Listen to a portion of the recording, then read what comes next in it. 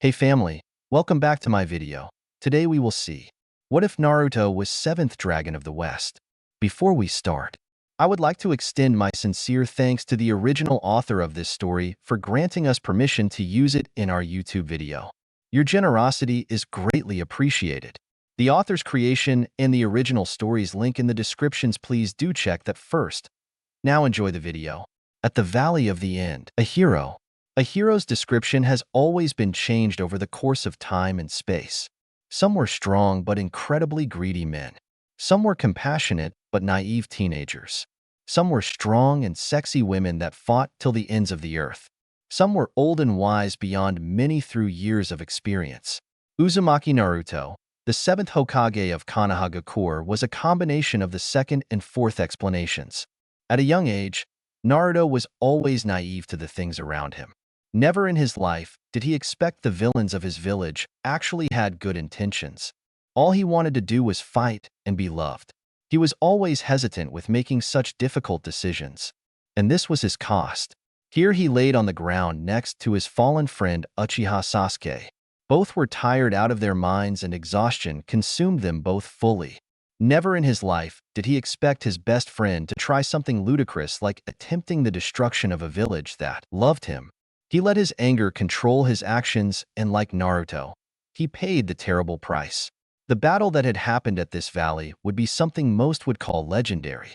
Momentous moments after the other, flashing lights from both of their most powerful techniques clashing throughout the area. Explosions and chaos was the only thing that could describe such a battle. Such was the fight of two men whom were beyond the level of Kage. Naruto turned his head to look at the man he once considered a friend and remembered the words he had said to him. Even if we do end up dying, at least we'll no longer be Uchiha and the Kyuubi. Not burdened by any of that, we'll be able to truly understand one another in the next world. Those were the exact words he'd said to him. After all this time, he still thought of him as a friend. Naruto didn't understand it at all. Maybe this was the cost of trying to be a hero. After all, if a ninja tried to be a hero, only death and tragedy awaited. Like Jiraiya, like his father, and like the 3rd Hokage, he would be added to the list along with them, unfortunately. He let out a resigned sigh and tried to gather the rest of his energy. Sasuke, you awake there? There was no immediate answer, but a grunt was all he needed to confirm his consciousness. The black-haired man tilted his head slightly and decided to answer. What? The annoyance and exhaustion clear in his voice. Looks like we're dead. Told you so. He grinned cheekily. Sasuke can only look up at the sky in disbelief, unable to comprehend how his former best friend and the only man he could possibly respect could smile at a time like this. They were dying a slow, painful death. It was the worst way to die for Sasuke. So much shame in his actions, but not once did he regret them. Achin, at least you will be going first? He knew they both had no chance of being saved. So at the very least, he wouldn't let the idiot have the satisfaction of being alive longer than he did. No matter the situation, it was always a contest between the two. Naruto wanted to laugh, but he couldn't in his beaten state. He couldn't help but feel nostalgia of the old days when Sasuke was more or less sane. We'll see, you bastard, we'll see. Naruto answered back with faint vigor. Sasuke grunted, accepting the final challenge of the blonde Hokage. Naruto smiled. It really was just like old times. The forest. Hurry up, sensei. Madara said they were here. A pink-haired young lady spoke. She was running through the forest at speeds unimaginable to the naked eye. Her worry clear in her voice. Why? Her best friend and former crush were fighting each other to the death. Who in their right mind wouldn't be scared of the situation? They, along with the leaders of the alliance, had defeated Madara and got the information out of him. I know. She knew he was just as worried, but something in his voice almost broke her heart. Like he knew or figured out something she didn't, and was keeping it from her. She didn't feel like asking. It would only serve to distract her. Please, I'm almost there. She yelled in her mind, not willing to accept the fact that the chakra had died off long ago. Kakashi knew this as well and knew the reality of it. They made it, just to see both bodies lay there motionless. Neither could speak a word. 10 minutes before. You still there? Naruto spoke out calmly, Feeling his end approaching, he decided to say his final words to his rival. But this time there was no answer. Dread started to fill him. He called out his name again to make sure if he was okay. Sasuke? The grief and sadness in his voice gradually grew more and more after each call. After a few more, his eyes started to sting, realizing his victory. One he never intended to win. He wanted to die first, but it seemed he was wrong. He was always wrong when it came to his best friend. Sasuke, damn it, you can't be dead already. Naruto couldn't even feel the tears running down his face. The reality had finally struck him like a lightning bolt. His best friend had passed on, and now he was alone again. By himself, he was reminded of how frightening it was to be lonely. Looking at the sky, he remembered the memories of him and his team. The smiles, the laughter. It was the best feeling in the world compared to what he felt now. Silent sobs started to come out of him. Unable to contain them any longer, he let it all out. The pent of sadness and regrets he's had in his life. Every minute, he felt the light fade more and more from his sight. I win. Instead of happiness, the voice was filled with nothing but pain. He closed his eyes, never to see the light of day again. In this world at least. Unknown area. Naruto's eyes shot open when he felt he was still alive. He was on the ground on what it looked like a mountain trail. He was confused. Maybe this was heaven, he thought with a smile. He tried to get up and groaned in pain. The soreness from the battle still affected him here for some reason, but it would disappear in a few minutes. His chakra was full, and he still felt the cubies. A flicker of hope entered his body. Maybe he was still alive? Weird place. The blonde was surrounded by trees with black and white-colored trees. The mountain trail looked like it led upward, and Naruto felt a very weird sensation. He had no idea what heaven looked like, so maybe this was hell? He sighed. That would suck in his opinion. Naruto started moving forward up the road and was stopped when he heard a roar coming from the top. He ran immediately there to check it out, but was shocked when he saw the scene. A black dragon with fangs the size of building towered him. The beast had dark eyes and blood-red slits. His entire body was probably 7 times the size of the Hokage building. Naruto could feel the Kyuubi shivering at the sight of the being. Not in fear, but in excitement. You are Uzumaki Naruto? The blonde nodded, unable to contain his look of confusion. I would like to ask of your help. You see, my colleagues have all picked a pupil to train, but I haven't. And well, I need you to be my pupil. Naruto almost laughed. The fierce being in front of him almost sounded nervous. What's the catch? I'm gonna make you young again. Now Naruto took this offensively. He was 23 for God's sakes. How old does this thing think he is? He even looked young. Noticing his offended look, the dragon sighed. I meant younger than you are now. You see, my friends have been waging bets on which of their pupils will be the best, and you look like a really fast learner. Their pupils are mostly around the age of 4, 15, so I'm gonna make you 12 again for now. Naruto nodded. Feeling like his life was cut short, he decided to go along with it. He wasn't the type to turn an offer like this, and he also needed a way to forget his past. Sure, why not? The dragon smiled, already liking the kid in front of him. The name's Tridani's kid. I'm the dragon of the west and the traveler of the night. Naruto nodded, ready to start his new life. A fresh start. It made him happy, but at the same time sad, because he wouldn't be seeing his family anytime soon. They can wait a little longer.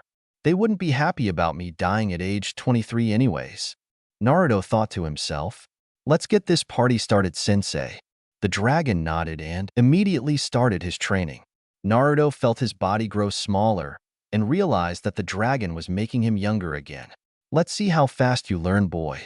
And with that, Naruto started his new training regiment, eager to learn new skills and hoping for a new adventure. And for now, prologue. I know I should be working on my other story, but I couldn't help myself. So I hope you enjoyed this little preview. It seems Naruto and fairy tale crossovers are the next big thing, so I decided to make one. Things will be explained next chapter. I'm gonna take this slow, unlike my other story.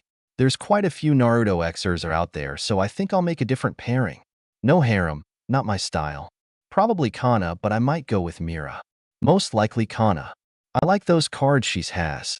Sniper Artist, Sake of the Night, The Dragon of the West, a fanfiction by Sniper artist. Disclaimer. I don't know Naruto or Fairy Tail. I am only using their respective characters for a fanfiction. Summary. Upon his tearful death, Naruto meets a dragon. Given a second chance to live, he is sent to Fiori, or more specifically Magnolia. Pre-canon Fairy Tail. Naruto x Fairy Tail. The ruins of the Dark Knight 3 years later. Not bad at all. Tridantes, the dragon of the west and traveler of the starry night, looked down from his hilltop position and watched his pupil finish up the last of his training. The blonde had grown considerably from his 12-year-old form. The black dragon snorted in amusement at the blonde's condition. A 26-year-old man inside of a 15-year-old's body. Not even a dragon like him would see that often. He sighed. It was time for his departure, and Naruto still hasn't completed his final technique. Maybe the blonde wasn't the best student for him after all. BROM. Or not. Man, what perfect timing the kid had.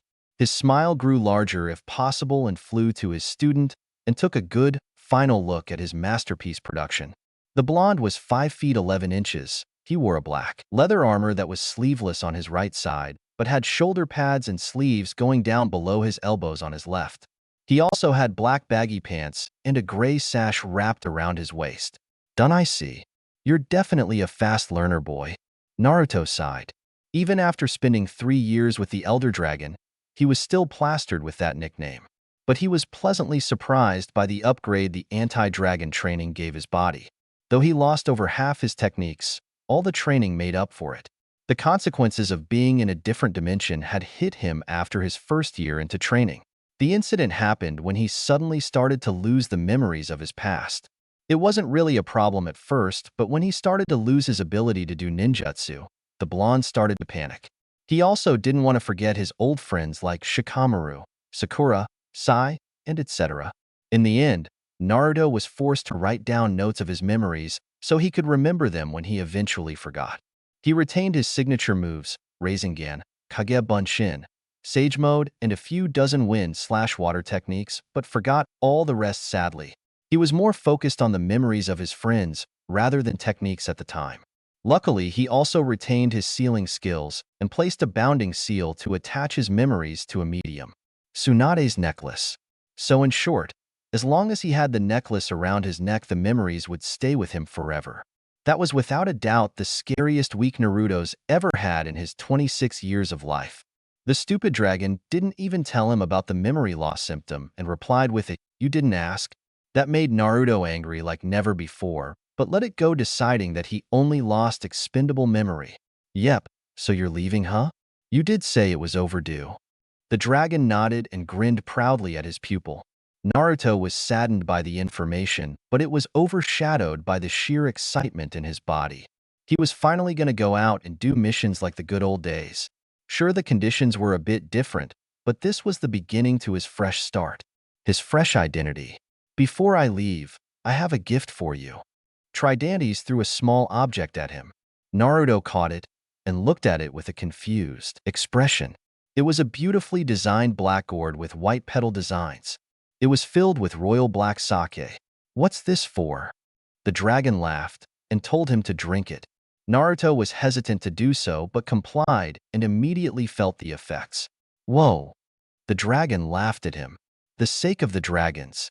Night sake. Helps you go to sleep, cures symptoms of depression, and fuels your dragon's lair power. Naruto laughed and understood the use for it. It was for an emergency if darkness was ever out of reach. That situation was high unlikely, but he wouldn't take any chances. This world was a mystery to him after all. Awesome. What happens when it runs out? The dragon looked at him as if he just said the most brilliant thing in the world. Naruto fell down in exasperation at the implications his master had just given him. Tridantes immediately broke down laughing and carefully patted the blonde with his pinky. Just howl at the sky and come back here a week after it runs out. I'll have someone deliver it to ya. Naruto smiled and nodded at his teacher. So, this is goodbye. He was holding back tears. Though the thing was a jerk at times, he was like a third father to him. For now, remember, don't tell any other Dragon Slayer this secret. He gave Naruto a goodbye pat on the back, making him fly 20 feet backwards at the impact. Laughing at his pupil's expense one last time, he proceeded to fly off into the night and disappeared into the skies. Standing on top of the hilltop, Naruto stared at the form of his disappearing master. He shed a few tears but quickly forgot it and went to get his traveling items. Naruto looked at his master's gourd one last time and let out a genuine smile. His brain then clicked. Wait, what secret? Damn it, he tricked me again. He cursed his master and howled at the sky, angry at his forgetfulness. He was unaware of the laughter of his master from afar. I love messing with that kid. Week later, Naruto was tired. He had been traveling for an entire week without rest due to his blazing excitement. His hyperactiveness finally became his downfall when he collapsed in a heap right in front of the town he'd been aiming for. Magnolia, the home of the Mage Guild, Fairy Tale. He had heard rumors of another dragon slayer being there, and his curiosity turned into interest from that. His blood was boiling for battle. Shinobi or mage, it didn't matter because it was the blood running in his veins that made him addicted to fighting. He really wanted to get up and run to the guild, but his legs weren't listening to him. Are you okay? He looked up and saw a woman with brown hair and dark blue eyes. She was wearing a bikini-style top and knee-high black shorts. On her lower body, she had a very noticeable tattoo. That's one sexy tattoo you got there. Yeah, I'm fine. Thanks for a skin, miss. Kana. She smiled at the comment. I'm Naruto. Hey, I recognize that tattoo. Are you part of Fairy Tale? She nodded and showed off her mark with pride. She truly loved her guild more than anything, and she had no shame when showing it off wherever she went. Yep, you a mage? She saw him nod and pulled out one of her cards. Let me help you. He saw her cards glow majestic green and red for a second and struck his legs. Magic cards, Queen of Hearts. When the glow wrapped around his legs, he immediately felt the fatigue leave him. He stood up and looked at her with awe. Hey, that's awesome. I didn't know you could do that with cards. He chuckled at fond memories of him and Tsunade playing poker together every Friday night. Kana looked at him curiously. What exactly can you do with cards? Naruto smirked. Win money. She chuckled at the joke. So you're a mage, huh? Come on. I'll show you to the guild. She saw his excitement and stifled a chuckle. He was like Natsu except more interesting and not as loud. So where'd you come from? Naruto put his hands to his chins in a thinking posture. A small town near the west. Kana rose her eyebrow by a fraction, interested in the vague answer. Which one? Naruto's eyes immediately saddened. Kana took notice of it and regretted asking the question. I don't know the name, but it was destroyed by Deliora when I was a kid. Kana nodded her head and patted his back. Sorry if I. No worries, now I'm here. It's all in the past. His smile threw her for a loop. She didn't pry and decided to change the subject. So what's your magic? Naruto sighed inwardly in relief. He didn't like lying, but he was so damn good at it. Yep, congratulations, brat. You fooled another human with no skills and reading another. Real skills. The fox didn't speak often, but whenever he did, it was usually a snarky and sarcastic comment. So he replied in the usual way. Go back to sleep before I shove a raisin shuriken up your ass. He heard the fox snort, but complied. Naruto sighed. Even after taming him, he was still a big pain in the ass. My, that's a secret, hee. She couldn't help but be annoyed by the answer but relented. She stopped and looked up at the building she considered a second home to home. And here it is. Welcome to Fairy Tale. She smiled widely as did the blonde. Naruto's eyes looked at the building with awe and amazement. It's huge. Man, this is gonna be fun. Immediately entering the guild with his luggage, they walked in and saw a good number of people around chatting and eating like everyday people. Naruto saw the request board and was impressed by its size. He'd never go broke again. Oi, master. We have a newbie here trying out for the guild. His name's Naruto. All eyes were instantly on him. Completely used to attention, he smiled a million what smile and waved at everyone. A new guy, huh? Let's see what you got. An elderly man approached Naruto and seized him up for a moment. Naruto couldn't help but feel the sheer amount of magical power the smaller man/midget had. It rivaled the amounts that Kisame had back in the days, Maybe even more because he was suppressing most of it. Naruto shivered slightly. This man/midget was definitely the boss if his magical power could rival that of Kisame and possibly Nagato, master of the seventh path of pain. 1. Welcome to Fairy Tail, young man. I can tell you've got some experience in those eyes of yours. Naruto nodded. Well then, you can take jobs anytime you want, but notify me or the front desk first. Makarov put his hands to chin in a thinking posture. He looked at the young man in front of him. His magic power was being completely hidden, and the amounts he had were still phenomenal. He looked upstairs and saw that his S-ranked mages, excluding Mistgun, who was absent, were thinking the same. He looked at the top floor and saw Gildarts sigh and rub his head. Kana found a good one. His magical energy is so light on the outside, but it's also dark somewhere inside. Not to mention his dark powers outnumbers his light in quantity. Gildarts whispered to himself, "Oh yeah, you need the mark? Oi, Mira." The white-haired teen walked up to Naruto with a stamp in her hand and a scowl on her face. "Where?" Naruto thought for a moment and grinned. He lifted his shirt, ignoring her growing blush, and pointed to his stomach, right next to where his seal was. She nodded and complied. "Sweet." Makarov nodded and smiled widely and jumped up to the top floor.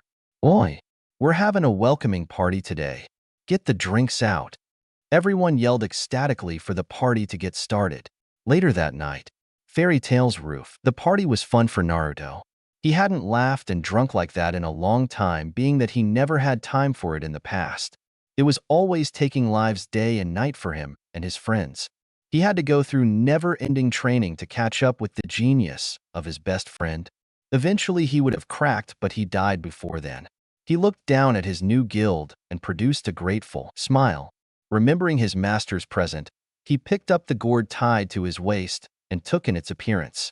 "To a new beginning," he said to himself and sipped it, immediately feeling the power of the night fueling him. The power of darkness running through his veins. And not that long, but it was enough of an introduction for now. As you can see, and most have guessed, he's the Dragon Slayer of the Night, aka Darkness. Naruto has grown very strong now, so don't expect him to go all out from the beginning. 1. Nagato was strong and was said to have been the seventh pain, the master of life and death. He also had an inhumane amount of chakra if he destroyed the leaf and take on a sage form. Naruto/Kana all the way. I was tempted to do Urza, but someone else has that one, and I like to be original in pairings. I have his Dragon Slayer moves laid out, so don't worry too much about that.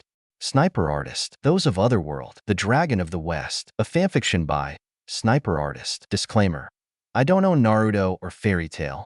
I am only using their respective characters for a fanfiction. Summary: upon his tearful death, Naruto meets a dragon. Given a second chance to live, he is sent to Fiori, or more specifically Magnolia. Pre-canon Fairy Tail. Naruto x Fairy Tail. Lobby of Fairy Tail. Few days later. Team. Makarov nodded. He'd just explained the benefits of being in a team to their newest member of the guild. Naruto looked around the room and tried to gauge everyone's specific level via spiritual potency. He wanted to hit the B and A ranked missions immediately, which meant he needed teammates at a decent level enough to not get hurt. The possibility of going solo was open, but the master had disapproved of the very idea due to his new status. Naruto looked at Kana and instantly added her to the potentials list of his team after remembering her card tricks. Guessing that she was a mid to long-range fighter, and not to mention the healing move she possessed, he had no problems with working with her. Looking around the room, he still needed a support-type member to back up and defend during battle if needed. It was the basic principle of assembling a team. You always needed insurance just in case something went wrong. There was no such thing as a guaranteed victory when out in the field. The mission to wave back when he was a child was very proof of it. The simple C-rank mission had turned A-rank just because they were fed bad information, and it led to the near deaths of them all. "Hey boss, are there any support-type magic users around?" Makarov started petting his beard while thinking of the younger man's request. Thinking of a solution, he suddenly snapped his fingers and exquiped a small, green book into his hands. The blonde's eyebrows perked at the gesture. "Look through here." Naruto nodded and saw that it was Fairy Tail's guild registry, a list of members, and their general information. For example, their likes, dislikes, and magic type. He saw the abilities of each mage they had and was pleasantly surprised at the versatility his new guild possessed. They had powerhouses, defense specialists, and even medical types. He grew especially interested when he read about one of their mages using enchantment magics. It vaguely resembled the art of sealing back in his old world, he thought to himself. Flipping through the D sections, he stopped and saw a particularly interesting name and ability. Dragneel Natsu, the Fire Dragon Slayer. Interesting and rare. Makarov nodded. He himself had never imagined such a young child to possess such rare magic either when he came to the guild. Naruto looked at the rosy-headed boy from across the room and smiled. He was probably wondering where his master went. Lucky for Naruto, his master, Tridanes, played by his own rules. The dragon didn't tell the blonde of his intentions, but he suspected it was something important if it was kept from him for so long. He is a very good powerhouse type. Kid may go overboard a bit, but he's still a solid member. Naruto chuckled at the image of Natsu destroying the area with fire-based attack and causing sheer mayhem for his teammates. Those types tend to get into the most trouble. The elder man agreed and chuckled as well. The truth in the blonde's words were well placed. He was watching the boy read about the members and was very impressed by the way he categorized their advantages and disadvantages. Lucky Alietta, wood-based magic. Naruto smirked and looked for her in the lobby, frowning when he noticed her absence. Hey boss, where's Lucky? After a few minutes of thinking, her shook his head and sighed. She's still on a mission. I don't usually do this, but can you go back her up? Lucky tends to get in over her head often. Naruto nodded, knowing full well what it was like to do that. As a kid, he usually took on things bigger than he could handle and often failed. But it made him better in the end. What mission is she on? He saw the old man pulled out a paper that had Devil Extermination on the top. It had a reward of 400,000 jewels to kill a roaming monster in the south. Interesting pick. It's a B rank quest. Makarov nodded and repeated the fact that she often got into bad situations that were out of her skills. All right, I'll be there in no time. I was planning on asking her to be on my team anyways. The elder man nodded, already suspecting his intentions. After seeing the blonde leave the lobby and out of earshot, he immediately looked to his top floor to search for his grandson, Luxus. Luxus, I have a job for ya. Said man jumped down and looked at his grandfather. He was blonde and wore a big, yellow headphones that could have passed for his ears if looked from afar. What do you need, Gramps? He looked at his grandson and sighed. A few moments ago, he saw him try to sneak out through the second-floor window, most likely to follow the guild's new guy. I know you're just as interested as I am about his magic. Can you follow him? Luxus nodded, confirming the elder man's suspicions that he had about his grandson. The elder man had a feeling that he would have done so whether with his consent or not. Fortunately for Luxus, Makarov was also curious. Sure, why not? He smirked and bolted out of the room like lightning. The master sighed. His grandson was an even bigger show-off than him when he was at that age. 5 hours later, Naruto was smart. He knew someone was following him, and it was obviously someone strong if he went by the amount of magical power the person possessed. The blonde didn't care. If anything, it would add on to his mystery. Naruto sighed. It was tough being unpredictable all the times. People just didn't understand the stress it put on one at all, he thought to himself. Now, I wonder where she is. Walking to the town where the client came from, he took notice of the surrounding area. Bashed trees, burned grass, and black soot was all over the premises. Looking to his right, he saw dead animals and several burned remains of those who stood up to the devil. Sighing in dismay, Naruto was glad that those back where he came from didn't hunt demons like this because he might have just been dead long ago. He then suddenly snapped his head to the left when he heard a scream of pain. Dashing to the source of the scream with all his might, he made it to the scene just in time to see a violet-haired teenage girl collapse in a heap near a close-by tree. Knowing who she was, Naruto rushed to her side to see if she needed any medical treatment. Looking at her wounds, he felt a feeling of great relief, when none of which were fatal or potentially dangerous. Are you okay? The girl looked up, eyes half-lidded. She saw a handsome blonde-haired boy trying his best to heal her wounds. Smiling at the gesture, She decided to answer. I'm fine, but that thing picked me apart like a lion does to a mouse when it's locked in a 5 by 5 cage. Sweat dropping at the way she tried to express her problem, he nodded. Though he couldn't help but crack a smirk, the two he picked as teammates sure were weird. Hey, you're part of Fairy Tail, right? She nodded. He grinned and showed his mark, causing her eyes to widen by a fraction. I'm the new guy, Naruto. I joined a few days ago. You need any help? He saw her grin, and that was enough of a yes for him. Turning back, he started to stretch for the upcoming battle. Careful, it uses sound magic. It also punches as hard as a tiger on steroids. Sweat dropping again at her attempt at a simile, he looked at the so-called devil and grinned. In his years, he'd definitely seen worse. For example, when he fought Itachi when Kabuto brought him back to life with the famed Edo Tensei. That was the 16th most troublesome day he's ever had in his life. Right after dealing with Temari when she was on her period. I'll be fine. This shouldn't take too long. She nodded hesitantly. She sensed him gathering an abnormal amount of magical energy into his right palm and just decided to watch him in action. She saw him approach the monster that was the size of a small mansion and looked up with what looked like a big stupid smirk on his face. Oi, big ugly, come down in here and get it, he yelled from his position. The monster was as big as the Hokage Tower when it stood fully. It has one big horn stuck to the side of his head, resembling the Vikings of old. Its eyes were bloodshot and slitted, meaning it was in a terrible berserk stage. That made it easier to fight ultimately, he thought in his mind. Responding to the insult, the devil produced a large, ear-splitting roar that was so powerful it caused the surrounding trees to snap into pieces. Grinning at the monster's attempt at destroying his eardrums, he looked at his palms and grinned at his masterpiece. His famed defense destroyer that surpassed that of the fourth Hokage. The move that destroyed, shredded, and ultimately skewered Uchiha Sasuke's great Susanoo shield in a matter of seconds. Futon, Otama Rasengan, Wind Release, Great Ball Spiraling Sphere. A bowling ball-sized sphere of wind materialized in Naruto's hands, creating a lot of screeching sounds along the way. Luxus, whom was hidden, looked at the attack with a generous amount of curiosity. The amount of magical power gathered in his palm was extraordinary, and not to mention it was condensed to the point that it might as well have been a sword. The blonde looked at the distance from him to the monster's face and couldn't help but feel anxiety within him. He'd finally have the chance to test out his new darkness/space/time magic. Focusing his spare magical energy, he made an attempt at the very first move his master, Tridantes, had taught him. Kage Aisha, shadow projection.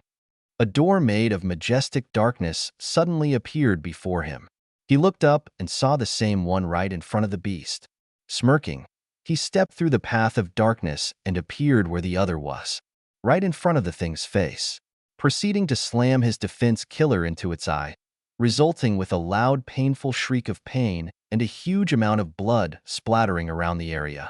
Looking at the results, he smirked sadistically when half of the monster's face was skewered off, leaving only half an eye and a brain visible. What was that? Lucky looked at her soon-to-be teammate in awe. The move wasted the giant in a single moment. It cut through the rock-hard face like a chainsaw through wood.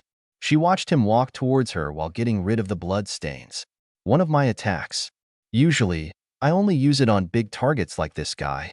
She nodded, forgetting to ask about the shadow that he had used to teleport his way to the monster's face. Luxus, on the other hand, was smarter and more observant than that. A powerful wind-based attack like that, and a method of instant traveling using shadows. Interesting. He's also clever with the way he positioned his shadows as well. Speaking of shadows, if I didn't know any better, I'd think. Shaking his head, he proceeded to leave and report back to his grandfather about the power he'd seen the blonde use. Bolting out of the area like a wisp lightning, he only left a burn mark on the ground that would have indicated his presence. So, Lucky, what do you think about forming a team? She looked at him with a confused expression. Why do you want me to join your team? Naruto looked at her and gave her a bright smile. Because I think your magic is wonderful. Wood magic has many uses, and I heard from the master that you are quite skilled at it. Blushing at his praise, she nodded her head. Well, it's all right. Sure, I guess if you want to form a team. A team is usually made up of 3 to 5 members. Who else do you have in mind? Going into his thinking posture, he sat down comfortably next to her. Kana, and that's it for now. A 3-person cell is good enough since I can't think of any other person. She nodded, acknowledging his choice. Lucky had seen the other woman fight and was impressed by her skills as much. Her eyes suddenly showed realization when she reviewed his choices. You seem to be a planner of sorts. I'm guessing you're making it seem as though you are the powerhouse. I'm a support while Kana can attack from high and low and mid to long range. It's not a bad idea, actually. Naruto smiled at her small deduction. He was after all the 7th Hokage. Naruto didn't want to brag, but his tactical mind, when assigning teams, were way better than any other Kage in the elemental countries. Brilliant deduction. I definitely made the right choice in choosing you. Returning his smile, she proceeded to stand back up only to stagger. Naruto saw this and moved in to help her move. Hey now, you're in no shape to be moving yet. I'll carry you back to the town and inform the client of the success. Picking her up bridal style, he sprinted back to the town. He smiled. One down, one more to go for him. Fairy tale lobby. Naruto sat down and drank the sake he ordered. After confirming the defeat of the devil, he and Lucky came back to the guild. She was sent to the infirmary because of a sore ankle and broken bone on her right hand she had gotten in her fight before Naruto's arrival. He was paid half, of course, though he didn't want it. The master insisted, since he saved one of his own guild members. There was no arguing that at all. Right now he was thinking of a way to approach Kana and invite her to the team. He didn't want to be too blunt about it, but he also didn't want to be too subtle about it. Sighing tiredly, Naruto looked at the clock and saw that it was almost midnight. Not having a place to live, he decided to go find a hotel to stay at for the night. Before he reached the gates of the building, his name was suddenly called by a familiar voice behind him. Turning around, the blonde was introduced to the sight of the very person he had trouble approaching. Hey Naruto, I heard you saved Lucky the other day, Kana said with a smile adjourning her features. Naruto nodded and returned the expression. Yeah, wanted to make a good impression, you know, he replied smoothly, trying to find a way to twist his words and find a way to switch the subject into teams. Yeah, I know. Hey, wanna go drink together sometimes? Beer tastes better when drinking with a friend rather than alone. She chuckled. Naruto smiled and couldn't believe his luck. I'd like that. Hey, there's something I want to talk to you about. She gave him a curious expression but nodded nonetheless. The other day, the master was talking to me about teams. He gave me a guild registry and the list of magics everyone had. I saw yours and Lucky's and thought it made a good fit with mine. She nodded, knowing where this was going. Kana would have accepted, but she had something else in mind. Sure, but on one condition. He looked at her smile, a devious smile. He shuddered mentally. You have to outdrink me. Naruto didn't know whether to roll his eyes or laugh at the request. It was sadly predictable due to her drinking habits. Not once has he seen her without a mug in her hands. I'll warn ya, I never get drunk. Kana smirked at his reply. Neither do I. Returning her smirk, he accepted her challenge with glee. Tomorrow? She nodded. Tomorrow. Leaving, she missed the ear-splitting grin he sported on his face. He didn't bluff when he proclaimed that he never got drunk. Naruto himself was a heavier drinker than Tsunade and Jiraiya combined due to the stress of rebuilding his home. The blonde knew better than to underestimate someone, but this time, he couldn't help it at all. This was also a chance to give everyone a hint of his powers, he thought to himself. Next day, everyone was gathered in the lobby to see the two challengers face off. They sat at a rectangular, wooden table staring down each other while waiting for the barrels of beer to get ready. Everyone was anxious to see if the new guy had the guts to beat their best and heaviest drinker down once and for all. Bets were being thrown around, and though everyone heavily sided with Kana, there were a few gamblers out there willing to bet on Naruto. What's going on? A red-headed teen spoke aloud. She had just returned from her mission to see everyone in the building gathered around a table and placing bets all of a sudden. She was given an answer when a voice spoke from the side of her. Mira-Jane, her rival. Kana and the new guy are having a face-off. If Naruto wins, then Kana has to form a team with him and Lucky. Urza nodded and couldn't help but feel the urge to bet on Kana. She relented, of course, not wanting to encourage other people to do so. Who do ya think's gonna win? Urza heard a voice from behind her. Tilting her head, she saw another teen with rosy hair standing next to Myra's sister. Kana, of course. Who can outdrink the queen of alcohol? Lisana answered for her. Urza nodded in agreement, as it was Kana's unofficial nickname. Well, let's just see. Urza replied. She looked up and was surprised to see Mistgun attending. She didn't want to scare him away by telling everyone else, so she kept quiet about his presence. Looking around the room, she also saw Gildarts half asleep and drinking on the second floor. Luxus was closing his eyes and resting on the second floor as well. Urza smiled. It seemed just for this one day, everyone at Fairy Tail was enjoying themselves for a change. On the second floor, the mystery known as Mistgun ignored the split-second glance Urza gave him, not wanting to quirk her interest any further. He eyed the blonde sitting at the table and was curious to his identity. I have never seen that man before. Here or there. Who is he? Shaking his head and dismissing the issue, he just decided to watch the match. Intent on relaxing today. Looks like it's all here, Kana said to herself, casting the blonde a glance and saw his smug grin. He must be confident. Maybe he doesn't know my reputation. She smirked at him. On the other side, Naruto was having different thoughts. Kyubi, stay out of this. I'll beat her fair and square. The demon snorted and just waved him off, not caring. Don't come crying to me when she just happens to be better than you expected. Naruto sighed inwardly. Maybe he was right, but he really did want to play fair though. Having the Kyubi make him immune to the effects of alcohol were unfair to Kana's ability to drink after all.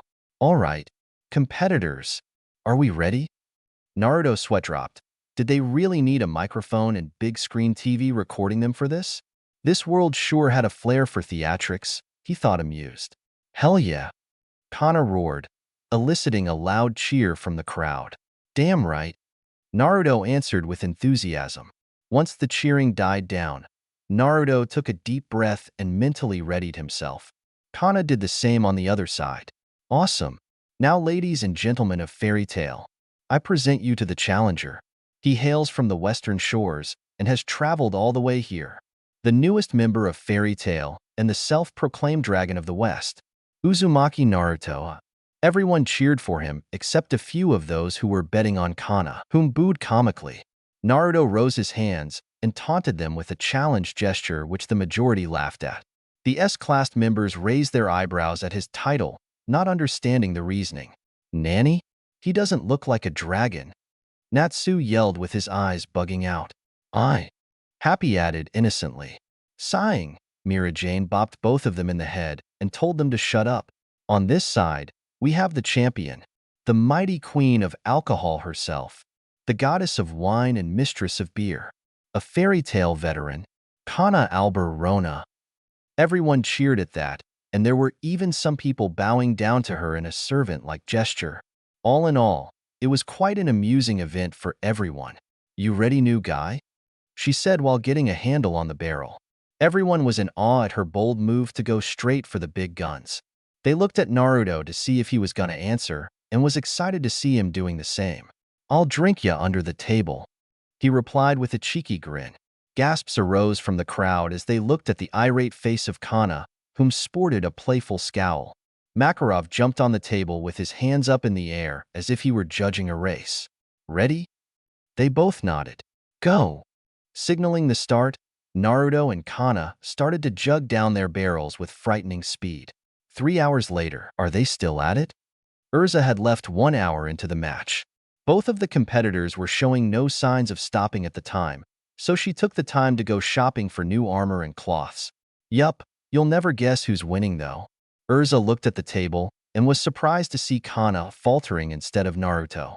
She looked at the blonde challenger and saw that he wasn't too much better, his eyes half-lidded and drowsy. Other than that, he sat straight and looked at Kana with determination in his eyes. It's gonna end any time now. Nodding in agreement, she sat at her table and ordered something to eat. 1 hour later, Naruto couldn't believe he was still conscious after his last shot. They had finished drinking barrels half an hour ago to slow down the pace of the game. He looked in front of him and saw Kana, whom looked half asleep, Ready to give? She spoke with a burp, eliciting some worried gasps from the crowd. Not a surprise when the majority of them bet on her after all. Nah, I'm good. Besides, it's your turn again. Kana sighed in dismay. She looked at the shot of tequila in front of her and could have sworn there were 5 of them. They had finished the vodka, rum, and whiskey long ago, and this was all they had left. Her urge to collapse on the table and sleep was stronger than ever. Not in her life did she think any one man could outdrink her, not with her special condition. Kana's magic gave her an enhanced ability to be slightly immune to the effects of alcohol. That was why she was allowed to drink as much as she did. Does he have that ability? Shaking her head, she tried to move her hand and pick up the shot.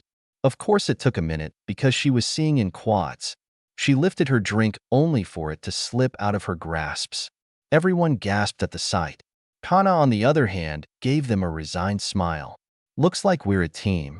Falling over, she closed her eyes in a bliss. The brunette was asleep before she hit the ground. Ma, I don't know if I won or not. Now to tell Luck. He was unable to finish the sentence as he, like Kana, fell on his back and was out like a light. Makarov went to see if they were all right, sighing in relief as he did so. He knew of Kana's magical condition, but he had no idea of Naruto's. Oi, bring in the medics. Wait, who won? He sighed and looked at the crowd. Technically, you're supposed to drink one more shot than the other, so it's a draw. Ignoring the ahs he got from the crowd, especially those who bet on the blonde's victory, he dragged both of them to the doctor's office to be checked on. You two are very heavy drinkers, I'd say. He almost cried at the sheer amount of money they'd spent buying all the drinks for the competition. Next morning, the disagreeable physical after-effects of drunkenness, such as a headache or stomach disorder, usually felt several hours after cessation of drinking.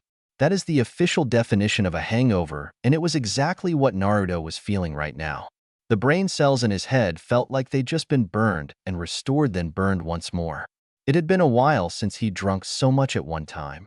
The other time he did so was the day after he became Hokage and took upon its responsibilities. Never in his life had he seen so much paper. He felt the terrible headache enter him even before he bothered opening his eyes. The blonde tried to sit up, groaning as he did so, and took a look around the room. Ow! He grabbed his head in an attempt to soothe the pain, but was in vain. The Kyuubi's laughter didn't help either, so he just tried to relax. You all right? He heard a feminine voice say beside him. Looking to his right, he saw Kana sleeping in the bed next to his own. You two? She nodded and chuckled. Yeah, it was a draw according to the master. She pulled out her deck of cards and activated its glow. Like before, it reminded him. This should help. Need it? He nodded and let her run her magic. When she finished, a sigh of relief escaped him. He smiled at the usefulness of her healing magic. Thanks, this feels so much nicer. Doesn't it? She chuckled and told him of her magical advantage. Naruto shook his head. What his surrogate grandmother would do for her ability. So what's the name? A confused expression crossed him before it slowly turned to realization. I dunno, never was good at naming teams. He replied. How about Team 7? A voice said from the door. Turning his head slightly, he saw violet hair from the corner from his eyes. Team 7? Kana said, not really liking the simplicity of the name. Naruto shook his head as well. That number was forever cursed in his eyes, and he would not bring it into this world as well. Something more intimidating, Kana suggested. Naruto snapped his fingers and grinned. How about Team Otherworld? Kana nodded her head at that suggestion. Lucky, though confused, also liked the name. Why Otherworld? What does it mean? She didn't understand the name and the symbolism. Naruto smiled. It means we have otherworldly powers. Thinking about it, she suddenly nodded her head furiously. It made her feel excited, and it could, without a doubt, intimidate enemies from afar. That was the purpose of team names after all. So when's our first mission, Team Otherworld? Kana and Naruto looked at one another and laughed outright, both answering at the same time. When this hangover's gone. They shared their first laugh as a team. End. I had a hard time with this chapter because I needed to find a way to bring them together. I had no intention on dragging the subject, so I put it all in one chapter. I used the word Otherworld because of many reasons. Look underneath I say. Now I'm gonna put the current teams and future teams of Fairy Tail below here. Just for reference.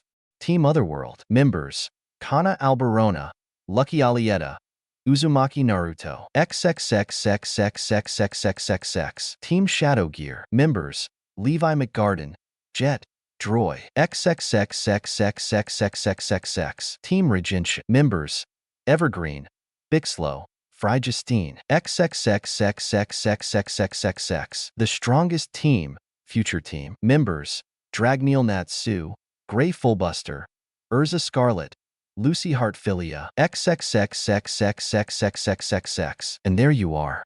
Thank you for reading. P.S. If you're confused about the attacks he uses, just PM me and I'll give an explanation next chapter. Sniper Artist. The Little Songstress, The Dragon of the West. A fanfiction by Sniper Artist. Disclaimer: I don't own Naruto or Fairy Tail. I am only using their respective characters for a fanfiction. Summary: upon his tearful death, Naruto meets a dragon. Given a second chance to live, he is sent to Fiori, or more specifically Magnolia. Pre-canon Fairy Tail. Naruto x Fairy Tail. Fairy Tail's lobby few weeks later. Troublesome was the only thing Naruto could describe this situation. How in the 9 tails of the Kyuubi did I get myself into this situation? Our blonde hero mentally yelled at himself. He looked at all the charges that were placed against him and his team and resisted the urge to go destroy the Council of Mages with a rain of Raisin Shurikens. Of course, he didn't have the chakra capacity to do that, so he crossed that idea out. It all started when they took an A-rank mission to sniff out an underground mafia core near a town to the north. It was their first A-ranked quest and Naruto had been adamant about not screwing up. Too bad that they did though. The mission was such a haze that he didn't even want to think about it. Naruto, you do know what this means, right? Makarov sighed. Of course, he was suspecting it to happen at least once in his lifetime, but never did he think it would be this soon. They had only been together for a few weeks. Team Otherworld had been sued by multiple companies due to their ecstatic behavior beyond others during their mission. Holding up the papers, he did what he did to everyone who got charges. He read them out loud for everyone to hear. Kana and Lucky really found the floor designs interesting at the moment. Keep calm, keep calm. It'll be over in no time. Of course, the chuckles he heard from upstairs didn't help his situation at all. Looking up, he gritted his teeth when he noticed Luxus doing his absolute best to not break down laughing. Naruto did not find this amusing at all. Not one bit. Where do I start? He looked at violet-haired girl and decided to end her misery first. She, after all, had the least penalties of the 3. Lucky. Her head snapped forward, looking at him with comedic tears in her eyes. You're being accused of destroying the forest path, effectively making the merchants delay their trading indefinitely. The merchant guilds are furious at us for this. She cried to herself, knowing that she just made a huge fool of herself in front of her new teammates. They were still having some trouble working together, but there had been progress. Some progress, little progress. Kana, you have been charged of stealing numerous amounts of alcohol from the merchants while they were away and assaulted the client's daughter. Why? Kana's eyes showed fury at the accusation. I was framed. Framed, I tell you. Besides, she had it coming to her. She yelled out angrily while pointing at him. The woman insulted not only her looks but her pride as a mage. Remembering their first meeting, Kana had heard the spoiled woman say things like, "How unwomanly," and "She'll never find a husband." In short, Kana beat the snot out of her when she crossed the like about her unwomanlike drinking habits. And Naruto? The master shook his head. The list filled nearly the entire page. I guess I'll start with the good parts. You did accomplish the mission, of course. The underground world of criminals, UWC, have begun to fear your name. The Dragon of the West legend is starting to spread nicely. Naruto had the nerve to smirk at that. But here it comes, the blonde thought sadly to himself. The battle nearly destroyed the entire town square. The merchants were furious when you shredded their land to pieces. Look at their houses. It looks more like a wooden igloo-ish triangle, much less a real building. How in the world did you do this kind of damage? He yelled with an angry face. Naruto tried not to flinch. Makarov sighed and looked at the picture of the damage and narrowed his eyes. It's so artistic. Look at this new house. It looks like how the old civilizations used to make them. Amazing. This one looks like a panda. Hey Gildarts, take a look at this thing. Everyone in the building sweat dropped at the complete 180 their master made halfway through the lecture. 1 second it was anger, and the next it was praise. Team Otherworld looked flabbergasted as a whole. Luxus finally cracked and started rolling on the floor while everyone else in the guild followed. Naruto's face turned into immediate anger. What the hell is so funny? They all looked at him and shouted together. You're taking this too seriously. Natsu was the loudest of the group that yelled. The boy himself had often gotten into a lot of trouble with the council. Gray was still laughing at the seriousness of Naruto. The blonde was confused to their reaction. He, along with his team, were expecting a full-time punishment at their actions. Had they not destroyed half the town? Had they not assaulted the daughter of the client? Had they not interrupted the flow of trade along the very regions? The team looked at the laughing face of Gildarts and was confused to the laid-back response they had gotten. Come on Naruto, everyone makes mistakes on their first A-ranked mission. Even me, I did everything you three did but in less time. He chuckled at the memory of himself smashing through every building in sight. He was too lazy to go on the road anyways. The team sighed in relief. It had been their first time doing such damage on a mission and they were afraid of punishment. I'll talk to the council tomorrow, don't worry too much. The master said. Thank you, master. Makarov waved it off, saying that it wasn't a big deal. As long as you know you did the right thing, there will be no punishment. That's Fairy Tail's true motto. Ain't that right? Everyone shouted in agreement. Naruto smiled and nodded, happy that his guild was so brilliantly laid back like they are. Turning his back, he started to walk away and look for a place to sit. Well, that was a pleasant surprise. A sigh of relief was heard from them, except Kana. Nah, I already half suspected it. She smiled, which only made Naruto shake his head and grin. This guild is something else, all right? He thought to himself while looking for a place to sit, content with relaxing for the rest of the day. In the back, so what did you want to talk to me about? Makarov said. Gildarts had invited him to the back to speak about something. His face had been completely serious, and that was a bit surprising for a laid-back person like him, so he assumed it would be about work or something like that. Master, I want to apply for the 100-year mission. He paled at the request. Now that was the last thing he suspected from the man next to him.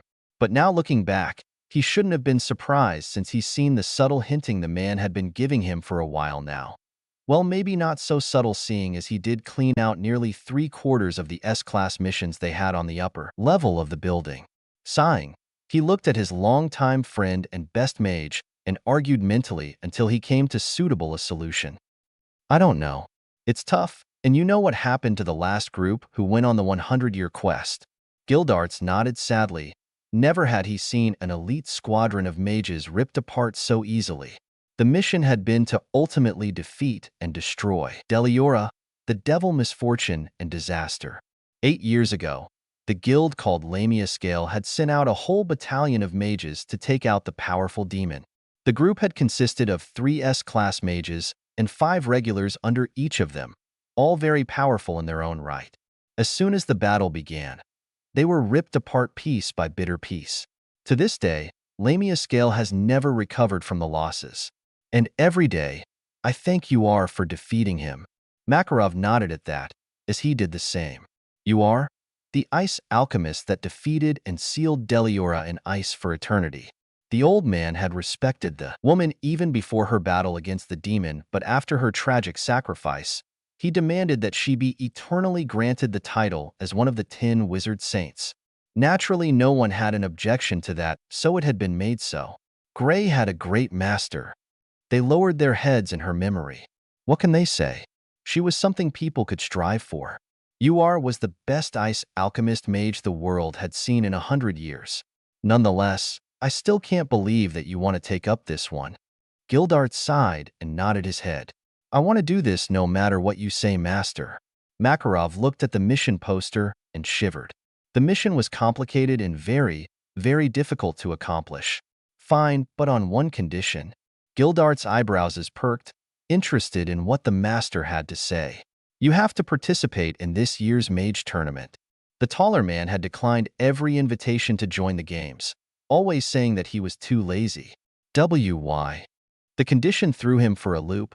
The master was never one to show off power when he wanted to, just for the sake of competing. Everyone has wanted you to join in the contest for a while now. The winners are usually Luxus or Urza, and sometimes Mira or Fry, depending on who participates. But if you join, then everyone will. Not to mention that it'll be a fun. He smiled. He also wanted this for a different reason, but he was leaving the taller man to figure that out. I see. All right, I'll do it. He gave a resigned sigh, not really getting why he wanted to do it. Good, then I'll sign you up. Come on, don't give me that face, it'll be fun. He smiled at his friend. Gildart shook his head. Having fun wasn't the problem. In fact, he liked the idea. The problem was, how was he gonna soundly crush everyone without hurting their feelings? It was troublesome. Streets of Magnolia. Fast and heavy steps could be heard if one were to be near the apartment complex in Magnolia, indicating the frustration of one Uzumaki Naruto. After leaving the guild for the day, he went on a search for a suitable apartment to stay in for the time being, as he'd been having trouble finding one. The blonde had checked out all the available places and found out that they just happened to have already been taken the morning before he came. It angered him to a great extent, believing that he was a victim of housing discrimination because they denied him.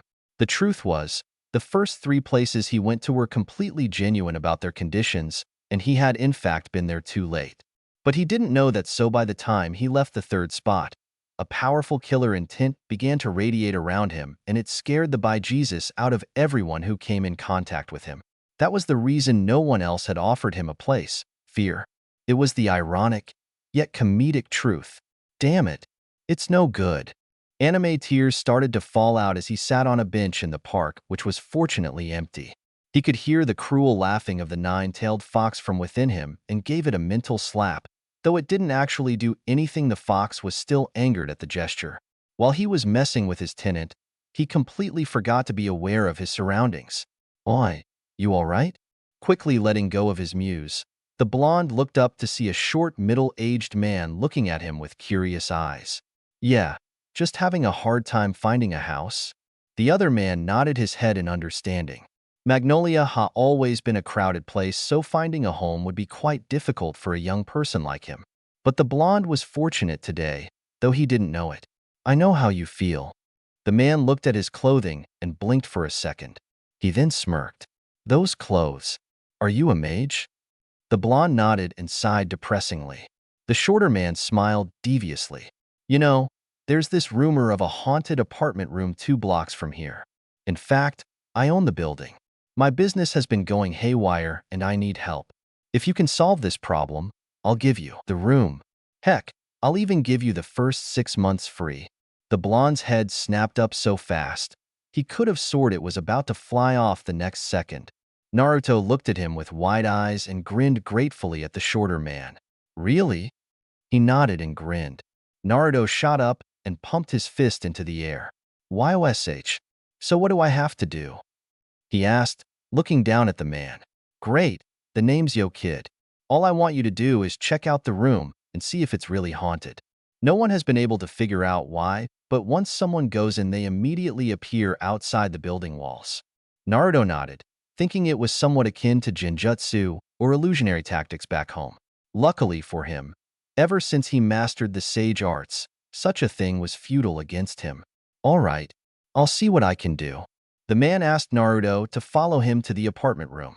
When he saw the place, his jaws dropped to the floor. The lawn was beautifully cut. The architecture of the building was set so it would last as well. There was a cherry blossom tree on the roof of the building. He wondered how in the world it got up there. The name of the hotel was Fuburi Onsen. Naruto grinned. An onsen? Sweet. How'd you get the tree up there? The man smiled. You don't know? You must be new around here then. We're famous for our sakura trees. Naruto smiled at that. The scenery was one of incredible peace. It was definitely his type of pad. All right, follow me. He started climbing the stairs. He stopped at the top floor and looked at the only room in the vicinity. The door was carved cleanly with a flower design. The door was about the height of his former master, Jiraiya, meaning it was very big. The doorknob was pure white and round, making for an easy grip. Nice place, this it? The shorter man nodded. It's my best room. The incident started a while ago. I've been trying to get mages to help, but they've been really busy lately. Naruto nodded, understanding his plight. Guilds take many jobs, but the chances of picking this specific job was low. Naruto hesitantly approached the door, but stopped when he felt the wave of powerful aura coming from the knob. His eyes widened by a fraction. It was a clever technique. The trigger for the illusion is the door handle. No civilian or average mage should be able to sense this easily. As soon as someone touches the knob, a powerful illusion is casted in a large margin, confusing everyone.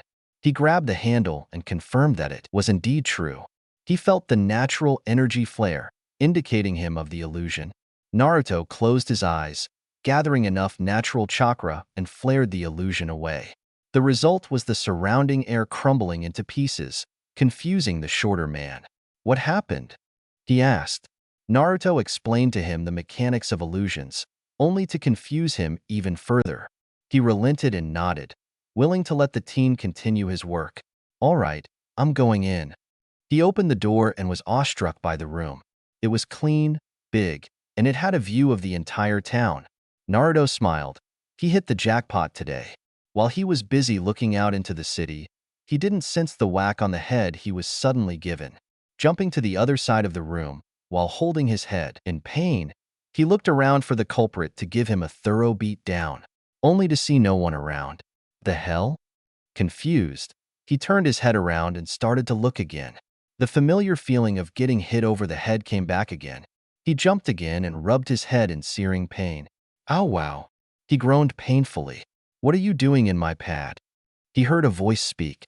It was surprisingly soft and feminine, yet aggressive. Looking around the room, he grew more confused when he didn't see anybody in the vicinity.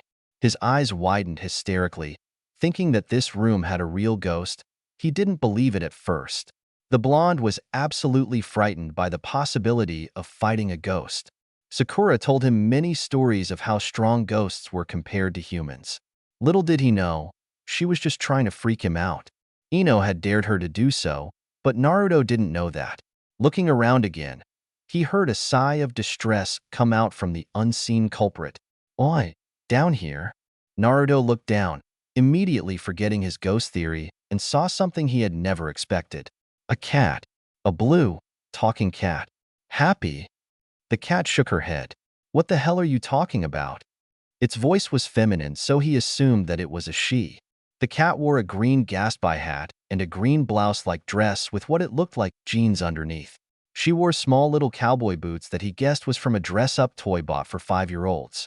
Her eyes had a pinkish/purple shadow around them and what looked like a sword-shaped earring on her right ear. Sorry, I didn't know Happy had any relatives. She looked at him again. Who's this Happy you speak of? And why the hell are you in my pad, human? She rose to smack him in the face with what looked like a guitar. He yelped in pain and stepped back again. Now answer my question or face my wrath, you pest. She threatened.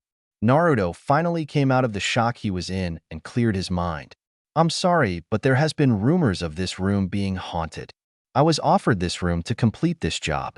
Never did I imagine another cat to be here. The Exceed rose her brows. You've seen another of my kind? Naruto nodded. Happy, Natsu's partner, and technically the son of Natsu and Lisana. They had hatched him years before Naruto came to Fairy Tail. Nonetheless, I will not be giving up my only home. The blonde looked at her with a confused expression. You don't have another home? She shook her head. No. Now get out, you pesky human monkey. Naruto wasn't surprised at her hostility. He did enter her home after all. But there was a problem. If he didn't do this now, another mage would capture her and take her in. He didn't think this would happen at all. He also didn't want to strip someone of their home. I see. I guess I could relate. I also have no other home, and I don't have one now. Why don't we share this place? She looked at him as if her were crazy. Why in the hell would I let you do that? She yelled, growing more and more annoyed, if her scowl indicated anything. Because if I left, then another mage will come down here and surely kick you out. Now, I don't want that to happen, so how about we share? She looked at him with an exasperated expression. Though she didn't want to admit it, he was right. Her illusions, though strong and witty, were clearly inadequate if someone broke in so easily. Damn you, human, how did you even get in here? My magic is no joke. Naruto smiled at her. Indeed, it was a powerful illusion. Any mage below B-class level would have surely been fooled. I, on the other hand, am far ahead of that level, being a sage. She took another look at him, trying to gauge his magical level. The Exceed was surprised when she felt the potency of his power, and the amount was quite astounding. Sage? She asked, not knowing the term. The blonde's eyes widened at the slip-up and tried to play it cool. It's a term from my village for those who's attained a certain level of mastery of their magic. Nodding her head in understanding, she went to couch and sat down. Whatever. Now, I guess I have no choice, huh? Fine, we'll share, but you had better not rat me out. Naruto rose his hands in a defending gesture and grinned. Ma, I'm not like that. Besides, I can cook. She narrowed her eyes in disbelief. I don't believe you. Naruto grinned. I can make something if you'd like. Fried shrimp, cooked fish, and white rice will do. And don't forget to warm up the sake. Human? Naruto was surprised at the sudden request. It was less surprising when he heard her stomach growl very loudly. He found it quite cute when her face flushed and turned from him. Naruto. She shook her head. I don't have any fish paste. Naruto suddenly released a burst of killer intent. His eyes flashed red momentarily, but changed back to blue. It means maelstrom, damn it. Why does everyone keep saying, never mind? He started crying anime tears and mumbled about how the world was unfair towards him. She was shocked at the outburst and waited for him to finish grumbling for an answer. Naruto is my name. The Exceed blinked. Once, then twice, then dropped to the floor and laughed hard. Her resounding laughter only made his irritation grow. It was so embarrassing and frustrating to have a name with two meanings. After a few minutes of laughing, she stopped, but the chuckles were still there. Humans name their children so stupidly. He shook his head. He'd give anything to find out how his parents named him. Though he suspected it had to do something with Jiraiya's first book, The Legend of the Gutsy Ninja. What's your name? We will be sharing this place after all. She at least had the decency to blush at her rudeness. Name's Touya. Now make me that food. Naruto sighed but grinned. He made 3 clones, one to alert the completion of the mission to Yo, the landlord, and the other 2 to make the food. Half an hour later, they were sitting at the dinner table to chow down. Naruto didn't know why she liked fish so much, but suspected it had to do something with their kind. He often saw Happy around with a fish in his hands. This isn't bad for a human, she added. Naruto shook his head. Naruto. Whatever. Sighing, he didn't want to pry, but it was an unavoidable problem at the moment. Have something against humans? She stopped eating suddenly and looked at him with ghostly eyes. You wouldn't understand. He shook his head. Try me. She sighed and put down the shrimp that she was planning on devouring. I just hate humans because they tend to be foolish. Once they attain power, they misuse them. They look down on others and cast them aside like trash. Naruto nodded, knowing how she felt. His childhood was, after all, that of a Jinchuriki. Not that he'd ever tell her that. She's right, brat. Your kind tends to do such foolishness often. This feline is also hiding something from us. Naruto mentally nodded. I won't pry. Everyone deserves their privacy. And what do you mean by us? You haven't helped me at all since I got here. The fox snorted and went back to sleep into his cage. The blonde sighed mentally. He tried to be nice to the fox, but to no avail. The bijou was still quite bitter at his defeat to him all those years ago. I understand. I am no fool to the dark side of human nature. She looked into his eyes and saw the hollow look that she once sported on the day she left. The day she cut her ties to her foolish home. Touya nodded, acknowledging his words. She didn't bother to ask him what he meant because she had no interest in it at all. Humans were capable of many sins, and whatever he would say would only add to her bitterness. Naruto saw the mood shift into a gloomy atmosphere and decided to change the subject. So what's with the guitar? She looked at the instrument and smiled softly. It's my passion. Naruto smiled at her changing tone. It was softer and without the cold after effect. Can you play a song? She looked at him as if he were stupid again. Of course I can. Why else would I keep a guitar? That's not what I meant. I was asking if you could play one right now. Forgetting the previous conversation, her eyes softened. No. His eyebrows perked. Why not? 'Cause I don't want to. I'll please Yi, or are you shy? I can understand if you're bad and hesitant to show me you terrible skills. Her face grew red with fury at his tease. Lifting her instrument, she proceeded to slam it against his head for the third time. Fine. She tuned her guitar and started playing in a soft melody. Her voice, which was singing beautifully, sounded so different from her usual tone. Naruto felt his memories flickering from his necklace and entered his mind. Shikamaru, his best friend of the 8 other colleagues of his. The lazy man had been on several missions and supported the blonde when he was down. He also saw Sakura and how they spent their time together. Though she often punched him, they had a lot of fun and laughs together. Those were the good days after he became the Hokage. The soft melody suddenly turned into one of deep sorrow. He saw Sasuke fighting him with all his might. Chidori clashing into his Rasengan, Raisin Shuriken clashing into his Susanoo, and ultimately his hands piercing his stomach. The memory of both of them laid on the dirt, all bloodied and tired after their fight. The song ended with a sorrowful tune. Naruto felt his memories fade back into Tsunade's necklace and sighed. It was truly his greatest weakness. The memories hidden in his necklace, that is. He'd have to make sure that the information never got into the wrong hands, or he'll be paying the price. How's that? Naruto nodded at her. She was definitely skilled with the instrument. Her fingers or paws flowed over the frets as if it were second nature to her. What's the name? She went into a thinking posture. Past story. 1. Naruto chuckled at the irony. Indeed. She nodded, having the same reaction as him when she first heard the song. It was indeed sorrowful and incredibly emotional. I first heard it from a stellar spirit, then I learned it the day after. Naruto nodded, knowing of what she spoke of. Stellar spirits, like summons, lived in another dimension, and only those with keys could summon them. Though they needed a contract, it was still very useful. Hey, what? She asked him. Join my guild. Her eyes widened. Why? You are very skilled, Touya. Besides, you don't want to be stuck here all day, do you? She nodded her head. She had been here for the first 3 weeks and lived off the food in the fridge. I guess. Naruto chuckled. Great. You can be on my team. Who knows? You might even make friends. She shook her head. I have no interest in that. But it's better than being here all day, like you said. He sighed at her unwillingness to open up. Well, he's dealt with far worse. All right. So that's a yes? She nodded apathetically. He suddenly ran up to her and locked her into a bone-crushing hug. Yeah. Annoyed by his sudden outburst, she lifted her guitar single-handedly and smashed it against his skull again. Ow, wow. No hugging. He pouted. Ah, but you're so cute. He tried to hug her again, but it only resulted with a guitar to the skull.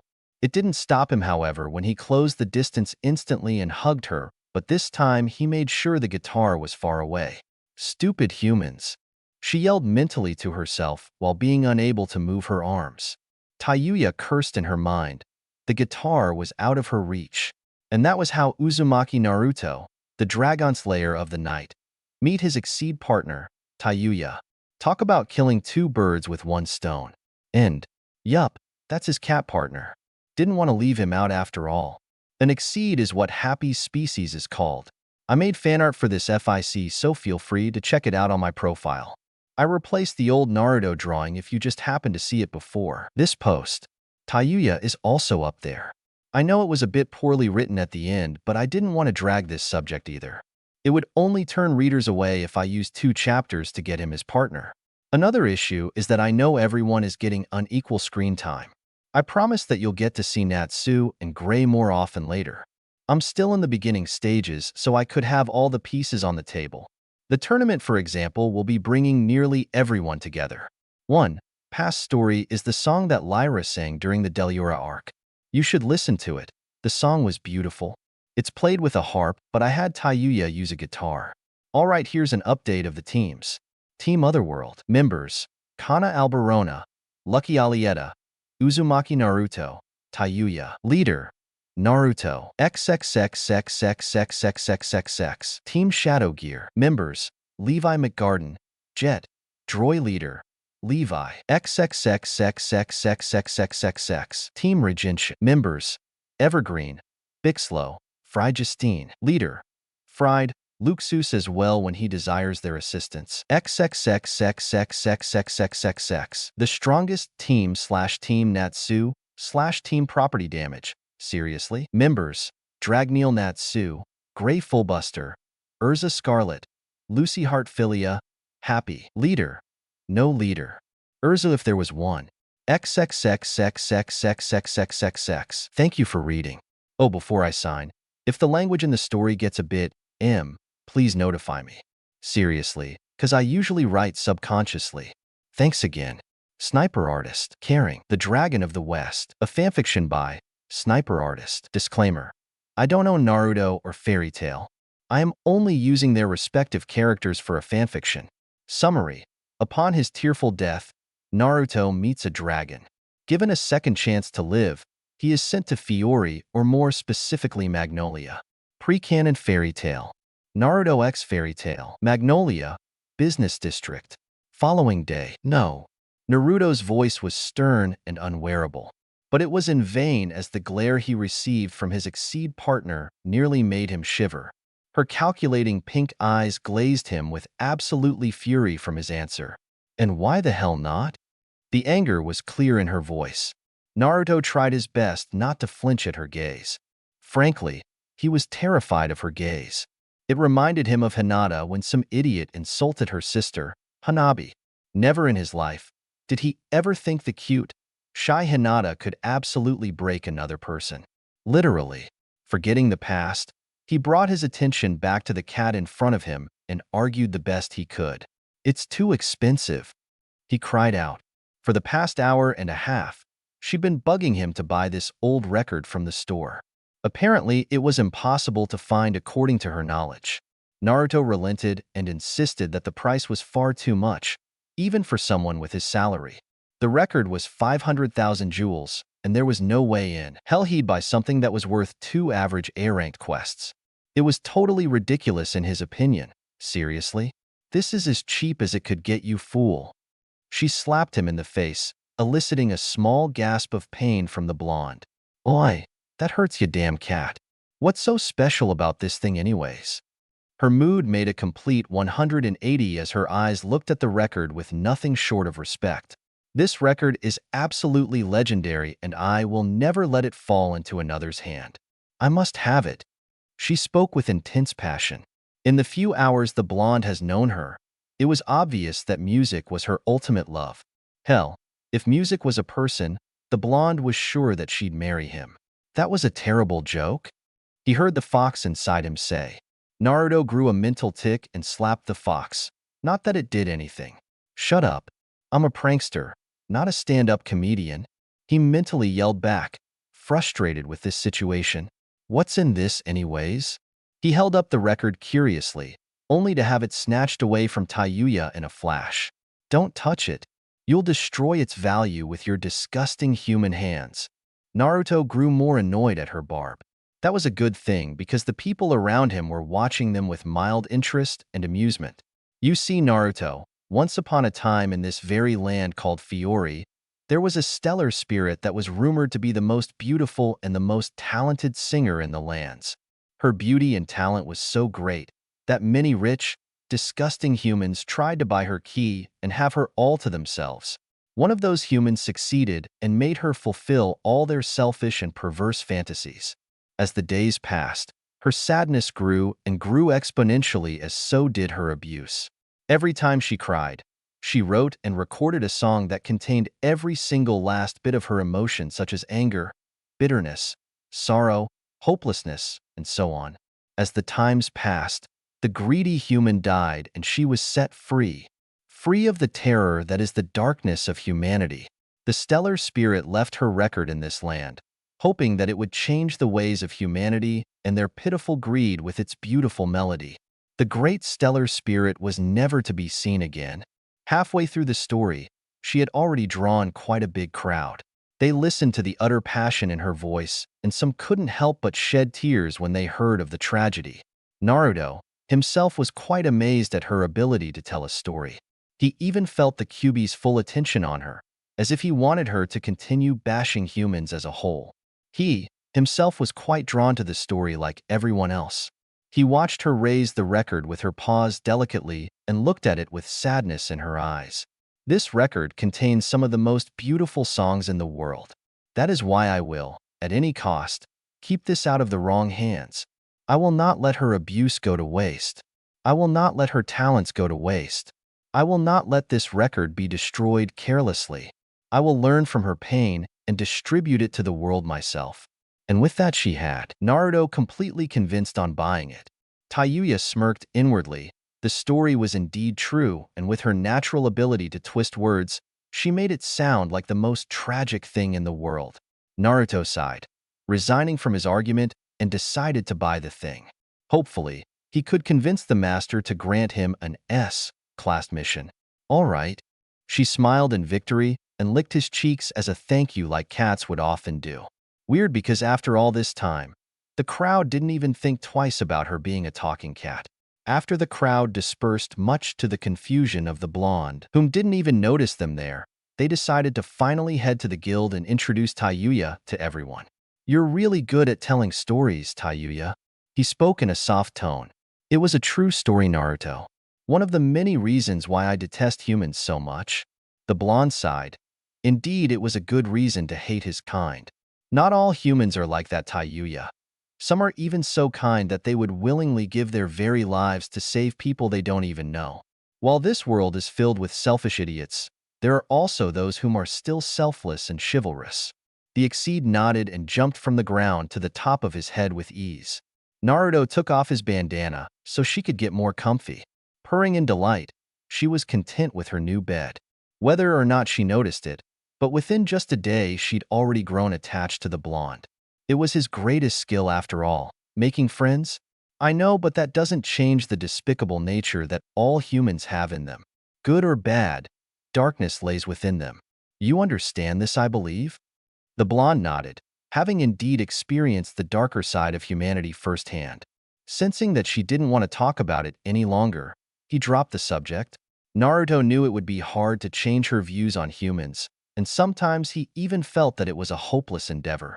Nonetheless, he wasn't going to give up until she at least warmed up a bit. She was actually very pleasant company, that is unless you insult her passion. Wake me up when we get there. He nodded and allowed her to comfortably fall asleep on his hair, hoping she didn't screw it up too bad. Not that he minded anyways. Fairy tale. Oi, Natsu. The rosy-headed mage turned his head to look at whomever called his name. He saw his rival, Gray, a black-haired teen whom had a bad habit of stripping off his clothes in public randomly. What? He scowled. The two always picked a fight with one another ever since they've met. The scowl was returned at full force when Gray narrowed his eyes at him. Everyone in the vicinity sighed. Was sadly an often occurrence. You signing up for the tournament? He asked in a crude voice, almost as if he wanted to pick a fight with him. Hell yeah, and I'm gonna win this time. He boasted loudly to the guild. Everyone groaned at the declaration. Ever since entering, he'd never won once.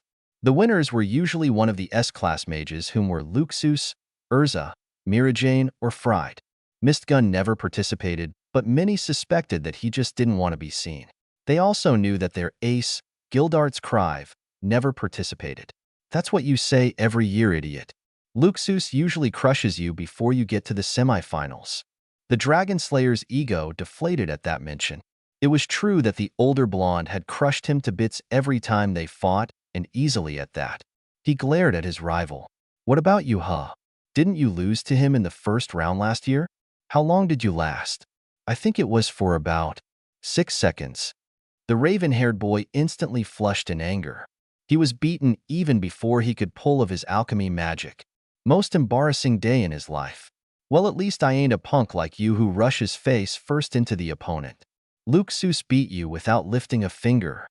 The two glared at each other and continued their daily insult contest. Oh, Urza-chan, how's your day been? They heard a voice say from somewhere. Gray and Natsu instantly crushed their desires of fighting and hung their arms around each other's necks as if indicating that they were buddies. We're best friends, Natsu said nervously, looking around for the red-headed maiden that often beat the crap out of them when they fought each other. Why, yeah, be best friends. Gray continued, ignoring the chuckles from the background. Pride be damned. Urza punched harder than most men in the guild, including Elfman, the resident whom always boasted about how to be a real man. The two looked around and saw that said woman was nowhere in sight. Laughter was heard from the top floor. Everyone lifted their heads to see Gildarts chuckling at their antics. Ma, I knew that would be funny, but I didn't expect it to be this funny. They looked at him with wide eyes filled with shock, confusion, and betrayal. You tricked us, Natsu yelled. Happy flew up to his head and pointed at the man with an innocent expression. What the hell, man? Don't scare us like that. Gray exclaimed exasperatedly, breathing heavily in an extremely exaggerated tone. Everyone laughed at their expense. It was a known fact that Urza would beat down the two rivals if she ever caught them fighting. Anyways, so I hear you two are in the Mage Mash again, huh? They nodded with fierce determination. Yeah, everyone better watch out. Gildarts grinned at his determination. The boy had marvelous potential, and this was a way for him to get more experience. That was all he really needed anyways. That's good. I'll be going in as well. Everyone gasped when the words left his mouth. Even Luxus widened his eyes. His blood was boiling at the thought of fighting the guild's strongest mage. Mira Jane had a bloodthirsty smile on her face. Like Luxus, she was also excited by the prospect of fighting Gildarts. She chuckled darkly, making her siblings Lysana and Elfman back away from her with comedic fright. Sister is being scary again, she mumbled. Elfman nodded and sighed at Mira. Her takeover magic influenced her greatly, unlike these two whom were quite normal. Well, Lysana was quite normal. This'll be fun, Mira whispered to herself. Count me in as well. Everyone looked at the entrance and saw Urza standing with what looked like a whole year's worth of luggage behind her. No one even bothered to question her quirk, already being used to the craziness called fairy tale. Hell, the only ones who were remotely normal are Lysana and Levi.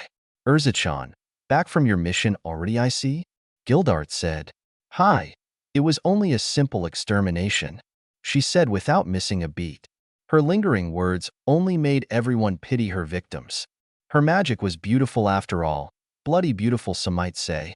So what's this I hear about you joining the Mage Mash? The elder man sighed. I asked a favor from the master. He said yes, but with the condition of joining. Her eyebrows perked in curiosity. A favor? Ma, you'll know after the tournament's done. You guys should train. It's in a week, and I'm sure you all want to have the title of strongest any? While Luxus, Natsu, and Gray agreed with his statement, Urza shook her head in the negative. No, I just want to see you fight firsthand. It should be interesting after all. No one has seen Gildarts fight in years, and all of a sudden he's entering a tournament? She had to see this, of course. What sane person didn't know of Gildart's skill? The man declined a spot as one of the 10 saints, and that certainly speaks highly of his magic. Ma, I'm nothing special. He grinned sheepishly, while ignoring the looks of exasperation from everyone. They started to chat more about the contest, and everyone was adding their own 2 cents on who'd come out on top. Of course, the obvious answer was Gildarts, but some were more optimistic than others. Natsu, for example. That was when Naruto entered the building. Hey Luxus, are the Reijinchu entering? Natsu shouted. The older teen nodded his head. Fried, Evergreen and Bixlow were scheduled to come in tomorrow, so they would probably enter, Luxus thought to himself. Sweet. Naruto rose his eyebrows at his excitement. He decided to enter the conversation with the rest of the guild elites. What's this about? He asked out loud. Natsu turned his head and saw Naruto. Completely ignoring the cat on his head for a moment, he decided to explain. We're having the annual guild Mage Mash.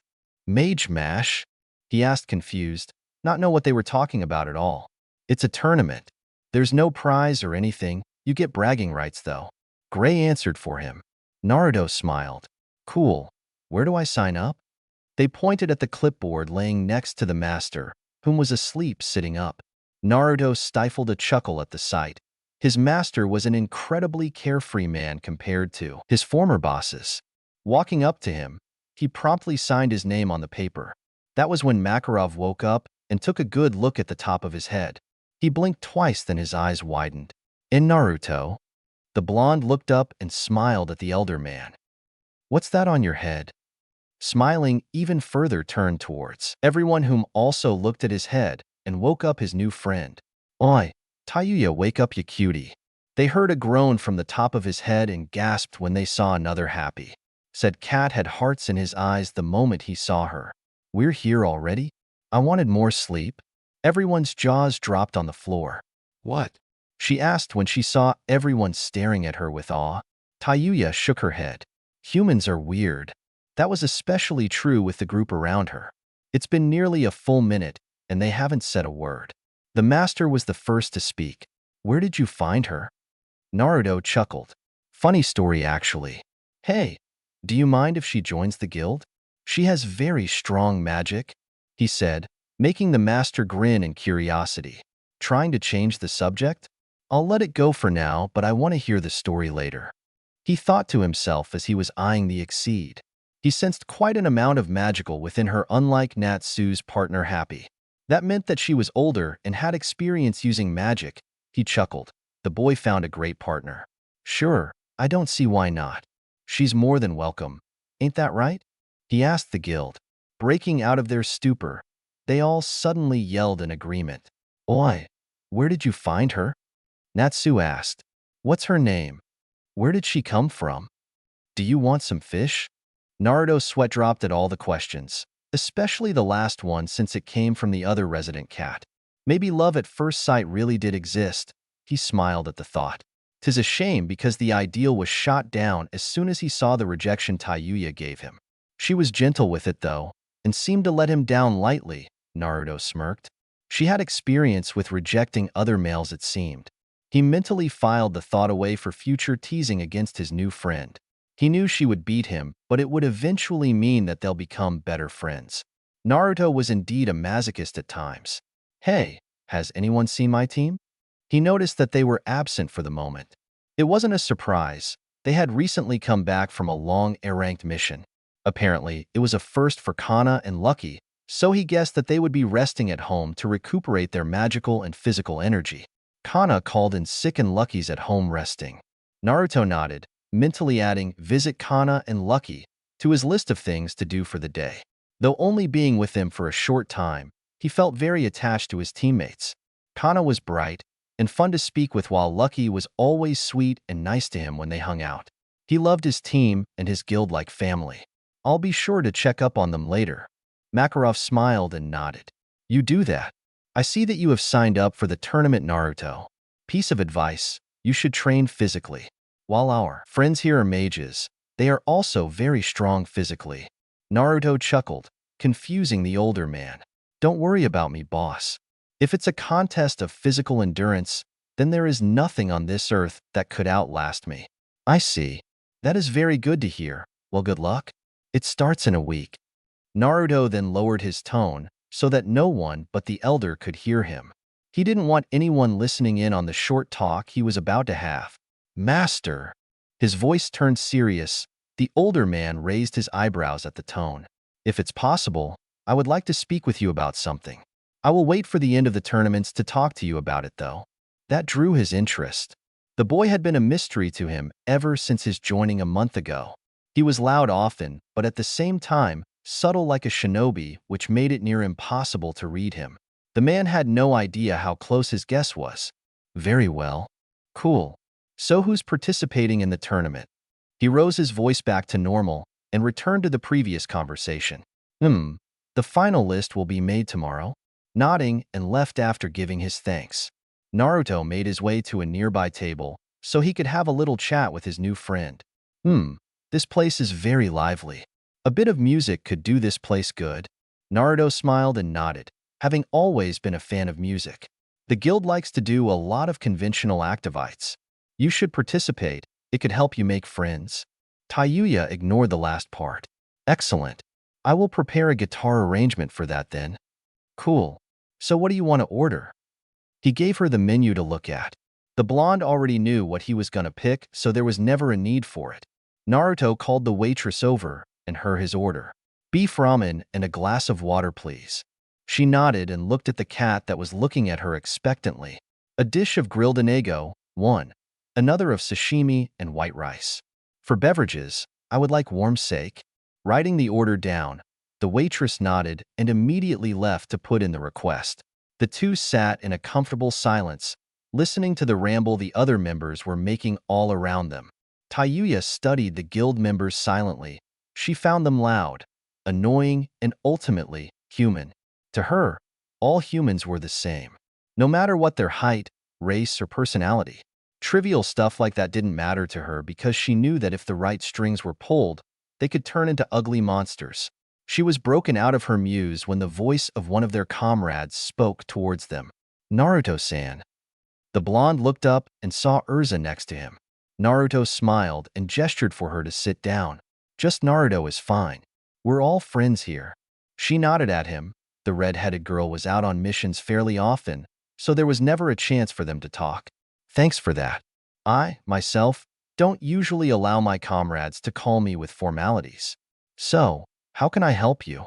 Urza only took a second to gather her thoughts. I heard that you formed a team with Lucky and Kana. The blonde nodded in confirmation. So how have you guys been holding up so far?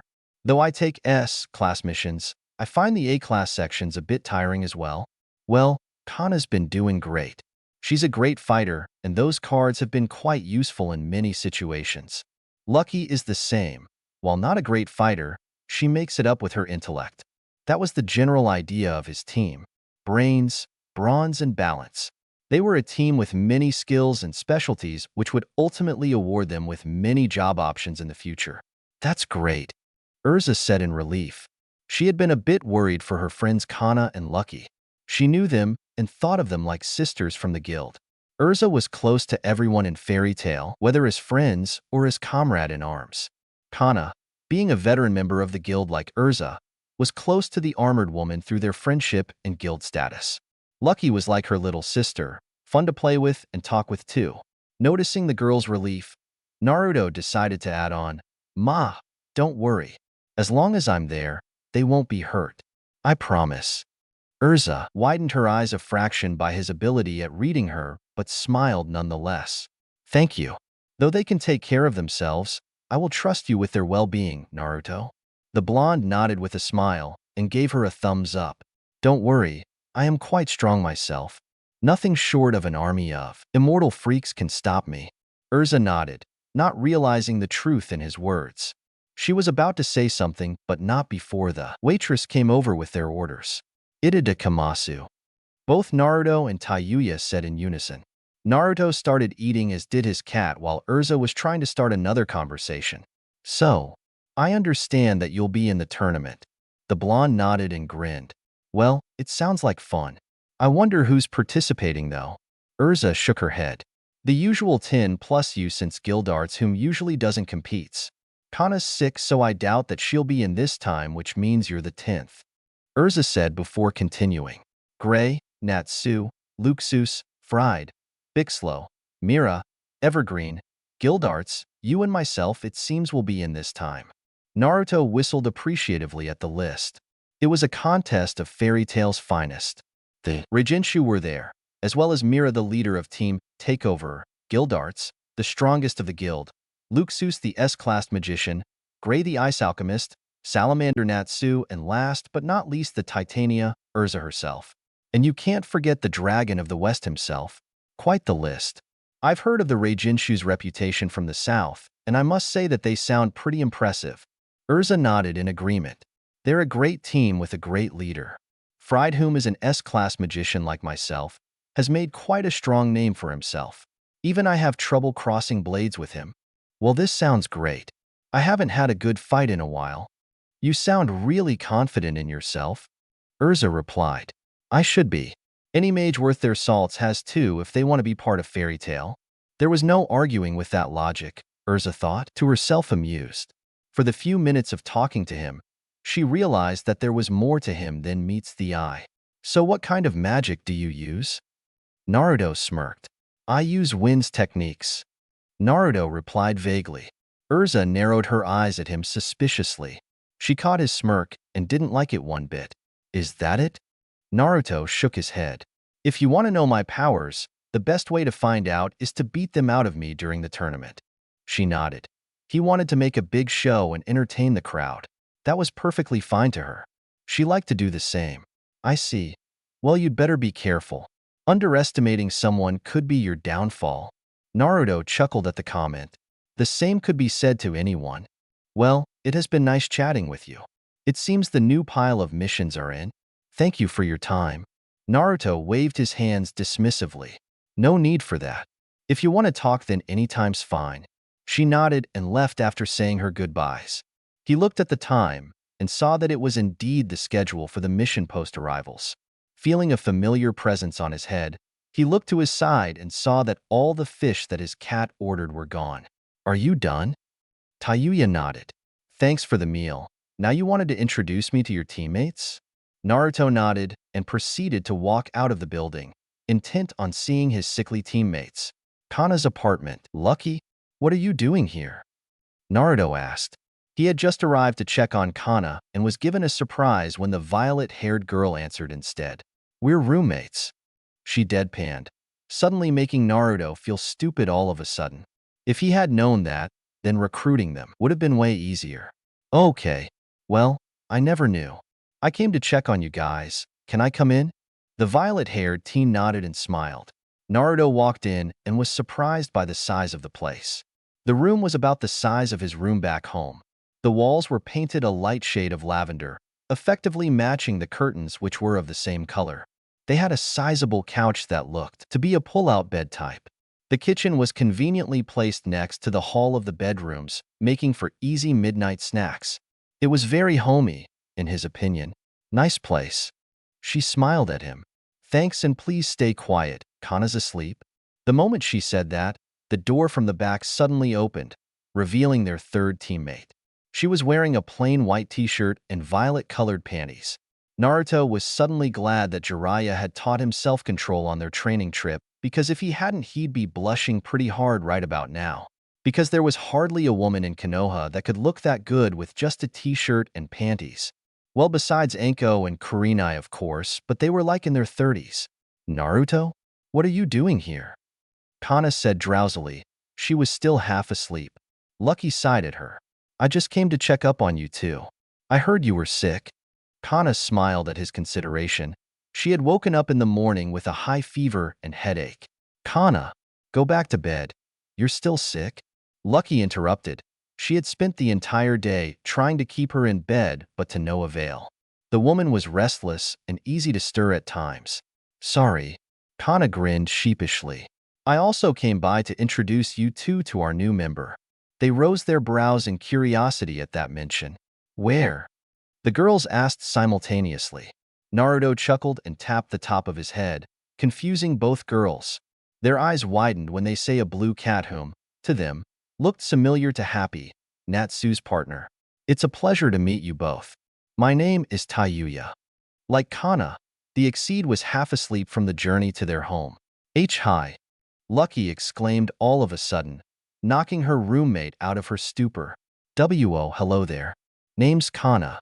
Kana Alberona. Her eyes were still wide, obviously not expecting the development. I'm Lucky. Lucky Oilieta. Naruto knew that their reactions were to be expected, which was why it was so damn funny. So, the violet-haired teen said in an attempt to start a conversation. Do you two like music? The Exceed said apathetically. Yes. They answered at the same time, though confused with the nature of the question. Touya gave a thin smile at their response. Then we'll get along just fine. Naruto sighed. He knew she didn't really have anything else to relate to. Well, it's getting late. Before I go, I'm gonna tell you guys that I entered the Mage Mash tournament. Kana smirked at him. Aiming for the top already, huh? The blonde nodded. Good luck with that. She chuckled. Well, if you excuse me, I'll be catching up on my sleep. Naruto smiled at her. Night, she said before closing the door. Well, I'll see you two tomorrow. Just as he was about to leave, he remembered something his master had told him long ago. Pulling out his gourd, he let a drop of his dragon sake spill into a bottle of water he had with him. Give this to Kana. It'll help her go to sleep. Lucky nodded and headed towards their room. Opening the door to leave, he silently closed it back, wishing for the well-being of his teammates. Magnolia Streets. 30 minutes after. So, what do you think? The blonde asked. They're pure. Touya answered truthfully. She had been observing the two during their meeting. She was searching for two things that could only be seen through eye contact. Those with a dark past and a grieving soul with a mask of happiness, or someone who was pure and kind due to their normal life. Naruto sighed happily at her answer. Good. Touya tilted her head in confusion. I plan to keep it that way. Unknown. Time unknown. A huge sigh could be heard. Well, to the normal humans, it would be huge anyways. So you finally decided to show up, huh? A booming voice spoke from the top of what looked like a meeting room for kings. There were seats carved from what looked like Greek marble, and the entire room looked to be a tower with no walls. The whole building was supported by huge pillars, and the setting of the building was what a human being would call heaven. The sky. Sorry, I was busy, you see. The reply was smug and completely unnecessary, which elicited the chuckles of a few from the back. Black eyes met blue in a fierce clash. They stared each other down for a whole minute before giving up. You never change. Try Danny's, said Dragon, smirked at his superior. And you're as pompous as ever, King. End. I hope you enjoyed the chapter. I know some of you are confused as to why I named her Touya, and I'll say this now. It's just a reference. Oh, and if some of you are wondering, Touya is keeping the exceed business to herself, meaning they don't know what an exceed is yet. 1. Anego means eel, or an eel dish.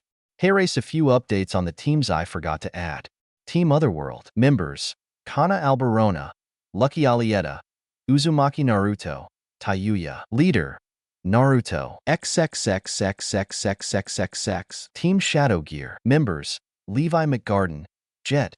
Droy Leader: Levi. XXXXXXXXXX. Team Regentia members: Evergreen, Bixlow, Fried Justine. Leader: Fried. Luxus as well when he desires their assistance. XXXXXXXXXX. The strongest team/team Natsu/team property damage. Members: Dragneel Natsu, Grey Fullbuster, Urza Scarlet, Lucy Heartfilia, Happy. Leader: No leader. Urza if there was one. XXXXXXXXXXX. Team Takeover/sibling team members: Lisana, Elfman, Mira Jane. Leader: Mira Jane. Again, thank you for reading. If it isn't too much, please review and give me your thoughts. It will really help with the input of the story. Oh, and I apologize to those who are looking for the mini harem. I won't be writing that. This story will be Naruto/Kana. Weird choice, I know. But hey, like this I can start from scratch. But if you do like harems, I will write another story, but not soon. And if I do make a harem, it sure as hell ain't gonna be a fairy tale crossover. I respect those characters too much. LOL. Overall, I respect women too much to make harems at leisure. Sniper Artist. Tipsy Dragon, the Dragon of the West. A fanfiction by Sniper Artist. Disclaimer: I don't own Naruto or Fairy Tail. I am only using their respective characters for a fanfiction. Summary: upon his tearful death, Naruto meets a dragon. Given a second chance to live, he is sent to Fiori, or more specifically Magnolia. Pre-canon Fairy Tail. Naruto X Fairy Tail. /in. Read this chapter carefully. There might few concepts that will be hard to grasp. Unknown. Darkness is not always a pleasant place to be. It is often known to shroud a person's vision, change their minds, affect their decisions, and ultimately destroy them. This is both meant literally and figuratively. Mankind has always had a sinister nature within them, whether for good intentions or bad. Justice is often misused and made as an excuse for dark behavior. People commit crimes in the name of justice, which can only be described as the fools of the litter. This has been a problem since the beginning of time, but not for these individuals. No, these guys are just plain bad. Not a good intention in sight for any of them. In a room that could only be described as dark and gloomy sat 3 people, each one unsurpassed masters in their magical abilities and was formerly praised as the best mages in their times. Their faces effectively covered in darkness, making it difficult to see their facial expressions. The corner of the rooms were lit by dim candles, with what looked like a medieval-styled room consisting of weapons. On the sides, a huge round table with what looked like a map of the world. A man entered, looking nervous with the subtle shake in his steps. He had black hair and brown eyes, though filled with life, were also filled with fear and uncertainty. "Have you located your target?" The one in the middle said in a ghostly tone, a tone that sent shivers through the body of the man. Composing himself, he replied confidently, "Yes, sir. The one you seek is indeed in Magnolia as we speak."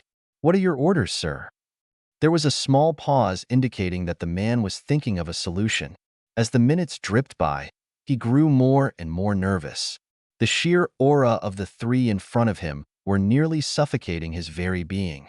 "Send the Valkyries. That man will not leave Magnolia alive." The messenger nodded and left the room. As soon as the coast was clear, he sighed in relief and dropped to his knees, gasping. Just standing in their presence tired him out.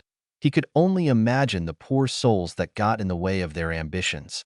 Back inside the meeting room, the other 3 were discussing their current mission. "Is it wise to send the Valkyries? You know just as well as I do that they stand no chance," a voice said from the right. It was slightly feminine, but was incredibly difficult to tell with due to the deep voice. "I know. Do you question my plans?" was the reply of the other man. The woman sighed, tired of being in the room already. She had better things to do than to brood around in one room with this old man who seemed a bit on the chaotic side. Then again, it didn't matter to her because they all had the same goals. "Do as you wish, Hades." She suddenly vanished into thin air, leaving almost no evidence of her ever being there. A sigh could be heard from the right which caught the attention of the man in the middle. "What a waste of time. Why did you ask me to be here again?" A masculine voice said, the annoyance clear in his voice. "My apologies, brother. I just wanted to make sure this all worked out. I needed to speak with you about our strategies." The other man shook his head, almost in a disapproving manner. "Is this man really worth the trouble?" "Yes. Ivan Drayer has crossed us for the last time." Fairy Tale Evergreen versus Naruto Natsu versus Luxus. Urza versus Bixlo Mira versus Grey Gildarts versus Fried. The official matchups had been placed on the top of the mission board. As soon as it was released, everyone immediately started placing bets on whom would come out on top. There were no bets on Gildart's matches, due to everyone assuming his immediate victory, which wasn't the slightest bit offending to Fried. Even he thought he didn't stand a chance, but Gildarts tried to reassure him of his abilities, saying that no one was invincible. "Alright guys, this is how it's gonna work. Well, you bums know how it works, but for those who don't, I'll explain," the master said, glancing at Naruto, whom looked grateful at him. The Mage Mash is a once-a-year mini-tournament that is meant to, in a sense, copy the GFW.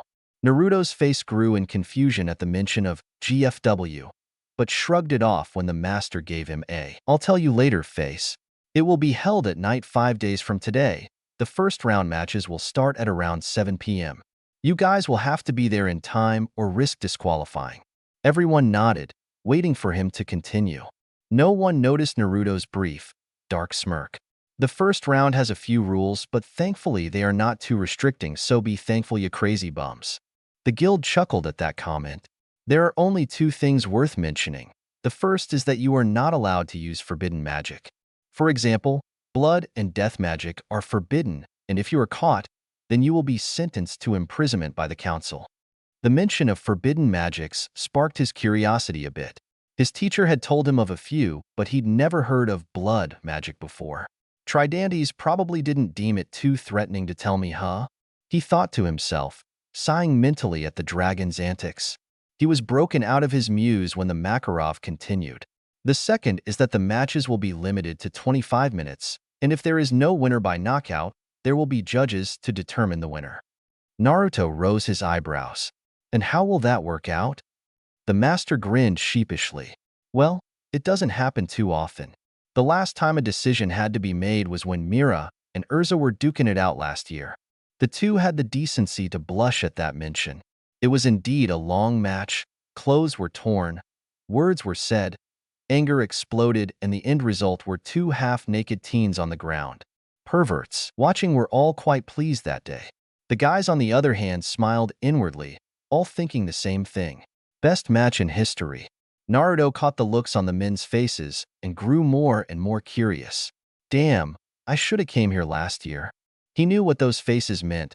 They were thinking very Jiraiya-like things. The blonde had already put 2 and 2 together.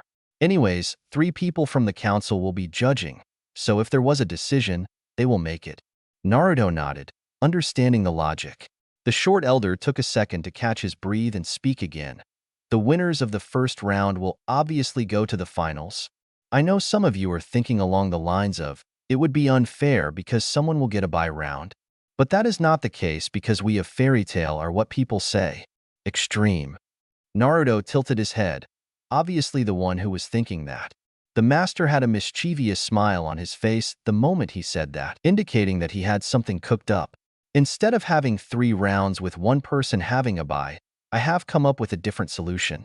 Actually, my old teammate came up with it to entertain the crowd. The blonde was growing impatient, already wanting the man to get on with it. His plan was to make the tournament with 2 rounds. The winners of round 1 will be put up against each other in a free-for-all fight. A 5-man/woman rumble, you could say. Naruto's eyes widened, obviously not expecting that. His shocked face turned to one of sheer excitement, his body shivering at such an idea. One more thing. This fight is kinda special in a way. You see, it is actually the semi-finals. Naruto waited for him to continue. When a mage is deemed unable to fight in this round, there will be a 5-minute intermission whenever one goes down. After the break ends, the cycle will continue until 2 are left, as you can see. When it comes to that, a 10-minute break will be held, so the competitors will have time to rest up. That is considered to be the true finals. It wasn't as complicated as it sounded, Naruto thought. So basically, they do a 5-way battle until 2 are left, and those 2 are the finale. Wow. He breathed out. Yeah, I had the same reaction. Sounds fun, doesn't it? Makarov said with a smile. Damn right it does. I love it, he said, with everyone behind him yelling in agreement. Yup, so be ready. It's on Sunday. Everyone nodded and scattered to do whatever they did. Naruto left the guild to go home, and everyone else continued with what they did. 30 minutes later, Fairy Tail's roof. The Reijenshu officially made this place their meeting spot ever since the master gave them permission to take S-rank missions. While Fried was considered S-rank by his peers, he was actually the only one amongst his teammates to be on the actual level.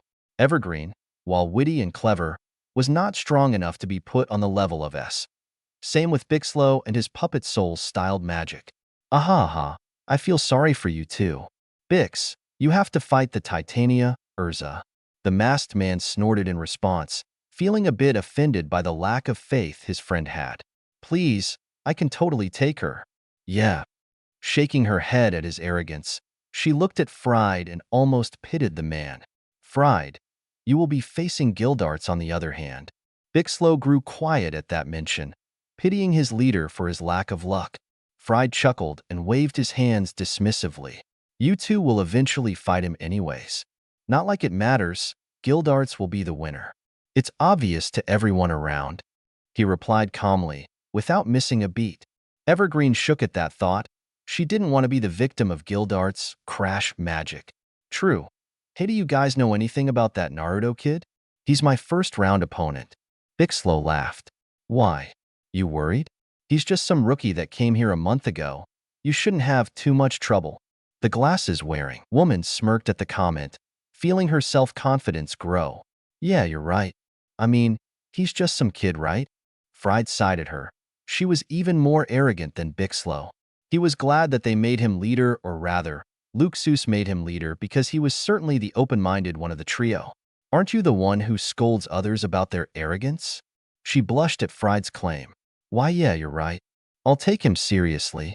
Fried nodded, satisfied by the answer. You better. He's much better than he lets on. The woman looked at him curiously, obviously waiting for him to continue. Fried shook his head at her. Luxus only said to be wary of him. They were all confused at that. But if their boss told them to be careful, then they would. None of them had no idea how right Luxus was. In fact, they didn't have a clue. Fumbari Onsen, Naruto's place. After a long, tiring week, there is nothing better than an onsen to soothe one's mind and soul. The water was at the perfect temperature, not too hot and not too cold for his tastes, which he appreciated immediately. The bath was relaxing all the muscles on his body, nearly making him fall asleep in the process. The blonde smiled when he heard a groan right next to him. His friend, Touya, had also taken a liking to the place. You know, this is the men's side, Touya. The Exceed grunted and turned away from him, not even bothering to make eye contact. I'm a cat, not a human. I have no interest in seeing what human females would. Naruto chuckled at that. He was after all only teasing. Geez, I was kidding. Man, I love this place. It's so peaceful. Touya nodded in agreement. She found the place to be quite amazing as well, with the sounds of nature around the place and a small waterfall to make you feel calmed. This was heaven. Too bad about the price though. It's expensive to be in here because Anadano is so strict on paying rent. She said that I was a cheap freeloader that goaded her husband into making my stay here free for 6 months. The woman scares me at times. The Exceed chuckled at the memory. Asakura Anna, wife to the landlord, Asakura Yo, was often the one in charge of collecting rent from paying customers. After hearing the deal Naruto made with her husband, she was naturally upset at the bargain but lived with it. Shouldn't you be practicing for that tournament?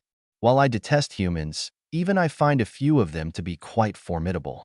Naruto shook his head. Nah, I've mastered my style of magic a while back. The only thing I have trouble with is the final technique my master showed me, and I highly doubt it will ever come to that. Touya raised her brows at the claim. A master?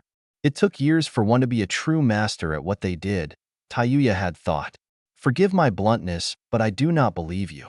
How in the world could someone as young as you be a master? It takes years to master magic. The only master I've seen are ancient dragons of old and your current guild master, Makarov. Naruto chuckled. I had a great master. And may I ask who your teacher is? I may know him. Though I may not look it, but I used to travel the world often as a bard. Naruto grinned thinly at her. I totally believe you about the bard part. I mean, you do love music. She grinned proudly. I don't see any harm in telling you, but you must not tell anyone else. I want this to be a surprise to everyone. She nodded and waited for him to continue. He took a deep breath and smiled. My master was Tridantes, the traveler of the night and the real dragon of the west. The Exceed widened her eyes considerably. Not only did she recognize the name, but the surprise came more from the sheer reputation the dragon had. As a bard, she'd heard many stories of the dragon of the west. There were countless tales on how the mighty Tridantes would descend from the night sky and shred apart fools who dared enter his domain. His roar would claim many lives from the killer intent alone. He would flap his wings and blow away buildings with hurricanes. He would command the shadows and use them to reap hell against his opponents. So you could understand her shock. The stories of Tridente were often used to scare little children to sleep. For example, one could say, don't stay up too late or Tridantes will come eat you in your sleep. And the children would believe them. Noticing her shock, he waved his hands at her face. Hello, awake there? He said amused. Why, you know Tridantes? She asked rhetorically. Naruto nodded. It was hard for her to believe, but the honesty in his voice got through to her. Do you have any idea just how feared that dragon is? The Exceed exclaimed in his face. Never in her life would she have believed that the legendary dragon would have a student. Nope, he's annoying but feared, Abi. I've only fought him seriously once, and he destroyed me where I stood. I was known to be a fierce warrior back in the days before I met him, and even with all my might, I only managed to push him past his first restraint. He said with admiration and respect laced in his voice. I didn't use my demon cloak, but it wouldn't have changed much. The technique leaves me defenseless after it wears down. I was arrogant and thought sage mode would suffice. How wrong was I? He thought as his hands unconsciously rubbed an invisible scar that the dragon had awarded him for his efforts. Of course it had healed a long time ago, but he still felt it. Only anti-dragon attacks can harm a dragon. Raisin Shuriken was the only technique that harmed him. Not to mention I hit him twice with it. They don't kid when they say only dragon slayers could slay dragons. He had that power now, the power to defeat dragons. To this day, he never understood it. Why would a dragon teach a human to slay its own kind? There was no logic at all. How many restraints does he have? Touya asked, finally snapping out of her shock. Tridantes limits himself to 3 restraints. Though I pushed him past his first, I was damn close at forcing him to his second. He's far too powerful for me to fight. He answered after a moment of thought. You must have been powerful to push a dragon such as him. Compared to the other dragons, he's considered to be on the top tier. The only ones I can think of that can match him are Fire Dragon, Igneel, and Grandine the Sky Dragon. It is quite possible for you to beat him if you trained harder. Naruto shook his head. Nah, I would be hard-pressed to beat him if he were dead serious. I honestly don't think there's a human on this planet that can defeat him fair and square. The sheer amount of energy he had astounded even myself, whom was known to have an abnormal amount of magical energy. Touya nodded in agreement. Well, you are correct in most of your observations, except one. Naruto looked at her curiously, wondering what she would say. There is a human that could defeat him. Fortunately, he's been gone for years. He was confused at first before realization dawned upon him. Ah, I forgot about him. Zerif, the Ancient. My master told me about him. The blonde shivered at the stories he was told. It took a while to convince his master to tell him about Zerif, but he eventually got to him by exchanging stories. Flashback, Zerif? Tridantes looked from his student to the night sky. Memories of the man called Zerif filling his thoughts. He remembered the fierce sieges that he led against the council and their armies, the living demons he summoned from the underworld that had completely ravaged the cities, the thousands of corpses he used as spell ingredients, the amount of humans that was slain by the man. Even for a dragon such as he, it was a terrifying thing to watch. Tridantes smiled and looked at the man whom he looked as a student and friend. Naruto had more potential than anything, human, exceed, dragon, or demon. Zerif of old, the most powerful mage in the history of Fiori, the Dark Wizard. He was the supreme master of all types of living magic, of forbidden art. The dragon spoke in a serene tone as he looked at the blonde. Naruto was waiting for him to continue. He was always interested in stories. What was he like? He was truly a monster to behold. The man was the student to the previous most powerful mage in the world. No one knows what happened. No one knows how, but Zerif killed him. The battle lasted for many days, but he survived. He took his master's staff and used it to lay attack after attack against the Council of Magi. Makarov, the current master of Fairy Tail, fought him to a standstill for 6 hours, then lost valiantly. Luckily for him, 9 other mages arrived just in time to help him fight off the man. Together, they were able to push him back and seal him into a hidden prison. Those 10 mages were awarded the title of Saint after the massive battle and were then given a guild of their own. A few have died over the years, but the title of Saint lives on. Naruto had a look of amazement stretched all over his face. He had a stupid smile on Ho's face that indicated his excitement and looked as if he was about to explode. Wow, that is definitely going in my top 5 favorite stories of all time. Right next to the 4th Hokage sealing the Kyuubi and the rise of the 7th Hokage.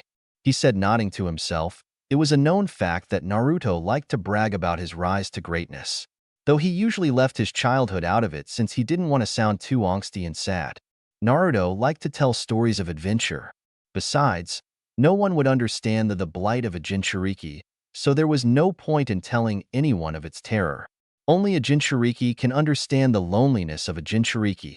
No words in the world could grasp the feeling. Tridantes laughed out loud at his student's declaration. In Fiori, that story is legendary. Why don't you tell me about this Hokage you keep telling me about? We had a deal. I tell you one story, you tell me one. He said seriously.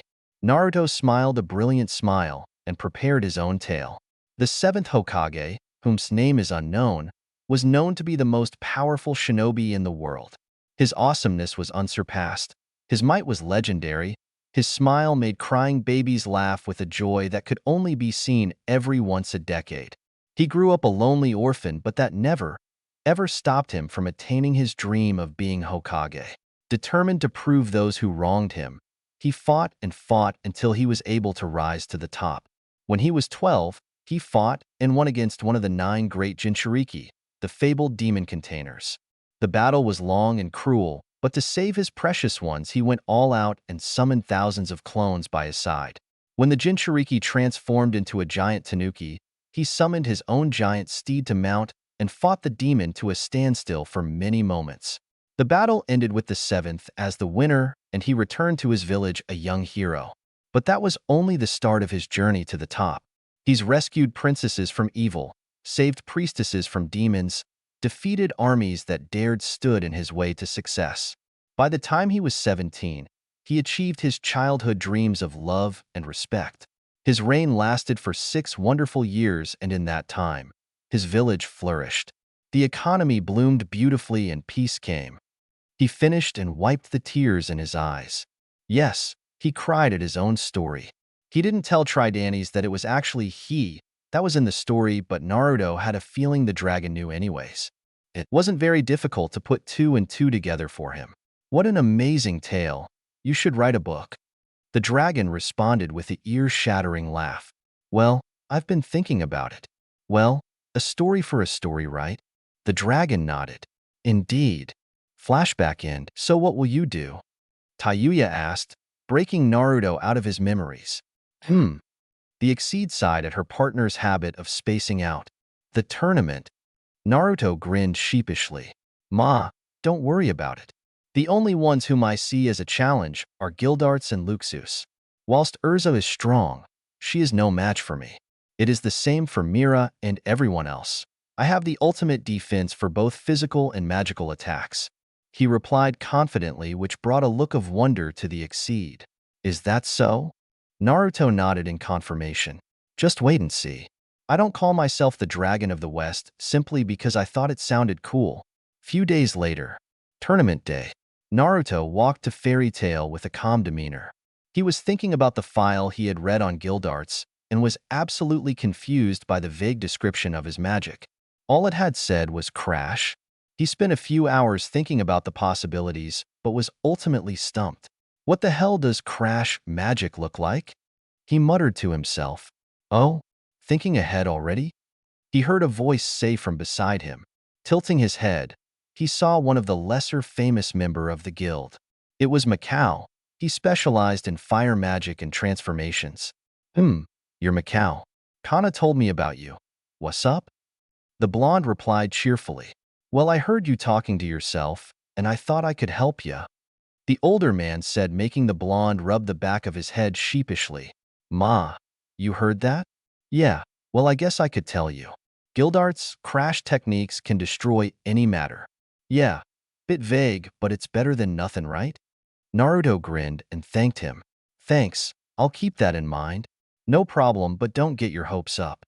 I've heard of your wind magic from Kana, but it won't be enough to beat him. Besides, you've got Evergreen in the first round, and she ain't no pushover. One of the lessons that was taught to him was to never underestimate anyone. Though he never had this problem, it was still important. I know. Thanks, man. Be sure to watch. I promise you it'll be a good fight. With that, Naruto ran off. Macau shook his head and chuckled. Kid's so young. Wait, I'm young too. Yeah, 33 ain't that old. He kept telling himself. 2 hours before the start. Fairy Tail lobby. Yo, Naruto. The blonde was trying to catch some sleep before the start of the matches. He didn't feel the need to take any jobs for the day since he felt it would only tire him. Kana? Feeling better? She nodded and smiled. Yup, dunno what you put in that drink, but it was great. Slept like a baby. He chuckled at that. His dragon, sake, was no joke. Not only did it taste great, it was also a great medicine. Thanks, I'll tell you about it some other time. Where's Lucky? She'll be here by the time the matches start. He nodded. That's great, but I'm so bored. Time moves too damn slow. Chuckling at her teammate's antics, she patted him on the back in an attempt to appease him. The blonde turned out to be not only a great comrade but also a great friend. He helped her out with a lot of things, and not to mention that he was a very heavy drinker. "Well, what are you gonna do?" she asked him. Naruto went into a drinking posture for a few minutes, then snapped his fingers at a conclusion. "We have a few hours, let's get a drink." She rose her eyebrows at him. "You're gonna get drunk before the tournament?" Naruto laughed and waved his hands, dismissing her question. "Don't worry about me, Evergreen won't last 5 minutes against me," he said confidently, though some would say overconfident. It was still legit. "Is that so?" she asked skeptically. Kana had seen the glasses-wearing woman fight and thought she was damn impressive. Without skipping a beat, Naruto nodded. "You haven't seen me fight seriously before, so it isn't a surprise. I have other tricks besides wind magic, you know?" That threw her for a loop, but it wasn't surprising. Anytime she'd seen him fight, he always had some stupid-looking grin on his face that indicated his silly nature rather than a serious one. "All right, if you say so," she finished loudly, having somehow imagined him winning. Though she was a bit hesitant to believe his claim, it didn't matter. Like everyone else, she would have to wait and see. "Good, now let's get a drink." Grabbing her hand, he dragged her to the guild bar. How ironic. Usually I'm the one that drags someone to the bar. She thought happily to herself.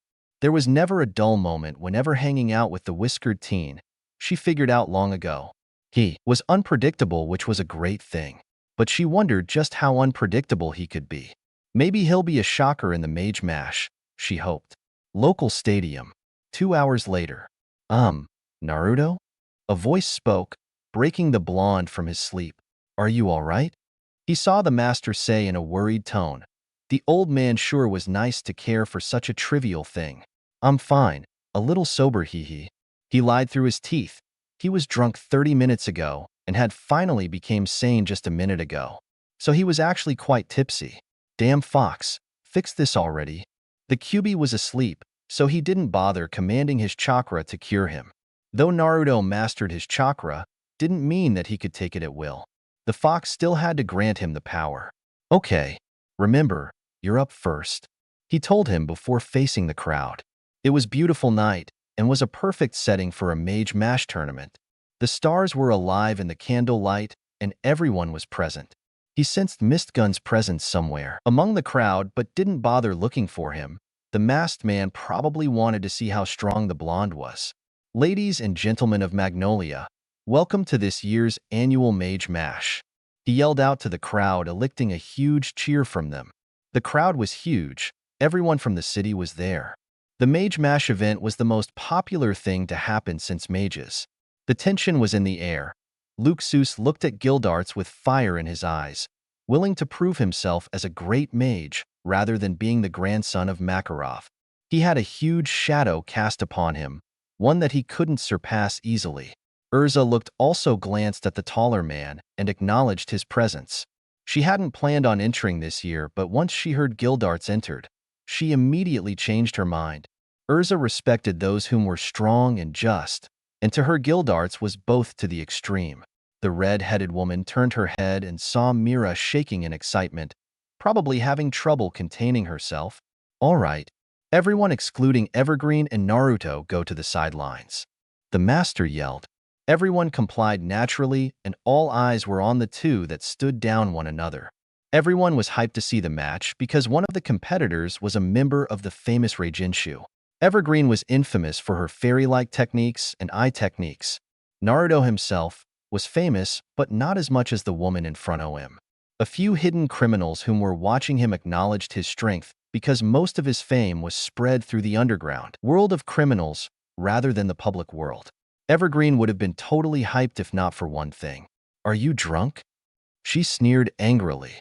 Naruto looked at her and scowled. "No." All eyes went to him.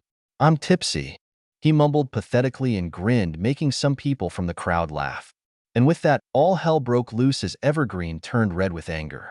She hated being underestimated, and it was worse when some rookie did that. No one in the crowd caught what happened, but the match was over before it started. The Dragon of the West had reaped its first victim. End. First cliffhanger. Hee hee. Well, don't be so angry cuz I'll be out with the next chapter soon. Not too soon, but I won't make you. I hope you don't mind the storytelling dialogues because those are actually tied to the story, if some of you haven't realized.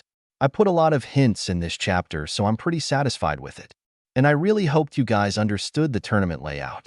It's not too complicated. Round 1. Match 1. Evergreen vs. Naruto Match 2. Luxus vs. Natsu Match 3. Urza vs. Bixlo Match 4. Mira vs. Gray. Match 5. Fried vs. Gildarts. Round 2/finals. Free for all. Naruto vs. M2 vs. M3 vs. M4 vs. M5 winners. Elimination match. And there you go. Oh, and don't mind too much of Yo and Anna. I'm just referencing them. There will be no Shaman King crossover. I also fixed the time skip thing from before since some people forgot to read my A/N on Chapter 2. Thank you for reading. Sniper Artist. The Night is Their Domain. The Dragon of the West. A fanfiction by Sniper Artist. Disclaimer. I don't own Naruto or Fairy Tail.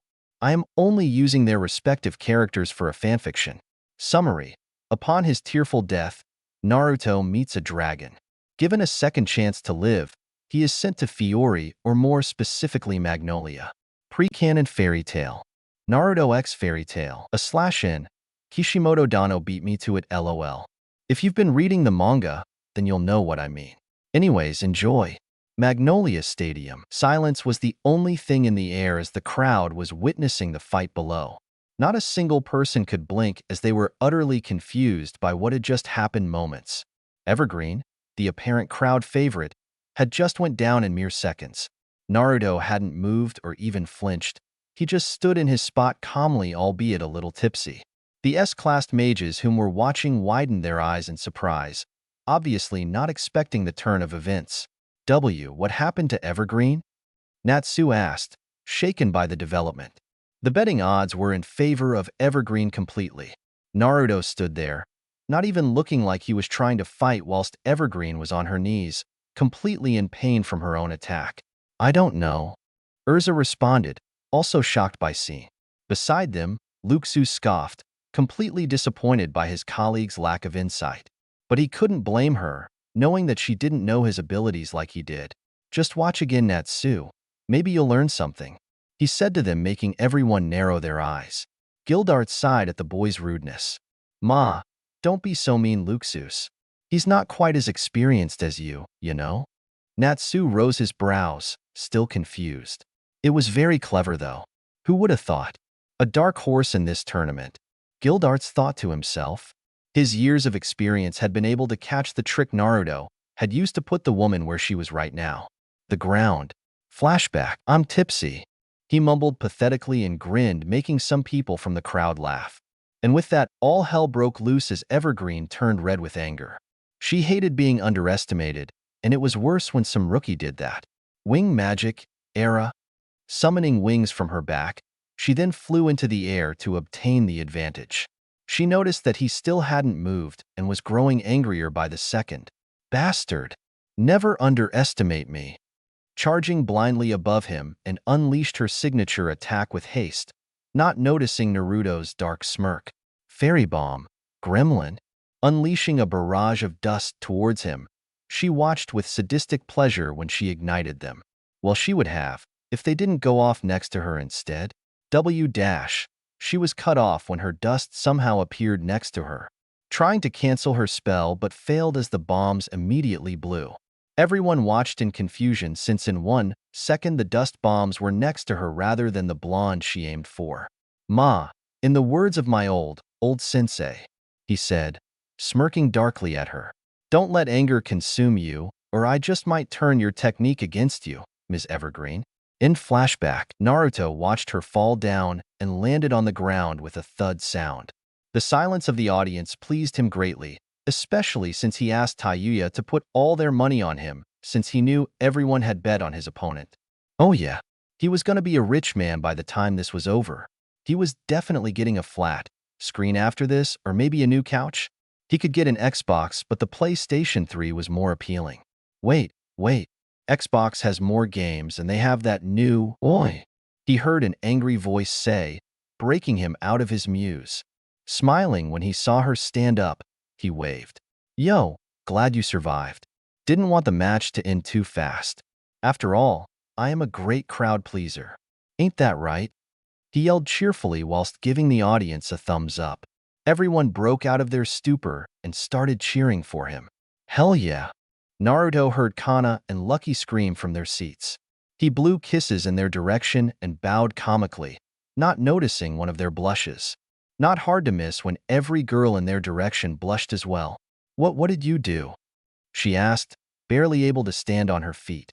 Not once in 5 years has she ever been hit so hard and by her own attack no less. It was a mockery to her skills, the skills accumulated from years of hard work and planning. Why don't you try again, and you might see what happens, he told her cheekily. It was obviously a trap, so she didn't go for it, opting to figure out his tricks later. No matter. She gave him a sexy smirk and removed her glasses to show off her dark eyes. Naruto rose his brows and smiled childishly, figuring out her gesture. Ah, I see. You were so distracted by my handsomeness that you didn't notice my trick. It's all right, it's all right. Besides, it's not very difficult to fall for this. The blonde rose his arms to the crowd and flexed his biceps, effectively making nearly every civilian girl squeal with delight. Evergreen flushed with anger and surprise, making Bixlow and Fried chuckle silently on the sidelines. Urza and Mira laughed at their comrades' complete embarrassment, while Luxus just smirked at the effective taunt. The master grinned at the blonde's ability to please the crowd and just applauded him mentally for the show. Natsu and Gray were rolling on the ground laughing, while holding their stomachs to ease the pain they were suffering. Gildarts just chuckled and shook his head, amused by the boys' antics. They also felt a bit of sympathy towards Evergreen, though. In the crowds, Lucky and Kana just laughed along with everyone else in the guild, whom were all grinning like idiots. Touya just rolled her eyes at her partner's act. Though, she had to admit, Naruto sure knew how to make the crowd go wild. No, shut up and look into my eyes, she yelled out angrily while trying to ignore that calls and wolf whistles from the crowd, whom obviously misunderstood her words. If possible, Naruto's grin got even wider and mocked blushed at her while pressing his fingers together, resembling his old friend, Hinata. Oh, such boldness. I didn't take you to be that type. I must say, you are certainly unpredictable. Her patience was running thin and only got worse when she heard Bixlow laughing out loud. Calm down, she told herself, and immediately looked into his eyes. He suddenly froze still, much to her pleasure, and began petrifying. She had gotten him for humiliating her like this. The silence of the crowd made her smile. A jujitsu, technique? Didn't expect that. She heard a voice from behind her. Evergreen didn't want to turn around, but she had to confirm it. Slowly moving her head, she saw the blonde smiling widely at her in a calm demeanor. She was shocked. Not bad, but I've had tons of practice with eye techniques. Such a thing won't work on me, Ms. Evergreen, he said while pointing to the one she had petrified earlier, only to see it dissolve into nothing. What? My favorite technique, Kage Bunshin, Shadow Clone, he said, proudly presenting the move that had won him thousands of battles in the past. Directing his eyes to avoid her petrifying gaze, he used his magic to send vibrations through the air as a method to keep track of her with radar-like efficiency. Thank you, Shikamaru. Lee. His two friends had taught him this move as a way to fight Uchiha Sasuke's Sharingan. Not willing to be a sitting duck, Evergreen flew into the air again and tried another of her attacks. Getting behind him, she charged him with fierce speed. Fairy machine gun. Leprechaun. Raising her arms, she brought them down in an X and unleashed a huge amount of magical needles at him, hoping to beat him in an instant. Naruto sighed at her predictability and twitched his arms subtly. Kage Aisha, shadow projection. The blonde commanded the shadows to shield him from the attack with a dome-like figure. Once the needles got to him, they were instantly sucked into the void. Instantaneously, Evergreen widened her eyes again. It's Ju-SD like last time? He finished her thoughts quickly. He pointed behind her and opened the other projection door, resulting in Evergreen's own attack flying towards her. Unable to avoid it, she braced herself and took the attack. As soon as the attack finished, she dropped to the floor silently. She was out like a light the moment she hit the ground, which didn't surprise anybody. Makarov looked at the girl whom was unable to move and decided to call the match. Winner, Uzumaki Naruto. The applause for him was thundering. Walking towards her, the blonde picked her up and brought her to the stadium infirmary. It was the least he could do after winning with such techniques. It's not her fault. Someone at her level couldn't possibly defeat me during the night. Sidelines, huh? I still don't get it, Natsu said out loud. Luxus resisted the urge to smack the rosy-headed kid upside the head for his lack of observant. Gray was also confused. He had not been able to grasp the technique Naruto had used. Gildarts, on the other hand, just smiled. By what Luxus told me and the old man, that technique was originally used for teleportation, and now he's using it as a defensive counterattack, banishing anything that enters the void, then redirects it towards the caster with double the power. In a sense, it's like a mirror. The name is very fitting for such a tricky move, this Kage Aisha. Gildarts thought to himself, impressed by the blonde's ingenuity. That was incredible. Urza mumbled to herself. Though Evergreen wasn't anywhere near S-class, she was still formidable, and not only was she soundly beaten, the victory was completely one-sided. Naruto hadn't shown any more than 2 techniques throughout the entire fight, not to mention he didn't look winded at all either. It was unsettling in a way. Winds? Shadows? The Dragon of the West is truly a fitting name for him, Mira exclaimed with glee, remembering the story her master had told her about the legendary Dragon of the West, Tridantes of old. Of course, like most, she didn't believe them at all since such things were considered very mythical. Makarov knew better, though. Indeed, his moves closely fits the descriptions of the ones Tridantes used in the stories. Makarov replied to her from the side. His suspicions were confirmed, though he was the only one that noticed. So Tridantes has a student, does he? How shocking. What are you gonna do, Naruto? How do you plan on revealing to everyone your Dragon Slayer status? The elder man thought to himself rhetorically, carefully eyeing the young blonde. Looks like we have another S-class. Luxus whispered excitedly to himself. Aye, Luxus, Natsu, you're next. Both fighters nodded and walked to the arena, equally excited. With Naruto, infirmary. Kage Aisha, shadow projection, is coming along quite nicely. But it's still no match for Dad's Hiraishin, Flying Thunder God. His technique is still much faster than mine, even when I'm at night. Naruto's shadow technique was originally intended to copy the Yellow Flash's signature move.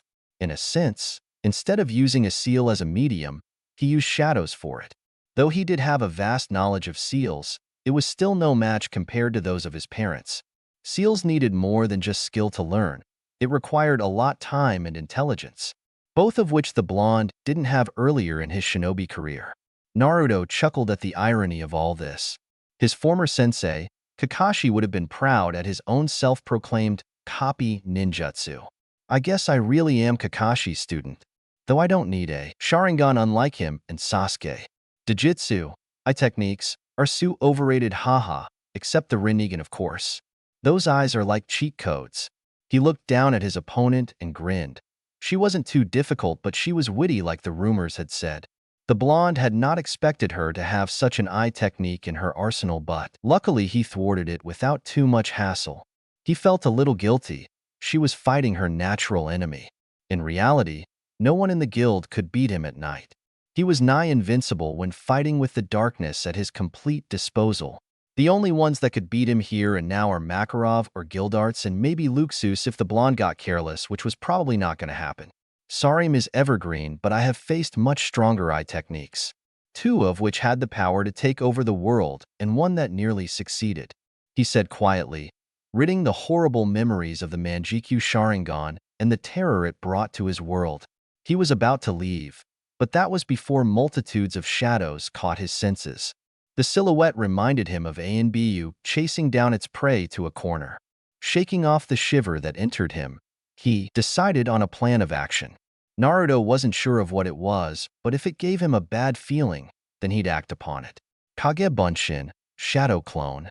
Without having to even form a seal, he summoned 3 clones to chase after the figures. Grunting, he walked off to inform his boss of the uninvited guests. Your student is quite skilled, Tridantes, spoke a might voice from above. The dragons were having their first official meeting since a millennia ago.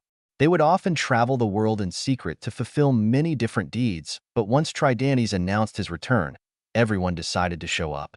Ha ha ha, he hasn't shown anything yet, exclaimed the dragon of the West, whom was gloating every second about his pupil. Naruto had grown to such heights that most dragons in this room would fear him. The lower-tier dragons made a mental note to stay away from Tridantes' prized pupil at all cost, not wanting to invoke his wrath. Humph. While your student is powerful, mine has far more potential.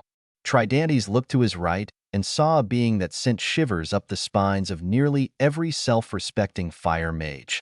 Igneel, the fire dragon and brother to the king of dragons himself.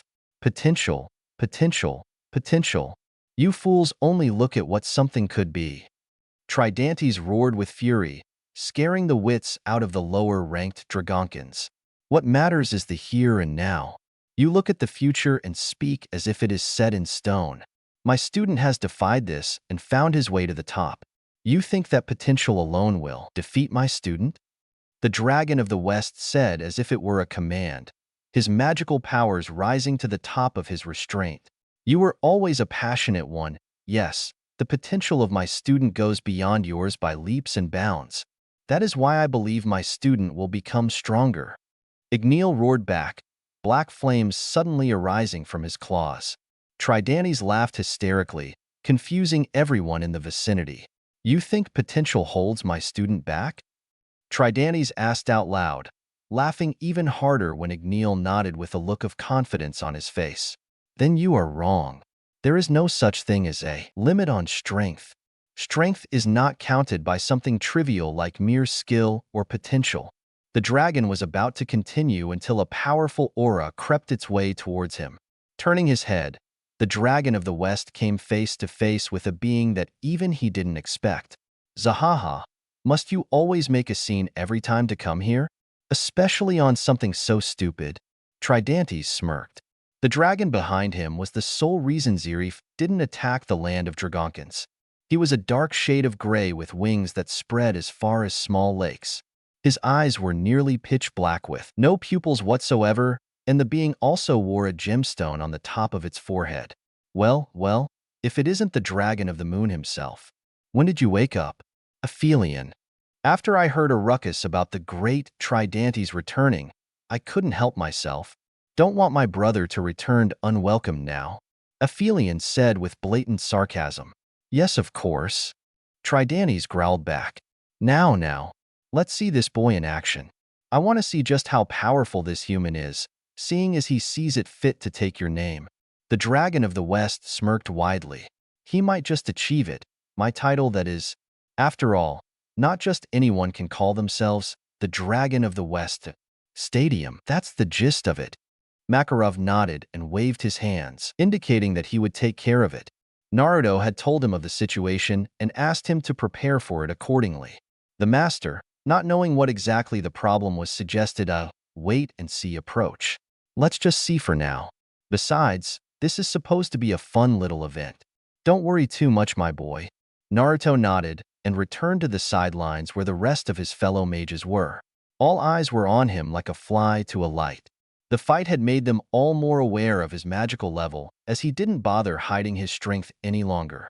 The blonde seemed more powerful than before, though it was quite a shock to Natsu, Gray, and Bixlow because they had not expected him to be anywhere near as strong as he showed. The S-class mages, on the other hand, knew better due to their superior insight. Good job. Didn't take you to be a shadows guy, though, Mira said with amusement laced in her voice.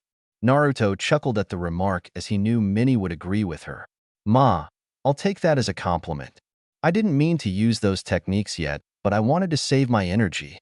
That's a good idea because Luxus won't have too much trouble with Natsu, Fried said from his side, pointing at the two whom were fighting.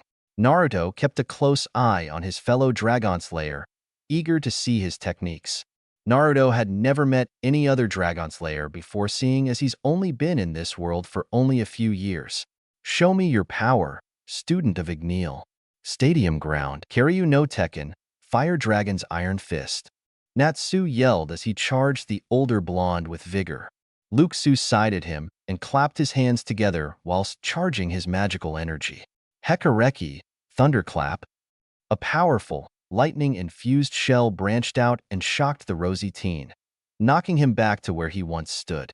Luxus shook his head in disappointment. Natsu, Natsu, Natsu. Always so predictable. Come on, show me something new. He roared and shot a wisp of lightning at him. Dodging the attack by a mere centimeter, he drew his breath in and prepared his signature attack. Sidelines, could this be? Naruto said to himself as he observed the younger child. Of course, being a fellow Dragon Slayer, he knew what the next attack would be. Stadium ground, Karyu no Hoko. Fire Dragon's roar. An unearthly amount of fire breathed from his mouth and launched itself at Luxus as mediocre speed.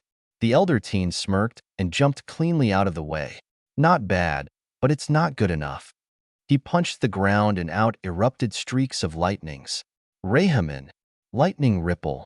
The attack struck Natsu head-on and dealt severe damage to him.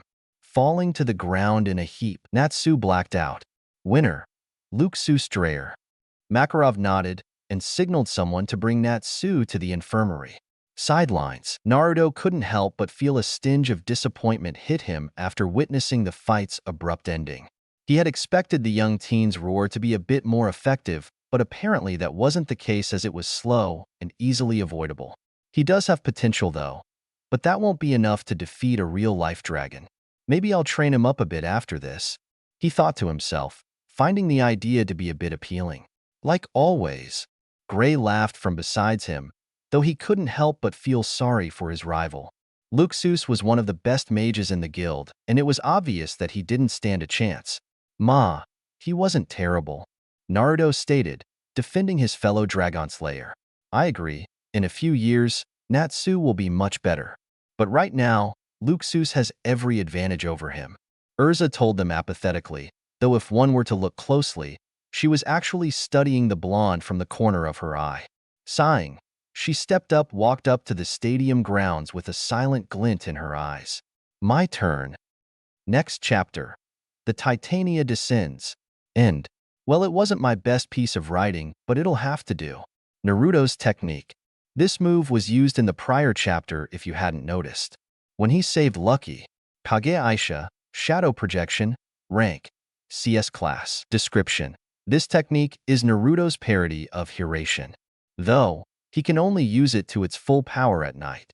Even then, the speed of this move is still inferior compared to the Hiraishin. Users, Naruto, Tridantes, Aphelion, XXX. Thank you all for reading. I've been having a bit of WB lately, so thanks for your patience.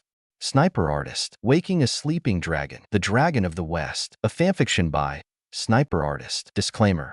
I don't know Naruto or Fairy Tail. I am only using their respective characters for a fanfiction. Summary. Upon his tearful death, Naruto meets a dragon. Given a second chance to live, he is sent to Fiori, or more specifically Magnolia. Pre-canon Fairy Tail. Naruto X Fairy Tail. Stadium. Walking down to the stadium with elegance only present within queens themselves, the Titania, Urza Scarlet, watched as all eyes came on her.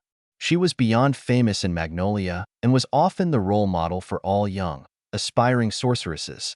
Her magic was beautiful to many and a nightmare to others. Her hair wisped around like leaves during a spring breeze, as her eyes focused on one single goal: victory. Ready, Bixlow? Her opponent, Bixlow of the Reijinshu, nodded and smirked arrogantly at her. The look ticked her off a bit, but she let it go, opting to crush his skull to the ground rather than saying anything. She was a woman of action, her skills mightier than most men. Yeah, get ready to eat the dust, girly. You got no chance today. Gasps were heard from the crowd and many glares from the local sorceresses targeted the masked man. Bixlow swallowed nervously, not from the glares from the others, but rather from the person in front of him. Urza's eyes darkened considerably, and she subconsciously produced a wild amount of killer intent, freaking out most of the competitors excluding Naruto, Luxus, and Gildarts. Those three just shook their heads inwardly while thinking the same thing. What a stupid thing to say in front of her. So you think that because I am a woman, that I will lose just like that? She said with a sickening demeanor. Bixlow shivered under her gaze. And no, I didn't mean it like that. Before he could finish, she charged him with speed that surpassed most jounen. Exquip, Gungnir. One, she exclaimed as she ran a spear that radiated nothing but power, poofed into her hand seemingly out of nowhere. The pole was dark blue with a snake design that seemed to go all the way to the top. The blade was beautifully designed. The color was pitch black and had a silver lining that seemed to go from the mouth of the pole to its tip. Bixlow, whom was shocked by the speed of her approach, quickly summoned his puppets to defend him. He had them shoot lasers at her from all directions in an attempt to slow her down, but failed as Urza closed the distance between them without breaking a sweat. The fiery sorceress, whose eyes were blazing like a demon, wielded the spear and fired bullet speed lunges against the man without a hint of mercy on her face. Zantetsuken, iron-cutting blade. Urza pierced his armor without much trouble, causing the masked man to scream in pain, hitting him in multiple places, including the more sensitive areas. Urza watched in delight as he began to roll on the ground begging for mercy. Makarov shivered as he glanced at the young woman's sadistic grin and raised his hands, signaling the end of the match. Winner, Urza Scarlet. The crowd erupted in cheers for the young mage. Only the men felt pity for the men that just got violated in several places. Sidelines. All the men whom were watching the match had pale faces. Some of them even praying to Kami to forgive his foolishness, Naruto. Some were planning on giving him a well-deserved vacation, Luxus. Some were just looking at him with pure pity and amusement, Gildarts, and some that just looked terrified, Gray. Noticing all the looks, Mira laughed without any hint of pity towards the masked man. That was entertaining to watch. She spoke with laced amusement and foreboding, satisfied when she saw the shivers that ran down their spines. Yeah, for you, scary chick. Naruto mumbled, still pale from the attack. Did you say something? Mira said darkly facing Naruto, whom shook his head with rapid speed. Narrowing her eyes, she started to approach him with a scent of killer intent behind her, causing Naruto to sweat comically at the sight. So, Mira-chan, it seems you're up next. Gildarts quickly exclaimed, earning a grateful look from the younger blonde next to him. Oh yeah. And like that, she forgot about Naruto and jumped down to the stadium waiting for her match to start. Thanks, man, he said in relief. Gildarts patted him on the back. No problem, kid, no problem. Neither noticed Gray walking down with a frightened look on his poor 14-year-old frame. Stadium ground. Gray versus Mira Jane. Begin, Makarov said, raising his hands to signal the start of the match.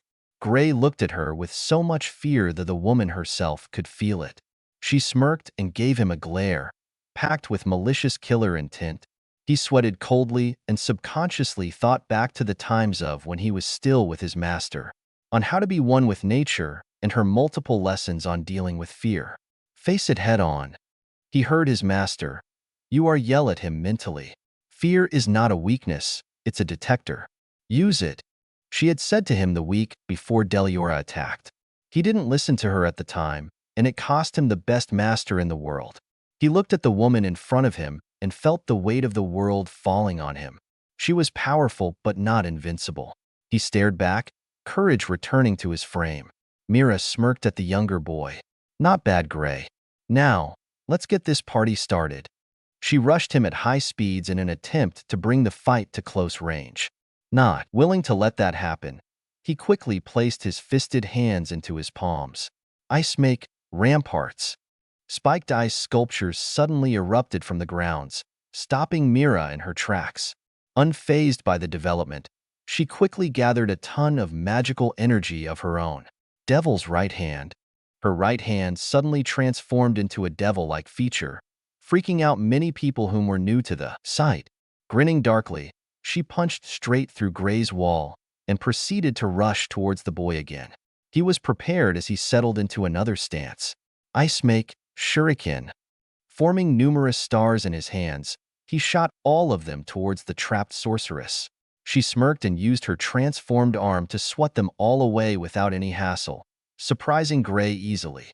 Demon skin is only second to dragon skin, you know, she said smugly, making Gray switch attack tactics. Doesn't matter. I'll just freeze ya. Gathering his magic, he focused on the broken ice and reformed it back to his likings.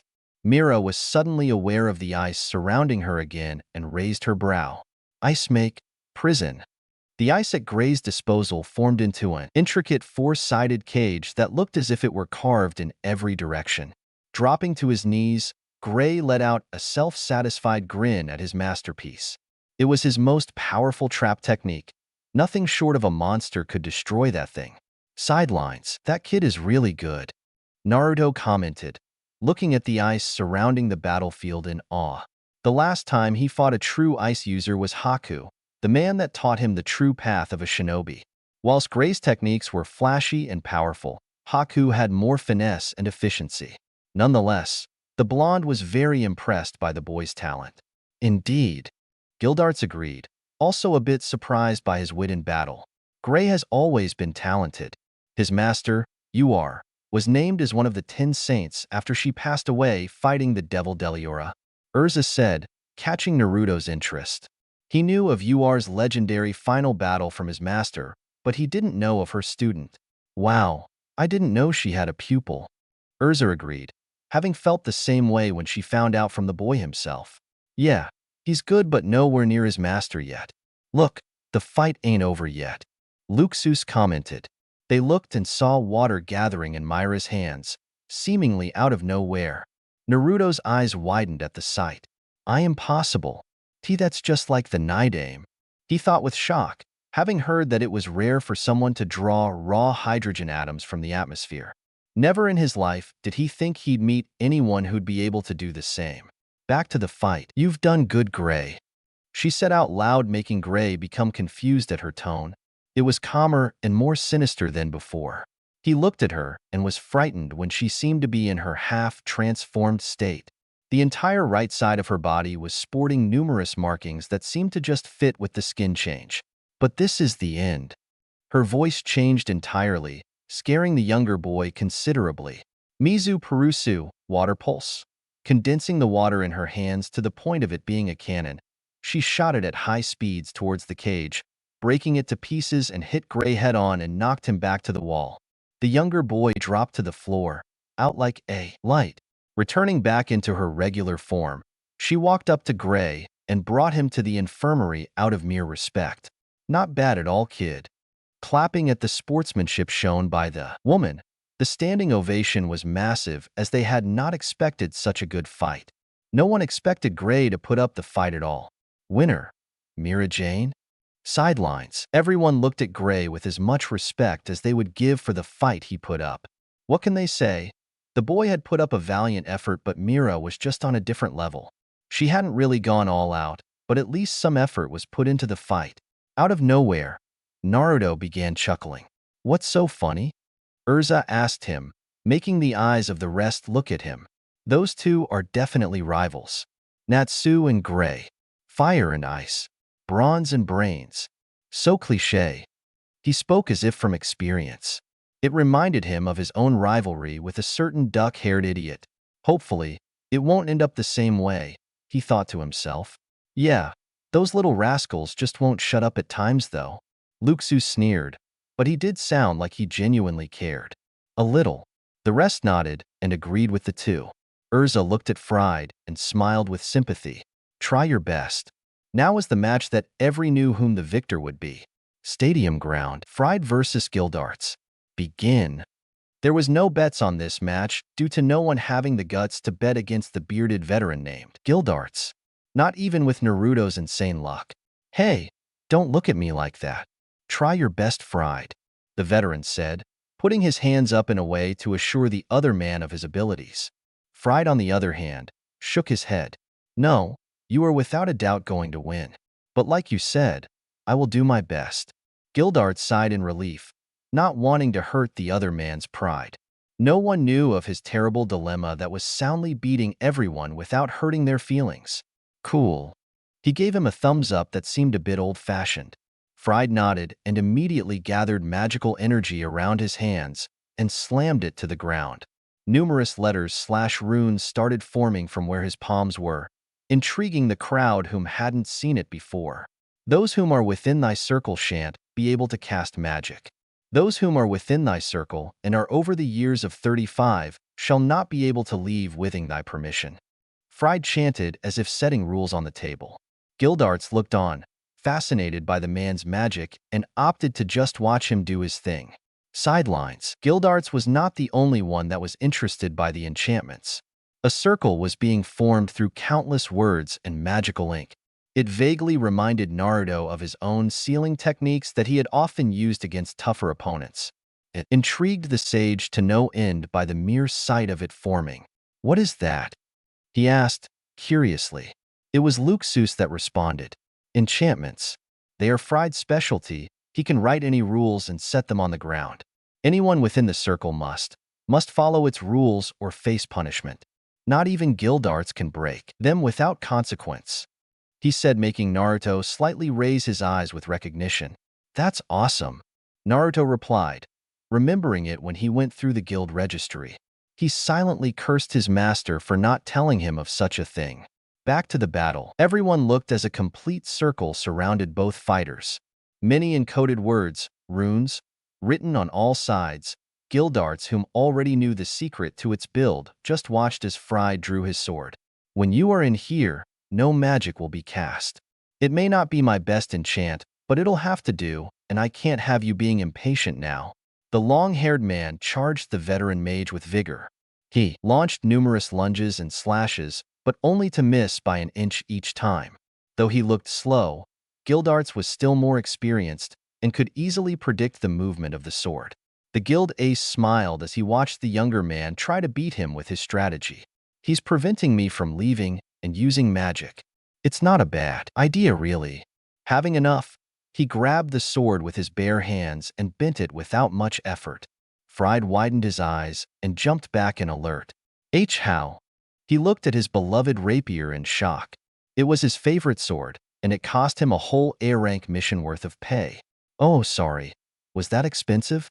I'll pay for it," Gildarts said, trying to defend himself with the mask of obliviousness. Fried knew better though inside. "I thought this would work, but I guess I have no choice." He brought his palms to the ground and dispelled the barrier, returning both uses of their magic. Not wasting any time, Fried immediately casted another spell. "Cancelled it, huh?" Gildarts mused. "Yami no Ekriture. Darkness. Writing of darkness.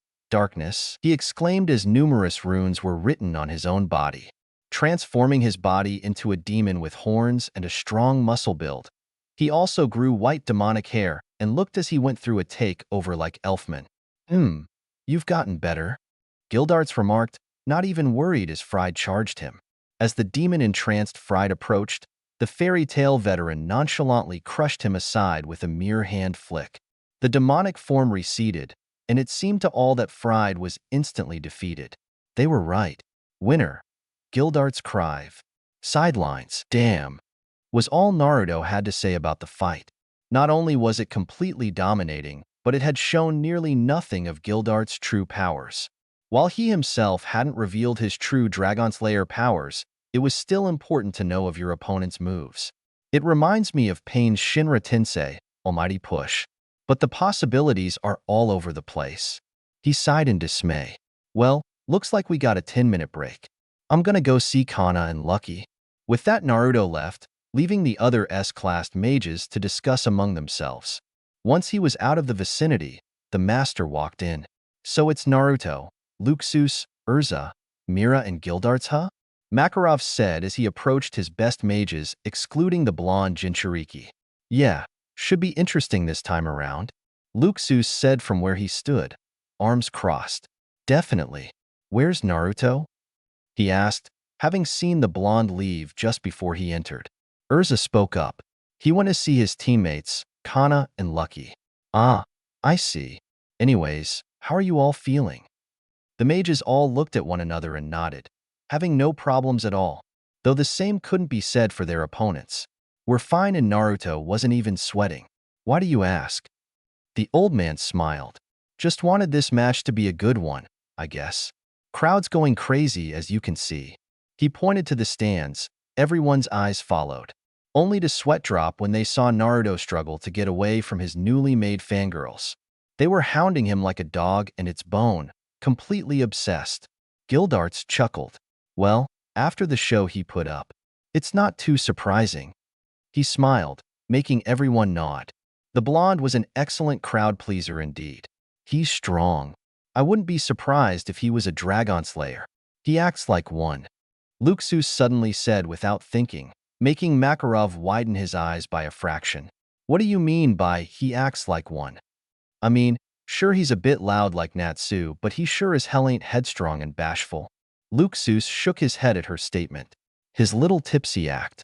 It kinda reminds me of a sleeping dragon that's ready to pounce on anything that threatens him. He's dangerous to approach if his magic was any indication. Gildarts chuckled at Luxus's declaration. I don't think it was an act. That brought a few laughs, but they all knew it was true. But yeah, Luxus is right. He's difficult to approach in battle. You'd need an attack that gets around his shadows, and not to mention he's very quick with his shadow manipulation. Urza nodded in agreement. It seems like fighting him one-on-one will only be foolish. He's hiding something and it's big. Everyone nodded except Mira, who looked at her rival with interest. Are you saying that you can't beat him without help? She spoke, eyeing the red-haired girl. Indeed, he seems very powerful. He's definitely on the mid to high tier of S rank like Luxus. Said man smirked. Nah, that might be pushing it a bit. I mean, come on. He took at least 4 minutes to beat Evergreen herself. He replied, making Urza shake her head in the negative. No, he wasn't even trying. His magical power didn't even lower, and it seemed as if he just wanted to put up a show. Mira nodded, having felt the same. He's definitely no punk. Kana told me that he finished A ranks without breaking a sweat. Also remember the hints he's been giving about his power. Winds? Shadows? He fights like that dragon from the old myths, she said, sending shivers of excitement down their spines. Indeed, it's a very old story. The dragon of the west, Tridantes, would descend from the sky and skewer anything that would trespass on his home. He would use his majestic wings to create numerous hurricanes and use shadows to sow seeds of destruction within the enemy ranks. Makarov added to put in the scare, only to fail as Luxus started laughing. Aren't those just little ghost stories? To his surprise, the elder man shook his head. I assure you, they are very real. Silence reigned in the air, a sign that they were all in deep thought. Makarov grinned inwardly. I see, well, breaks over it seems. The blonde said, still a bit shaken by the development. Well, what do you know? You're right, we were talking for a while. Makarov mused as he checked his wristwatch. 10 minutes had indeed passed. Get your butts down there and put up a show. 10 minutes before, with Naruto, a sigh of relief could be heard if one were to look closely at Naruto's position. He had just avoided his new fangirls by a mere second using Jiraiya's famous transparency technique. The blonde was now praying to the old hermit with all his gratitude, saying things like, I hope you got the harem you wanted, and I hope Tsunade Bachan stops hitting you. Said hermit was currently envious of his former student's luck from where he was watching in heaven. They're gone. Now where are Kana and Lucky? His eyes combed the crowd carefully, spotting the brunette near the top sitting next to a certain violet-haired woman. He sneakily crept up from behind them, telling the other guild members to hush on the way, a grin adjourning his features. Boo! A shriek could be heard from where they sat. Kana and Lucky turned around and saw Naruto cracking up at their foolishness. Gaining a tick, she proceeded to slam his face to her elbows, which elicited laughter from the locals. Damn it! Don't do that in public. Kana mock glared him, making Lucky giggle from the side. Sorry, hee. It was my inner prankster. He grinned sheepishly. So, enjoying the show? The sudden glare turned into one of a grin. Nodding, she proceeded to lightly punch him on the shoulders. Yeah. Evergreen didn't look too well after the fight, though. Why didn't you go all out? Naruto shrugged and answered half-heartedly. Dunno, didn't feel the need to. Why do you ask? Well, you never go all out. I want to see my drinking buddies full strength, you know. Naruto chuckled at the comment. And you never seem to fight seriously at all during missions. You just seem bored most of the time. Lucky added. Naruto sighed. It was true. He just didn't seem to enjoy fighting weak opponents. Well, it won't be a problem now. I'm in a match with all the S-classed fighters in the guild. They look tough, especially Gildarts. Dude didn't break a sweat fighting that fried guy. Don't get your hopes up, Naruto. You're strong, very strong, but Gildarts is on a level of his own. Even the master would have a hard time beating him at full power. The man became the ace of the guild when he single-handedly discarded 5 S-class criminals at once. 5 very notorious, very powerful villains, and all of whom were leaders of famous dark guilds. Naruto could only nod. It wasn't too hard to believe that in his opinion. With the amount of raw power that surrounds him, it's not too surprising. The man's like a walking beacon of pure power to my senses. Need I mention that he seems to have perfect control over it all? Geez, I wish I had that kind of control when I was a kid. He thought to himself. Don't worry too much about me, hee. I have a plan. His teammates looked at him curiously. And what's that? They asked simultaneously. Well, I figure that Luxus, Mira, and Urza are all more interested in fighting Gildarts, so I'll just let them wear him out first. Then I'll jump in and kick butt, he said, whilst thinking of something else as an afterthought. That or I hope that he pulls a Shikamaru and gives up. Haha, good luck with that. They aren't S-class because they're just strong, you know. They'll figure out your plot. Kana replied, laughing. Ma, we'll see. Well, looks like it's time, Naruto said when he saw everyone returning to the field. He nodded to his teammates, both wishing him the best of luck. Grounds, need I explain the rules? They all shook their heads in the negative. Then best of luck to you all, he said, eyeing the younger members in particular. Facing the crowd, he used a magic to super-enhance his voice to project his voice. Ladies and gentlemen, this is the final match. A 5-sided super battle elimination match. He aimed his hands at the resident blonde teen. We have our competitors. On one corner, we have the Dragon of the West, Uzumaki Naruto. Thundering applause could be heard, most of which were from his fangirls. A lot of squeals and marriage proposals could be heard in the air, embarrassing the resident blonde. On another corner stands our very own Luxus Dreyer, the S-classed magician. More applause were heard, bringing a smirk to his face. And here we have Urza the Titania. This time, there were marriage proposals from guys that could be heard in the air. There was also some from the women too, surprisingly. Mira Jane the Devil. The stadium started stomping their feet to intensify the excitement in the air. And we have our one and only Gildarts. And with that, everyone got to their feet and started screaming for the competitors to start, growing impatient. And now, Makarov drew out the statement a bit longer, making the crowd grow even more impatient. Waiting for the right time, the tension cut as he brought his hands down to signal the start. Begin. Fight.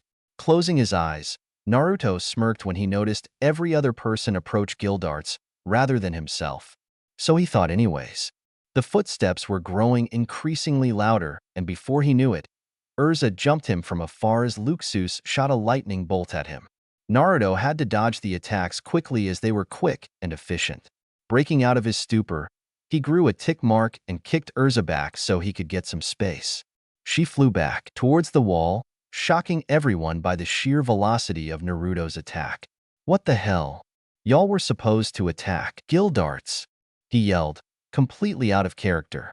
Touya, whom listened in on his plans, snickered at him. The red-headed woman got back up and looked at him, wincing at the slight pain she was in. What makes you say that? Urza and Luxus said at the same time. Well, you guys were so excited about fighting Gildarts. Now you're attacking me? Hypocrites. All of you. He pointed out like a monkey, making his teammates in the crowd chuckle. Well, there was a little theory we came up back during the break. Urza started, narrowing her eyes at him. And well, we agreed to satisfy our curiosity before fighting the big man. Luxus finished, smirking as he saw Mira approach from behind him. Ah, so is it true? She asked him. Naruto grew confused, not knowing what they were talking about. What? That you're a Dragon Slayer? Infirmary, few minutes prior. Come on, Gray. I want to watch the last match. Yelling was heard from the infirmary. A certain rosy-haired Dragon Slayer, had just awoken from his fight and smacked Gray out of his dream. Where am I? He said, rubbing his eyes. In the infirmary. That means you lost. Ha ha ha ha ha. Gray grew a tick mark on his head and smacked the rosy-haired teen upside the head. If you're in here, then that means you lost Touya. Idiot. He screamed back, not noticing the killer intent from behind both of them. Will you both shut up? I'm trying to sleep. This time it was Evergreen that screamed at them. Satisfied by their silence, she proceeded to plop back into bed and rest peacefully. Crazy lady, Gray mumbled, eliciting a chuckle from beside him. The raven-haired boy tilted his head and saw another member of the Reijinshu, Fried, smiling down at him. Don't mind her, Gray. She is still upset over her defeat. Shut up. Anyways, let's go watch. It should be getting started any time now. Natsu and Gray nodded and followed the limping mage out of the room. Are you okay? They asked as they walked down the hall. Don't mind me. I'm blessed to even be able to walk after fighting Gildarts. They nodded in agreement. So who's in the finals? Natsu asked innocently, making Fried go into thought temporarily. Naruto, Luxus, Urza, Mirajane, and Gildarts. He said as they approached the exit. They saw Luxus, Mira, and Urza approaching Naruto like predator on prey. So is it true? They heard Mirajane say with a curiosity laced in her voice. What? Replied the blonde. That you're a dragon slayer? Eyes widened across the stadium with Natsu as the widest. Naruto looked at her, then at Makarov. Seeing his expression, Naruto could only sigh in resignation. So that cat's out of the bag, he thought. What makes you say that? Urza shook her head. Your nickname and the way you act. Your powers as well. It all points to one thing. Mira stated with the other two agreeing. Is that so? He smiled and closed his eyes, only to reopen them as it changed from vibrant blue to pitch black with red slits like his master, surprising most of the crowd. Natsu said from his position, confused to the situation. They had just accused someone of being like him. Why don't I just show you? He said sinisterly, sucking his breath in a familiar manner to Natsu earlier. Alarms went off in all their heads as they saw so, and without wasting a second jumped out of the way right before the newly found-out Dragon Slayer unleashed a rip-roaring amount of power from his mouth. Yoryu no Hoko. Night Dragon's Howl. Next chapter. Dark Dance. End. Well, hope I didn't disappoint you all. The next chapter will indeed be the true premiere of Uzumaki Naruto, the Dragon Slayer.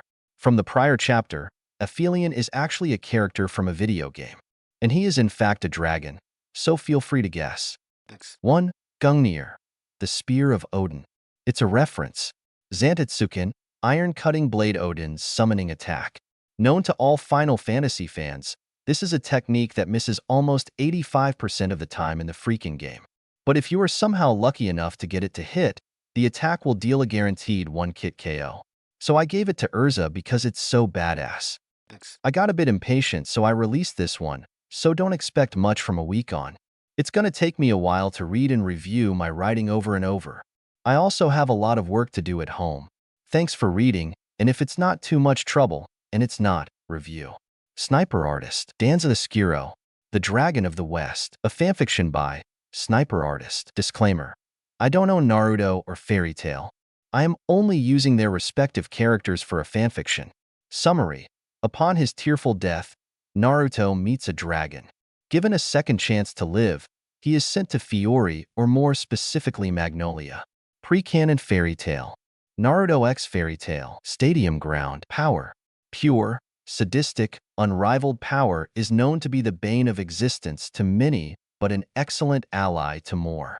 It's not something that can be taken, but rather accumulated over a long period of time and hard work. True power is far more valuable than just life. It requires commitment and unrivaled determination. Those who dare tame such a thing are to attain the status of legendary. Why? Because those who keep power uncorrupted can only be called one thing. Legendary is the perfect word to describe the teenager in front of them. I can't believe it, Urza mumbled as she stood back up to her feet, waiting for the dust to clear from her eyes. The sheer amount of raw magical power in his attack nearly sent them all packing early. She opened her eyes and took a good look at the result of the attack and was surprised when she saw right in the middle of the stadium-wide crater that seemed to go down a few feet. Incredible! She stared in awe along with the rest of the crowd. The fight. Maybe I overdid it. A certain blonde mumbled to himself as he saw the destruction his technique brought, eyes returning to vibrant blue. He wasn't surprised since he put approximately 1/10 of his magical power into that one attack and condensed it a bit. If he had condensed it harder, it might have been lethal, and he did not want that. Not bad. The blonde heard Gildart's muse from the other side of the crater. The veteran seemed unfazed by the attack, but was still impressed nonetheless. He hadn't moved from his spot and looked as if he were untouched by the dust. So how about it? Naruto spoke aloud, directly challenging the fairy tale ace. Said man chuckled and shook his head in the negative, confusing the blonde teen. I would love nothing more to fight you, Naruto-san. But Luxus over there wouldn't appreciate it much. As if right on schedule, a bolt of lightning shot towards the young sage at high speeds, alerting everyone by the sudden sound wave. Sighing, Naruto formed 3 quick one-handed seals and placed his palms in the direction of the bolt. Futon, Shinku Kyushu, vacuum suction.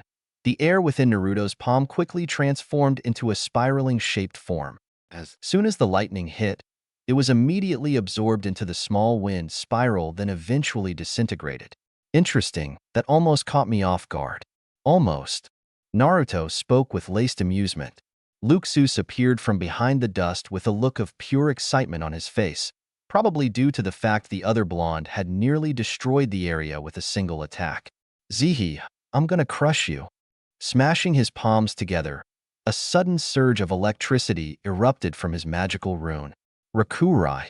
Thunderbolt, Luxus exclaimed, shooting multiple branches of lightning at the resident Jinchuriki without a hint of mercy. Shaking his head, Naruto commanded his shadows to shield him from all sides. Kage Aisha, shadow projection, absorbing the attack like what he did with Evergreen. The younger blonde promptly redirected it back at Luxus using the shadows from behind him. But instead of screaming in pain like Naruto expected, he stood there unmoving, with a smile on his face. How odd. I thought a powerful attack like that would have you on your knees. The young sage mused aloud.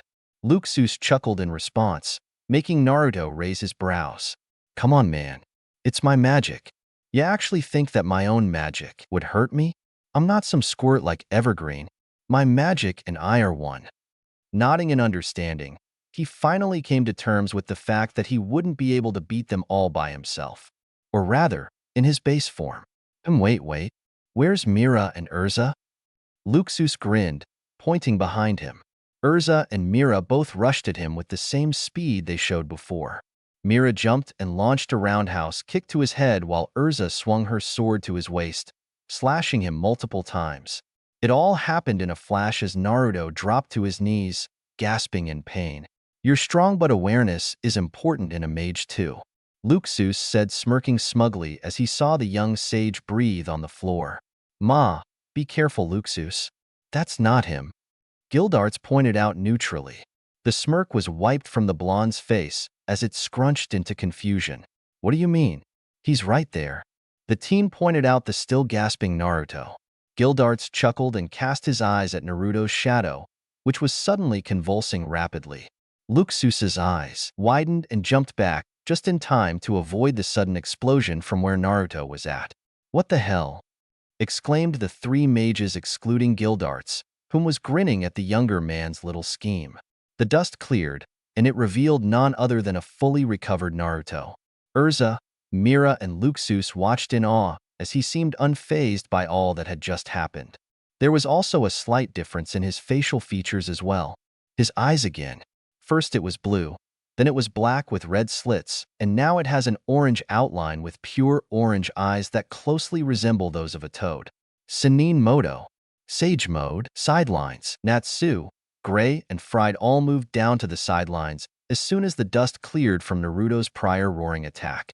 They had wanted to get a first-row seat to probably one of the most incredible matches in the history of the Mage Mash itself. As they got down there, though, it was apparent that they weren't the only ones interested in the fight. Nearly the entire guild had come down from the stands, excluding Mistgun.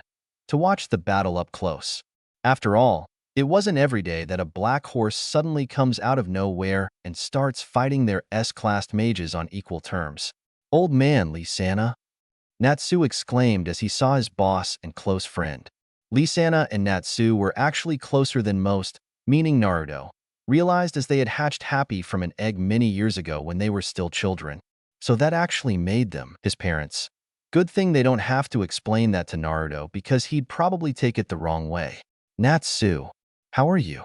Are you okay? You shouldn't have done that. Luxus isn't some wild animal, you know. He'll counterattack you." Suddenly flustered by her barrage of questions and criticism, he was left confused as to what to say. Much to the amusement of everyone around, she started to check his temperature, asking him if he was dizzy and stuff like that. "Ahahaha, I think that's quite enough, Lisana-chan," Makarov said, chuckling from the side, watching the fight that was going down with a close eye. It was very weird for him to watch since everyone had been focusing on Naruto rather than Gildarts, but the entertainment was still there. "Master, about Naruto's?" Fried started, not really knowing how to start the conversation. He was really interested about his powers due to the confession a while ago. The confession being a powerful, magical enhanced roar that created a huge crater in the stadium ground. "Yeah, I don't really know much about his powers as a whole, but I know his teacher." Everyone's interest perked at that mention, obviously wanting to know the name of the dragon that taught him. Natsu's master and currently missing surrogate father, Igneel, had taught him many things including letters and cultures. Not to mention butt-kicking Dragon Slayer moves. I'm sure some of you know the old bedtime ghost story. Tridantes of the West. Gasps arose from half the guild, some of them of understanding and amazement. "Seriously?" Kana asked aloud, making everyone look at her with weird eyes. "You're his teammate. Why didn't you know?" Makarov deadpanned at her, making her huff with a blush adjourning her features. "Every time I asked, he'd always say something like, hee, that's my little secret Kana-chan," then prance around to change the subject, and it would work every single time, she admitted, hearing laughs from the background. Not to mention he never really tries too hard on missions.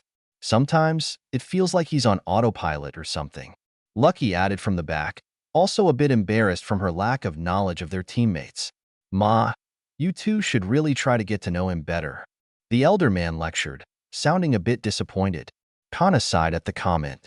"That's not the problem. He just doesn't like talking about himself for some reason." "Who am I to pry?" she defended, eyes softening. She didn't want to mention Deliora because Gray was nearby. Knowing him, he would start getting depression by just mentioning the monster. Forgetting all that, how goes the fight? Macau, another guild veteran, spoke up in haste, not wanting the seemingly fun conversation to go the wrong way. Satisfied when they happily forgot the prior tone. "Naruto is stepping it up, it seems. What's up his eyes, though? It's like his base aura just changes in an instant when they change. Blue was his regular base form. Black was his sinister form, and now it's orange outlines? Weird." Lisana mentioned with her brother, Elfman, agreeing from the side. It had, in fact, been obvious to them all, being mages themselves. Despite that, they have yet to figure out just what it all means overall. "Indeed, good observation, Lisana-chan." Makarov ruffled her hair, making the young teen smile and blush. "Master, what was up with the explosion a second ago?" "I wasn't really paying attention," Gray mentioned quietly. "No need to be ashamed, my boy. Naruto's magic is very tricky. As you can see, even my grandson was fooled. You see, he has the ability to command shadows and jump into them as well. I am assuming that there is a void world between our world and another. So you see, when we weren't looking, Naruto made a clone and jumped into its shadow to rest after his roaring attack. The Naruto that was hit by Mira and Urza was actually a clone whilst he lay safe within its shadow." Noticing that nearly everyone was lost halfway through his explanation, he just stopped and sighed. "It's better if you guys just watched." They all nodded and proceeded to do so. Back to the fight. Gildarts watched calmly from his spot as Naruto opened his orange, horizontally slitted eyes. The boy had amused him quite a bit, seeing as he was always surprising people again and again. It was pretty entertaining to watch. It's like watching a manga. he thought to himself with silent glee. Naruto, on the other hand, mentally patted himself on the back for his quick thinking. Going into the shadow world, as he dubbed it, he was able to quickly enter Sage mode without too much hassle. Though it was quite a limited amount, it'd have to do. There wasn't a lot of natural energy in the Otherworld after all. Why don't you ever use my chakra? He saw the fox pout mentally, looking seemingly innocent. Naruto could have laughed at that if the situation wasn't so important. They're not using lethal attacks on me. Why should I do the same? He countered, making the fox snort and recede back into its cage to watch the show with what looked like popcorn. Naruto mentally sighed. The fox was getting more and more human even if he didn't realize it. All right, let's get on with this, he heard Luxus say as he charged, lightning infusing with his body similar to Natsu and his fire butt. Naruto was prepared. Dodging the attack from Luxus, Naruto formed a small sphere-like energy in his hands and slammed it into him. Rasengan, spiraling sphere. The attack sent Luxus flying back, forcing him to cease his attacks momentarily to rest, which was good because Urza and Mira were still behind him getting ready to pounce like a lion does to its soon-to-be meal. Distract him. I'm going full form, he heard Mira whisper to her. Urza nodded and closed her eyes in temporary concentration. Tenrin no Yoroi. Heaven's Wheel armor. Her usual heart cruise was suddenly replaced by a white male that seemed to have wings on the back. Behind her was a whole warehouse of swords that seemed to glare at him dangerously. That looks interesting, Naruto replied dully, eyes half-lidded. Dance my swords. Raising her two main single-handed swords in her hands, she commanded them to launch towards the blonde. Circle swords. Smirking, Naruto brought his hands up towards the attack. A rune circle appeared right in front of his hands like a summoning circle. Yoryu no Sabeta. Falvern. Night Dragon Sword. Falvern.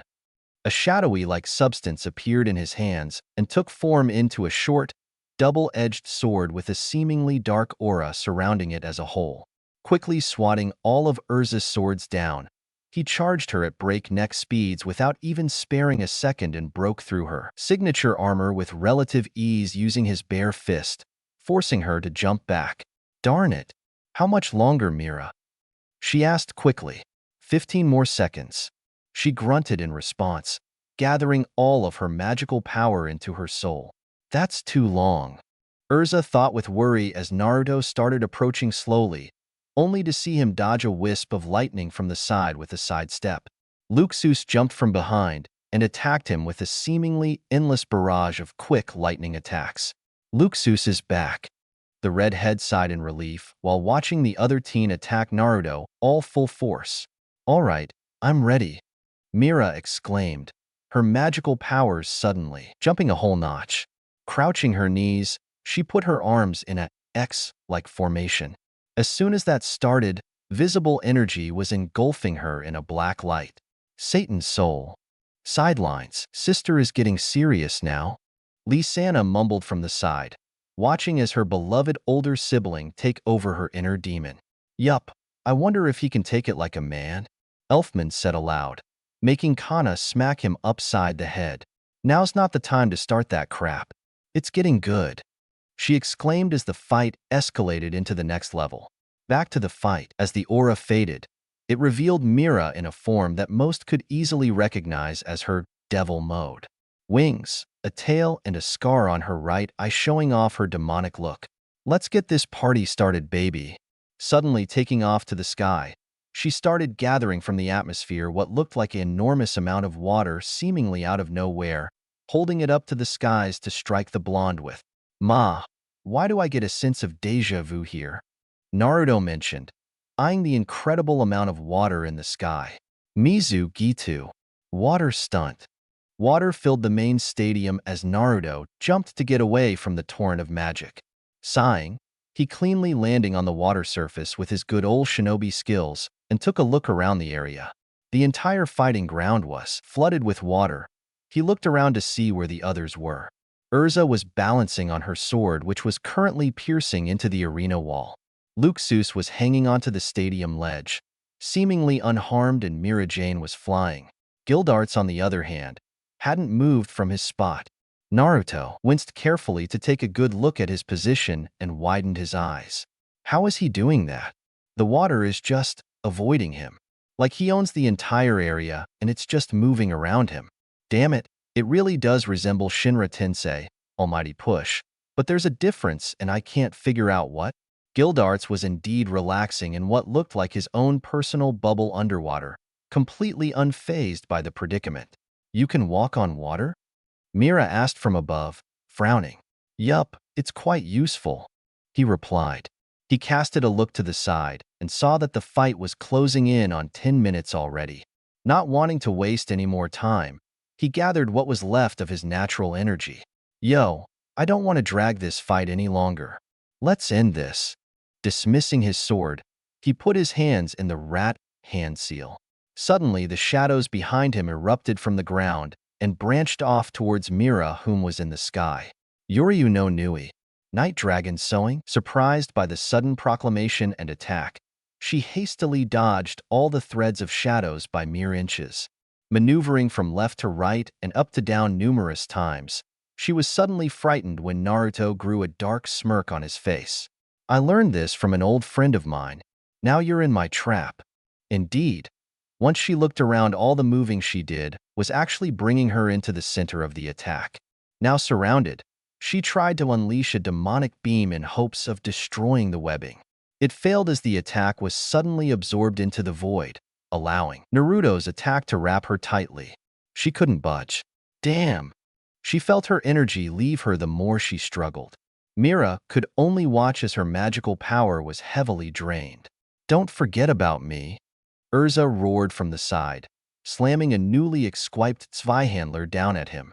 Dodging the attack, Naruto let go of his shadows and allowed Mira to slowly fall into the mini lake she created, out cold. And then there was 3. But man, for you guys to force this form to such an extent was beyond my expectations. I'm almost out of nature to use, it seems. He spoke aloud. Well, you are definitely beyond most of us. Why did you hide your skills? Urza asked aloud. Naruto shrugged. Dunno, never felt the need to show it, he said, and before the fight could go on, the master stepped in. Mirajane is unable to continue. That is the end of part 1 of this match. 5-minute intermission, he announced, making the crowd deflate from their anxiety.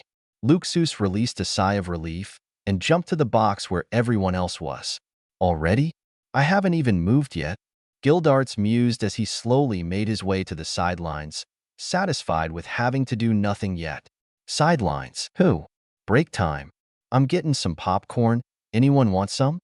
Macau asked as he was about to leave, nodding when he saw 4 others complied to him. Wow, I can't believe sister was beaten so easily. Lisana marveled, Natsu agreeing with her from the side. Indeed.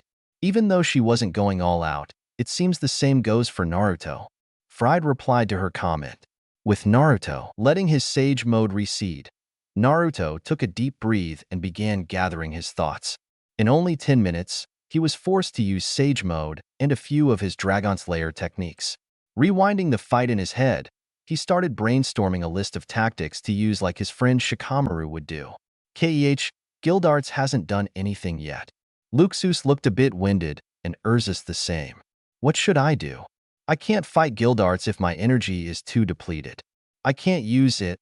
That would be a bit overkill, and if Tridani's ever found out I used it now, he'd never let me hear the end of it when we meet again. The demon cloak is out of question. Don't want to be unconscious after the fight. I guess regular Dragon Slayer moves will have to do for now. I haven't shown them much yet anyways. Well, guess it's time to let the inner monster out to play, he thought to himself. You really mean it? The Kyuubi exclaimed, pouting with no shame whatsoever. No, I meant it figuratively, Naruto mentally replied, chuckling when the fox snarled at him. Oi! Breaking out of his mental conversation, the blonde tilted his head and saw a flash of pink. Natsu, he thought. Yo. He waved. Why didn't you tell me you were a Dragon Slayer? He said, unusually solemn. Naruto softened his eyes. Sorry, kid. I had a few reasons. The thing is, I know that the dragons disappeared, but I don't know where. I didn't want to get your hopes up. And another reason was mainly because I wanted the upper hand in the tournament. The answer made Natsu nod, understanding his purpose. But he wasn't ready to give up quite yet. Where was the last place you saw your master? Maybe I could find a clue. I need to find Igneel.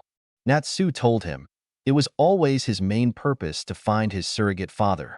Naruto looked in his eyes and saw a familiar frame. One of worry and the other of desperation. The blonde side. They were very similar when it came to solving problems. All right, how about this? A week after this tournament, we'll go to the ruins of the Dark Knight and look around. I can't promise you anything, but if it can help you find your friend, then why not?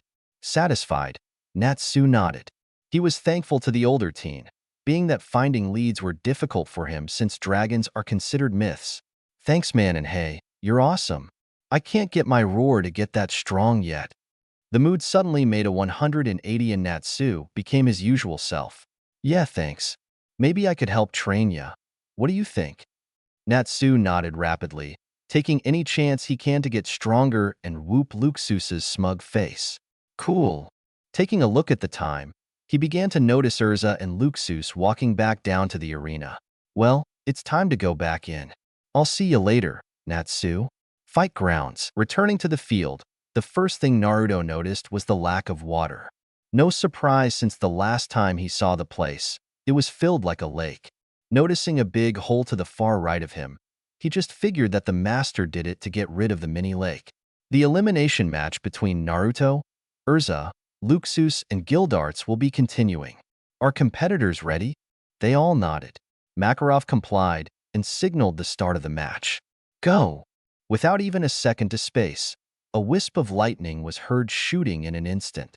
Naruto was surprised that it wasn't aimed at him. Fortunately, looking again, he saw that it was headed towards Gildarts, whose facial expression remained in a grin. Said man just eyed the bolt and casually waved it off, sending it to the sky. Aw, now I have to fight, huh? Gildarts mumbled as he chuckled. Well, my curiosity is filled. I don't feel like making the punk over there fight 2-on-1. Luxus replied, smirking. Naruto wasn't angered by the development at all. In fact, he welcomed it. Said blonde turned to the side and saw Urza nod. Your fight is with me. Luxus wanted to fight Gildarts. The blonde sighed in relief and decided to take their fights separately. Sprinting off to the other side of the arena, he saw Luxus nod appreciatively towards him. Now, it's finally time to show Magnolia, no, the world just who I am. I am Luxus Dreyer of Fairy Tale. Determined to become the best, he clapped his hands together and mustered all his strength to fight the man he respects the most besides his own grandfather. With Naruto and Urza ready? Naruto asked, looking at Urza with caution. Before we start, I want to ask you something. Curious as to what she wanted to say, he nodded. Just who are you? Perplexed by the question, his face scrunched up in confusion. It was probably the oddest question to ask him, seeing as no one ever really bothered with that. The last person that had asked him that was himself. What do you mean? I'm Naruto Uzumaki. Blonde, blue eyes, about 5 feet 11 inches in height and over the top handsome. He joked. That's not what I meant. I wanted to know who you are. Home, hobbies and such. She continued apathetically, confusing Naruto even more by the nature of the question. Well, I came from the West, a bit isolated. Hobbies? I like training, I guess. Oh, and I like ramen. He added cheerfully. Urza nodded. I see. Now is that so difficult? He didn't understand what she was getting at. What? Telling me about yourself. Was that so difficult? Realization dawned upon him. Are you upset that I didn't tell you about my powers? I just wanted it to be a surprise. The red-haired teen stopped him and shook her head. That doesn't matter. While you are a very kind person, it feels as if we don't know you. Not even your own teammates know you that well. We are a guild, are we not? She asked rhetorically. I see. I am. Sorry if it feels like I've been closed off to you all, but I would prefer to keep my past to myself, he replied, feeling a little sting of guilt within him. Naruto didn't like keeping secrets, but here in a new world, it was unnecessary. No one needed to know about the demon within him. No one needed to know that he was one of the best shinobi of his time, and they certainly didn't need to know his past story. The thought just left a feeling of distaste within him. That is fine, there is nothing to apologize for. But remember that we, as a guild, are family. We share as much happiness as we do pain. She smiled at him, telling him what their guild master had told her long ago. Even though I have only been here for a little over a month, I've already began to think of you all as my second home away from home, Naruto said, returning her expression. How foolish of me. I didn't even realize it. That is great. Now enough of this. Arm yourself. Naruto couldn't help but chuckle. There was never a dull moment in this dimension, it seemed. Very well. Snapping his fingers, he summoned from the darkness 2 weapons, like he did before with his Falvern sword. Yoryu no Ryutu. Night Dragon's 2 swords. Tizona. On his right, a black and purple swords appeared before him. The sword was wrapped in numerous cloths to seemingly represent its birth of royalty. Kalada. On his left, an inverse of the Tizona appeared before him. This short blade is a few inches longer than its partner the Tizona and is much heavier than it looks. I must warn you, Urza-san. I am quite skilled in the art of the sword. Dual wielding is especially my favorite since it is as unpredictable as I am, he said with a smile adjourning his face, one that Urza returned. You aren't the only one with an ace. Her rune circle engulfed the area. Screaming as her power level rose, she summoned her current best armor. Exquip, Purgatory Armor. A pure black, spiked armor suddenly replaced her other. No opponent has ever defeated this armor before. She roared, grinning widely. Then I will overcome that odd. Like everything else that has been placed in front of me. Engaging her in close quarters, Naruto noticed that her speed and power had increased dramatically. Though it wasn't really a big improvement in his shinobi eyes, it was still something to behold. He wanted to test her out further, wanting to get a read of her current strength. Of course, he could have crushed her to the ground, but it wasn't necessary seeing as they are comrade in arms. You're good, he said, seemingly carefree. Urza didn't respond, opting to growl instead, her entire manner from before disappearing. The armor must affect her personality. Huh, doesn't surprise me. I guess I'll just finish this now. Sorry, Urza-san, but I don't feel like playing anymore. Crossing his 2 blades, he closed his eyes in blink concentration. Reopening his eyes, they appeared to be black again. Yoryu no Odori. Night Dragon's Dance. Summoning his shadows to engulf his swords, he ran at full speeds towards her and unleashed his nightmarish assault. Shotgun. In a flash, countless sword slashes were executed in such refine that the crowd couldn't help but get dizzy. In a mere 2 seconds, peels of her armor were shredding to the floor at a massive pace. Flash. Once her armor was gone, he stabbed his swords to the ground. Naruto crouched down to his knees and kicked her in the air, and without a moment to spare, he jumped up after her and delivered a magical and forced kick to her abdomen. The result ended with the red head flying towards the stadium walls in dead-ended speeds. As the dust cleared, she dropped to the floor with a thud. Unconscious. Ma, I hope she didn't get hurt too bad, he mumbled, returning to his regular state. Tilting his head, he saw Luxus on the ground, looking up to Gildarts, whom seemed to be remaining unhurt. Like 30 seconds ago, Luxus couldn't believe it. After all his hard training, his great tenacity towards his goals, Gildarts was still that far ahead of him. The man didn't even seem tired, much less sweating. He didn't do anything to him. All his attacks went down the drain as soon as it neared him. Luxus was tired. Most of his magic had already left him. You've gotten good, Luxus. Gildarts commented, only for the blonde to snort. Not good enough. Why are you so strong? He asked in between breaths. Ma.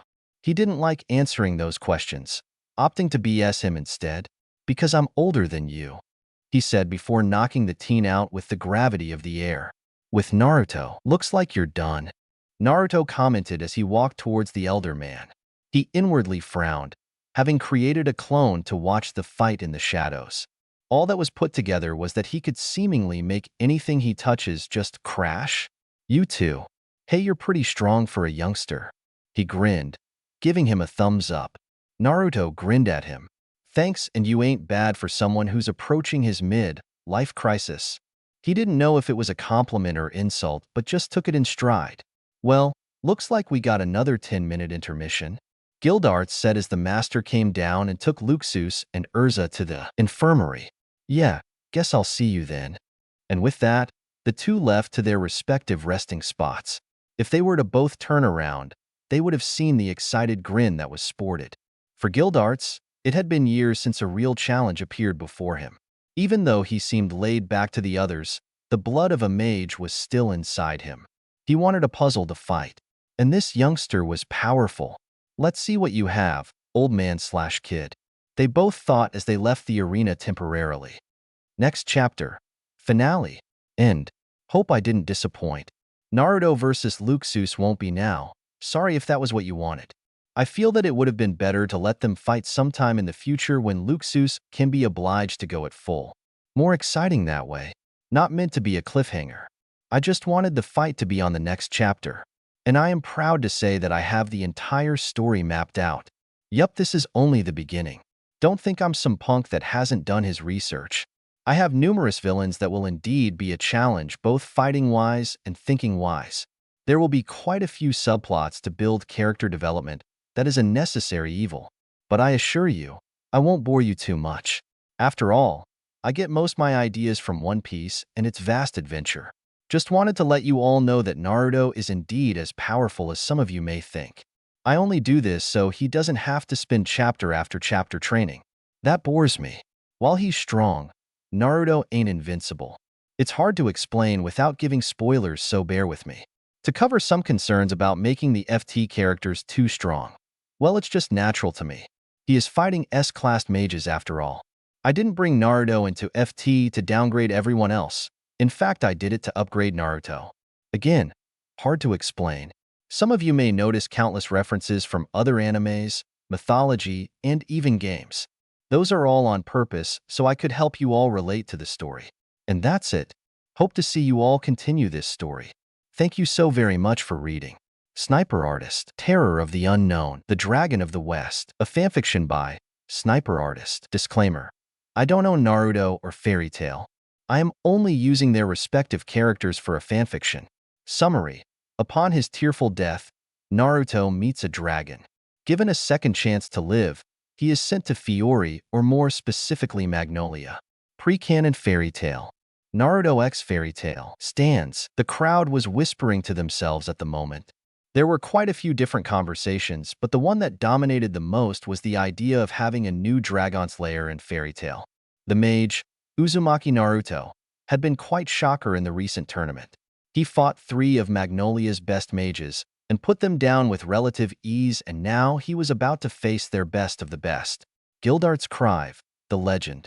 Who do you think's gonna win? A random civilian shouted out, seemingly wanting some attention. Definitely Gildarts. That new guy is awesome, and all but old Gil is basically untouchable. Some other random civilian woman spoke out, confident in the old school. I don't know. That Naruto guy has been very surprising lately.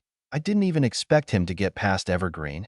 There were a few shouts of agreement in the air for that comment. As they chatted among themselves, another being was watching the tournament with an interest.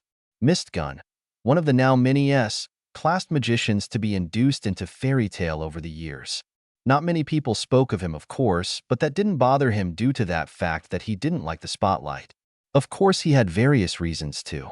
The masked man found himself in deep thought, seemingly confused as to the identity of the blonde sage.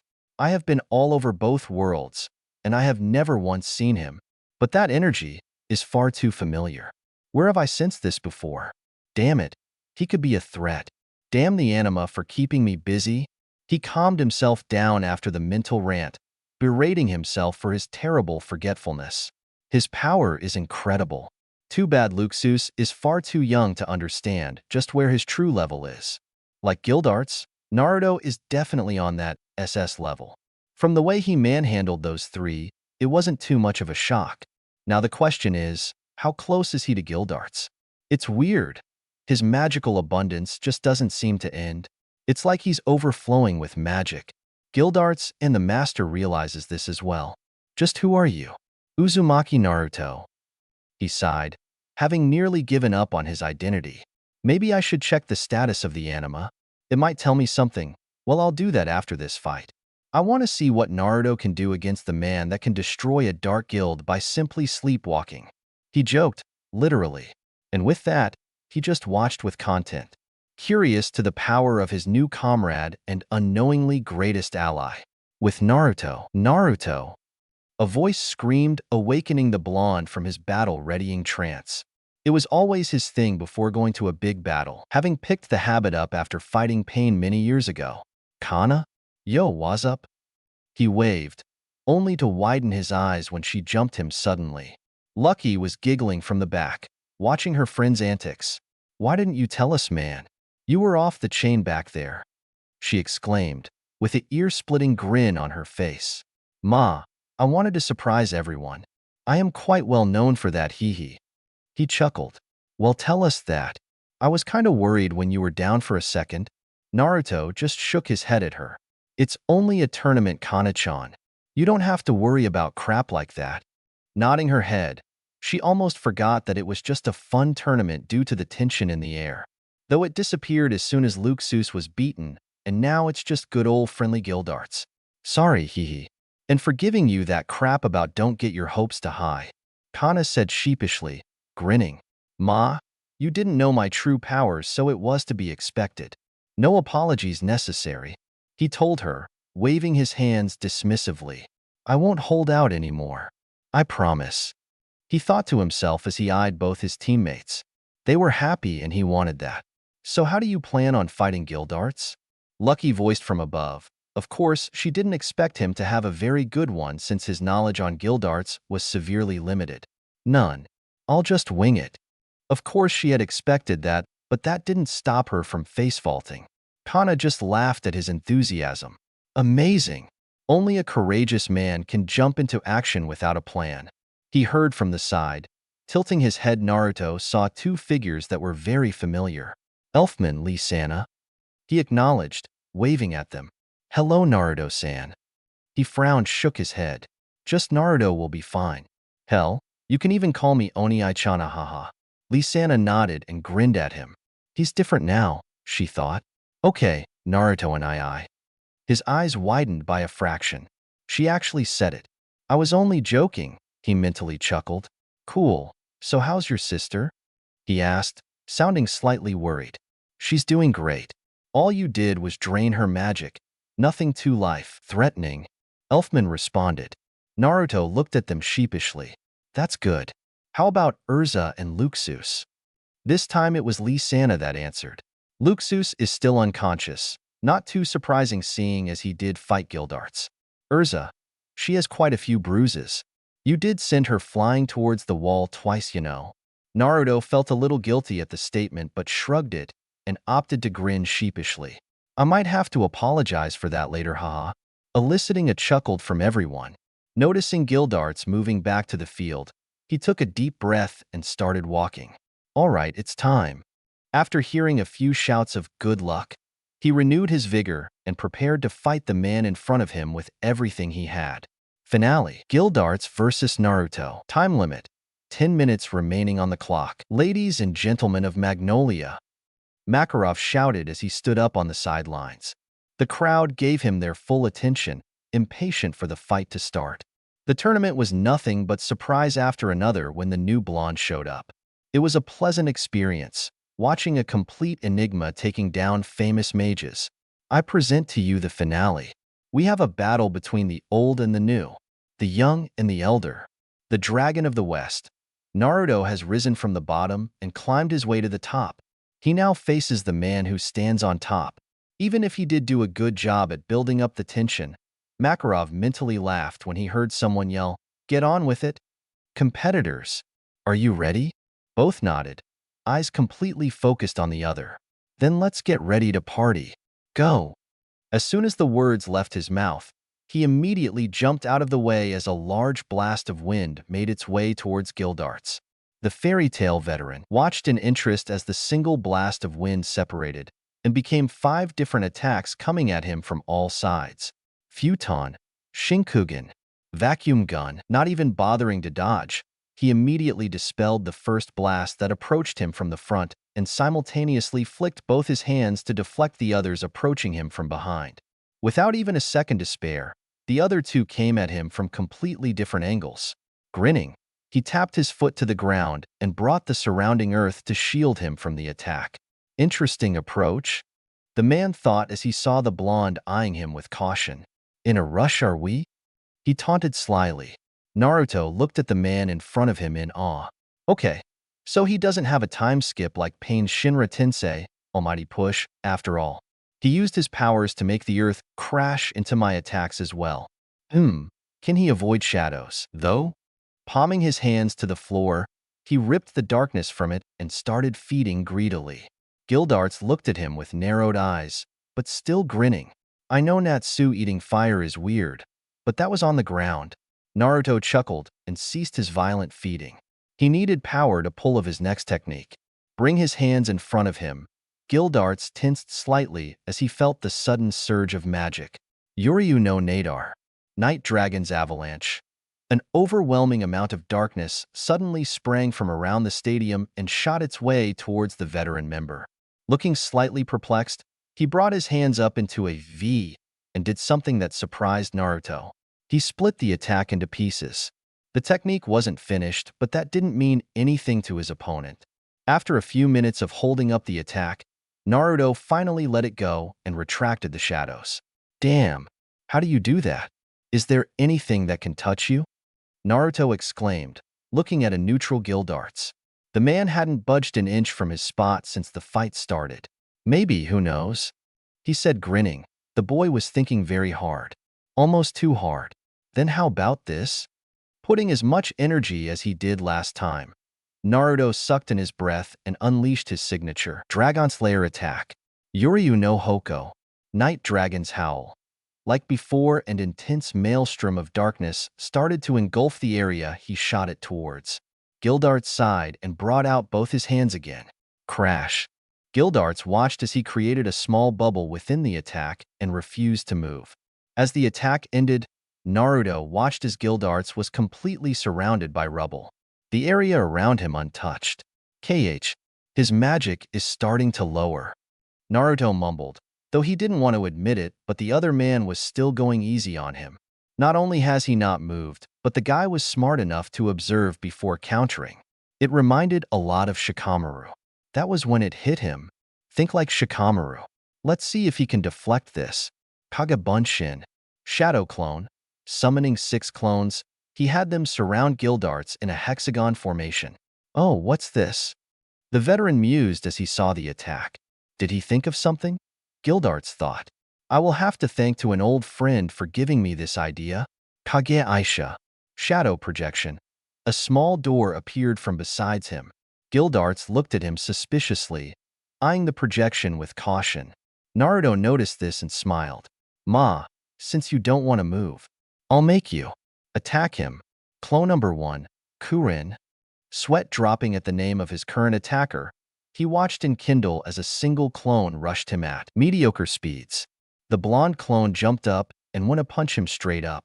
As Gildarts was about to destroy him as he inched closer, the clone suddenly disappeared as a blast of wind came out of the clone's stomach and launched at him at full force. Startled, the elder man jumped back and tried to avoid the attack, succeeding only partially, leaving where he once stood as a pile of craters. What the hell? Ah, I see. Very clever.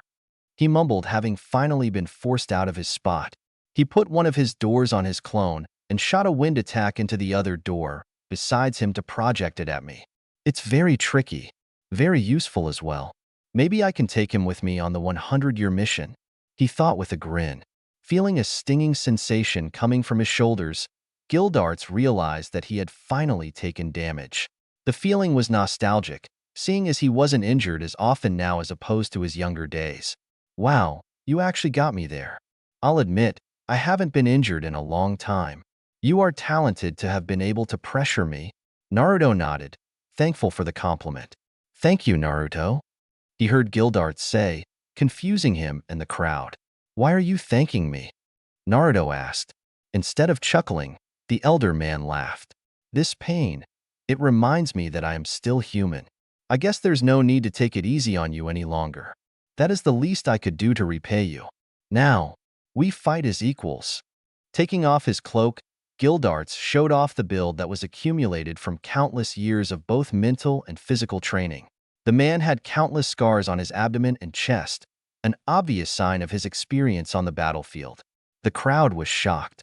The new guy, Naruto, whom looked to be only about 15 years old, managed to actually harm the seemingly invincible Gildarts. Even if it was a slight scratch, Naruto was still holding back and they all knew it. Sidelines, the guild stood slack-jawed as they saw their best mage wincing in slight pain. No one outside of the master himself had been able to do that as far as they were concerned. HHH. Macau tried to put what he saw in words but couldn't. The boy, who seemed to be nothing but a big pile of surprise, just gave them another. Now, a few days ago, he wouldn't think of this as possible. Naruto just seemed to be your everyday B to A class-level mage, which was still impressive. But to see him go toe-to-toe with one of the few SS-classed mages in the world was a sight to remember. He got Gildarts, and it was good, Gray said, looking at the blonde whom was fighting with awe and respect on his 14-year-old frame. He just winged it, Lucky mumbled, looking at Kana, whose mouth seemed to be on the ground. It was a funny sight, really. Oh, hell yeah. Show them the power of the Dragon Slayers, Natsu screamed, waking up nearly everyone in the stadium from their shock. As soon as it registered to them, everyone stood up and started cheering excitedly. They were wild, screaming for the match to go on.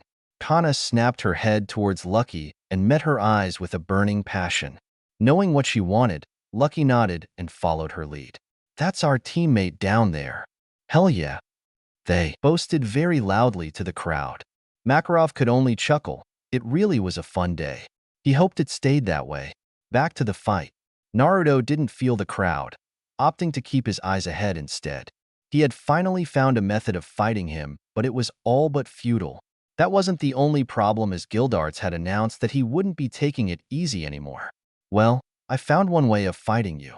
Never thought it would be so difficult, though. If only I knew Hiration. Damn you, Dad, for making it so damn hard to learn. I don't have many techniques that allows me to do what I just did now. What should I do?" He won't fall for the same trick twice. "Well, all good things must come to an end, I'm afraid," he heard Gildarts say with a serious voice that just didn't seem to fit him. Said man slammed his hands to the ground, making Naruto's eyes widen as the floor started shaking, jumping to the safety of the wall as multiple dull spikes shot up and destroyed his clones. "Good reflexes," Gildarts commented dully. Naruto felt another subtle rumble from behind him and moved as he was nearly engulfed into the floor.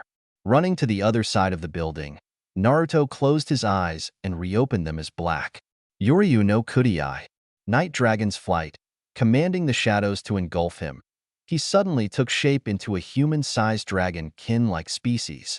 Spreading his wings, he jumped and flew into the air to take a look at the spike-littered arena. Earth? No, that's not it. Suddenly feeling a surge of energy approaching, he quickly maneuvered to the left in time to dodge a seemingly invisible attack from the air. Naruto widened his eyes as realization dawned on him. "There's no doubt about it. Is that your power? Crashing matter?"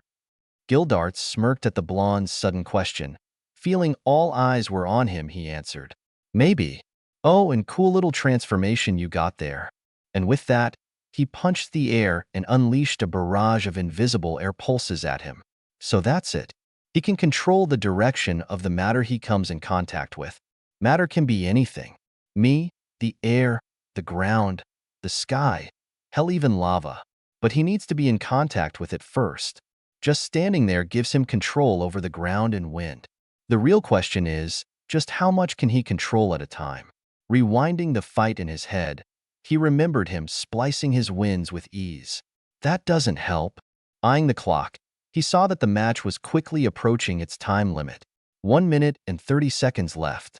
If I use that technique, I might be able to beat him. Dodging the numerous amounts of attacks the man sent at him, he began to contemplate his final approach. I'll use it. I have no reason to hide it any longer. Flying to the center of the stadium, he closed his eyes and put his arms into an X formation. Gildarts felt the sudden, incredible surge of energy and opted to see what the kid was planning. Naruto was feeding on the surrounding darkness. That's a hell of a lot of power he's absorbing. Have you found him? A small, feminine voice spoke. She was somewhere in the middle of Magnolia, looking for a man her master wanted dead. Yes, he is at Fairy Tail as we speak. One of her followers answered, sounding relieved. Good, attack him. Kill Ivan Drayer now. Understood, my lady. Sidelines, he is gathering a huge amount of darkness. What is he up to? Asked Fried, whom was watching the fight with a keen eye. I don't know, but it feels familiar. Natsu said from beside him. Fried perked an eyebrow at the mention. What do you mean, Natsu? Well, when Dad was teaching me, he showed me one of the Dragon Slayer's final form. I never had enough power to pull it off, but it feels so similar to what Naruto is doing now. Fried nodded. What was this form called? Scratching his head, Natsu tried to muster up an answer but failed. Don't remember. Fried face-vaulted. Oh well, he thought with a silent chuckle. Zahaha, you taught him that? Aphelion roared with laughter. Tridanes wasn't the type to teach humans in the first place, and never had he expected the guy to actually teach such a powerful move to a human. He had the power to use it, but to even think of using it against a mere human, his opponent must be powerful. Tridantes said, eyeing the fairy tale ace from where they watched. All the other dragons were impressed by the blonde's sharp thinking to land such a tricky tactic before with his limited resources. Now they were watching him go into a form that most of the lower-tier dragons feared. He must have been one impressive pupil. Aphelion replied, looking at his brother with slight amusement. I only teach the best. Ha ha ha. Hee hee hee. Stupid fairy tale won't know what hit them. A man voiced as he was sneaking around the building. This man had a name that everyone in Fairy Tail knew. Ivan Drayer was in exile, having committed numerous crimes under his name. Many years ago, he was banished by Makarov for his crimes, and now he was planning an ongoing revenge. This man was and still is a sick, greedy bastard. The worst of them all. Now where is that document? Before he could continue, he dodged a blast of magic that came from behind him. Who are you? He asked as he turned around, only to smile when a half-naked, armor-wearing woman approached him with caution. Why, hello there. Now can you explain just why did you attack me just now? He said while eyeing her hourglass body with intent. The woman shook her head, disgusted with the man she was asked to kill. Ivan Drayer? She asked, eliciting a malicious grin from the man himself. Oh yes, that's me. How can I help you? Instead of answering, she shot another blast of magic that seemed to originate from the wand in her hand. Lord Hades has ordered your execution. Now die. And with that, all hell broke loose. Fight. Gildarts looked up and saw that Naruto was done gathering his energy, but still hadn't moved from his spot. Why? What's wrong? He asked. Naruto's eyes were closed in concentration and allowed his wings to recede. Dropping to the ground like an angel of death would approach its target, he walked up slowly and opened his eyes. This is the end. The air around him started to wisp and sickle, surrounding his body like an armor. The darkness also joined in with the winds and engulfed the blonde hole, making Gildarts look at him with caution due to his sudden power-up. Talk about a jump. His magical energy just skyrocketed. Let's do this. Dragonfo dash. He was suddenly cut off as an explosion plummeted in the distance. Dropping his form quickly, he jumped to the arena roof along with every other mage in the area to see what the problem was. What they saw sent waves of anger and worry through their hearts. Their home away from home was burning to a crisp along with parts of the town. Naruto winced his eyes and located a few of his clones, following the silhouettes from earlier. What the hell? He whispered, rage building in him. What in the world is going on? Why is our guild on fire? He heard someone whisper angrily from where he stood. Master! The blonde called, waiting to hear the old man's orders. Right, Fairy Tail. To me, he commanded, every member suddenly in front of him ready for orders. Everyone but Naruto, Gildarts, and Mistgun. Start evacuating the civilians. Keep them safe. They nodded and left to fulfill their orders rather hesitantly, most preferring to go check on their second home. As for you three, we're going to see just what the hell is going on. And with that, they jumped down to the floor and sprinted towards the guild at full speeds. The four of them angry and worried beyond belief. The culprits were all going to pay. With Kana Alberona was currently heading towards the infirmary to get her friends whom participated and lost during the tournament. She rushed, not wanting to be late to inform them of the dire situation.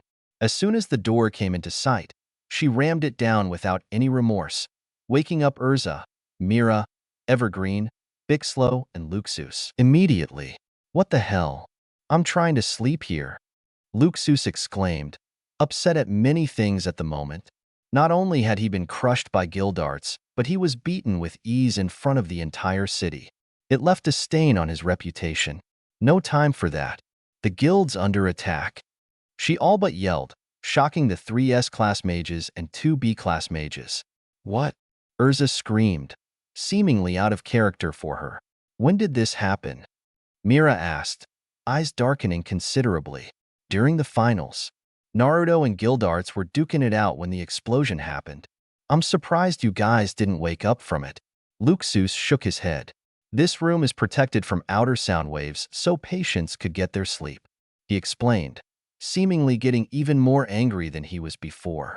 Damn it, no time to waste. What was Gramps' order? Luxus asked, knowing his grandfather probably went to check the problem himself. He told Naruto, Mistgun, and Gildarts to come with him to the guild and ordered everyone else to keep the civilians safe. Nodding at her, he stood up with a slight shake in his knees, obviously a side effect from his fight from prior. I'm going to the guild and back up Gramps. Evergreen, Bixlow, find Fried and follow the master's original orders. He commanded them.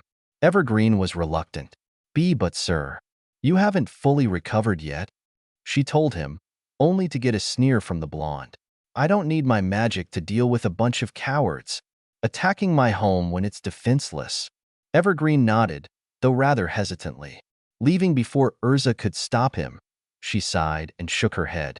While reckless, I agree with him. Kana, can you take away my fatigue temporarily? I want to go back up the master as well. Kana complied and drew one of her cards. Magic cards, Queen of Hearts. Her tetra card glowing green, she proceeded to temporarily heal Urza. Thank you. Now, Mira and I will go see what's up in the guild. Thanks for getting us, Urza said, putting her hand on Kana's shoulders. All right, but be careful. I can tell that you're not at full strength. I'll be fine. Myra's here with me. Now let's go. And like that, they bolted out of the room, intent on finding out the situation. Streets of Magnolia, Naruto, Gildarts, Mistgun, and Makarov were on their way to the guild when sudden blasts of energy came their way.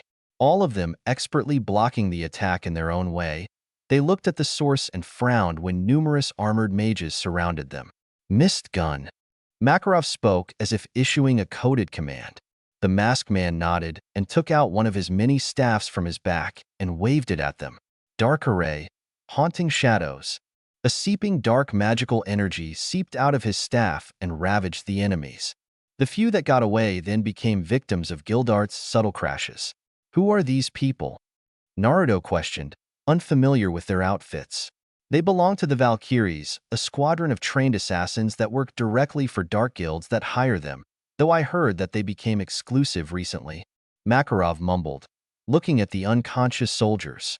Exclusive? To whom? Naruto questioned, looking at his master.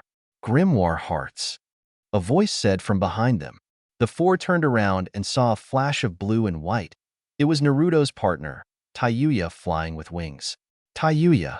Wait, do you know something about them? The Exceed nodded, retracting her wings and landed on his shoulders. As a bard, I have many friends, you could say, thus I have a lot of information that most don't. Many whispers have been going around about the assassins of the Dark, or Valkyries as you call them, turning exclusive to the Dark Guild called Grimoire Hearts. She told them with a serious face etched on her features. So basically, you have a spy network? Gildarts said with laced amusement. Touya merely laughed at the term. Spy network? Oh, heavens no. More like a gossip club, she replied with glee, earning a weird look from Naruto. So Touya has a spy network, huh?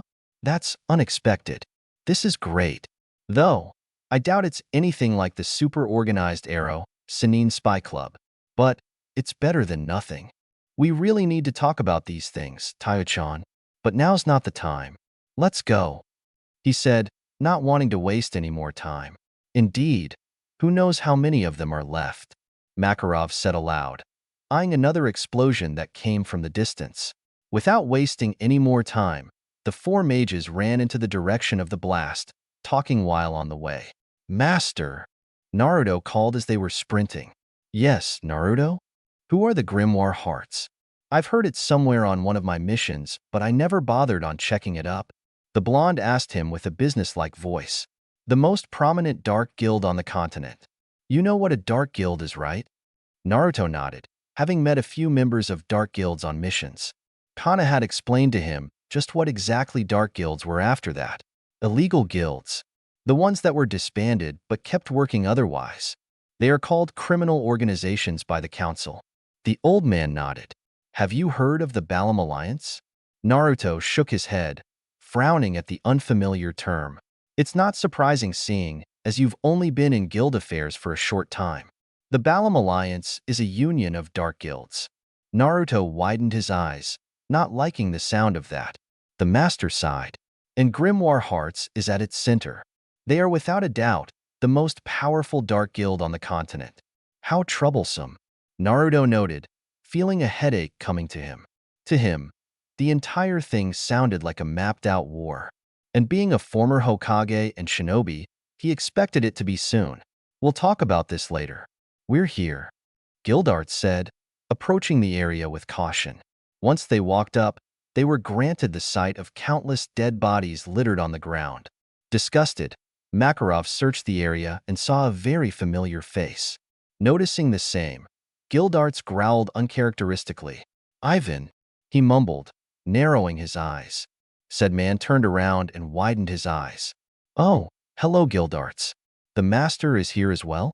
Sup pops, he said with so much sarcasm laced in his voice that Naruto couldn't help but feel a burning nostalgic anger building up in him. The man gave off the same aura as a certain pale, sinister, and sickening villain from his world. He reminded him of Orochimaru of the Sannin. And who are these three? Ah, you must be the Mist Gun. Pleasure. The masked mage only eyed him with caution. Oh, and you must be the Dragon of the West. And what's this? Is that an exceed you have there with you? Fascinating. Touya stiffened, which did not go unnoticed to Naruto. He didn't bother to ask, opting to find out later. What the hell are you doing here? Gildart said angrily, making Ivan chuckle. It seems I am unwelcomed here. Oh well, this whole thing was a failure anyways. I never expected that old fool to send mere Valkyries to kill me. Hell, they didn't even send the boss herself. Disappointing.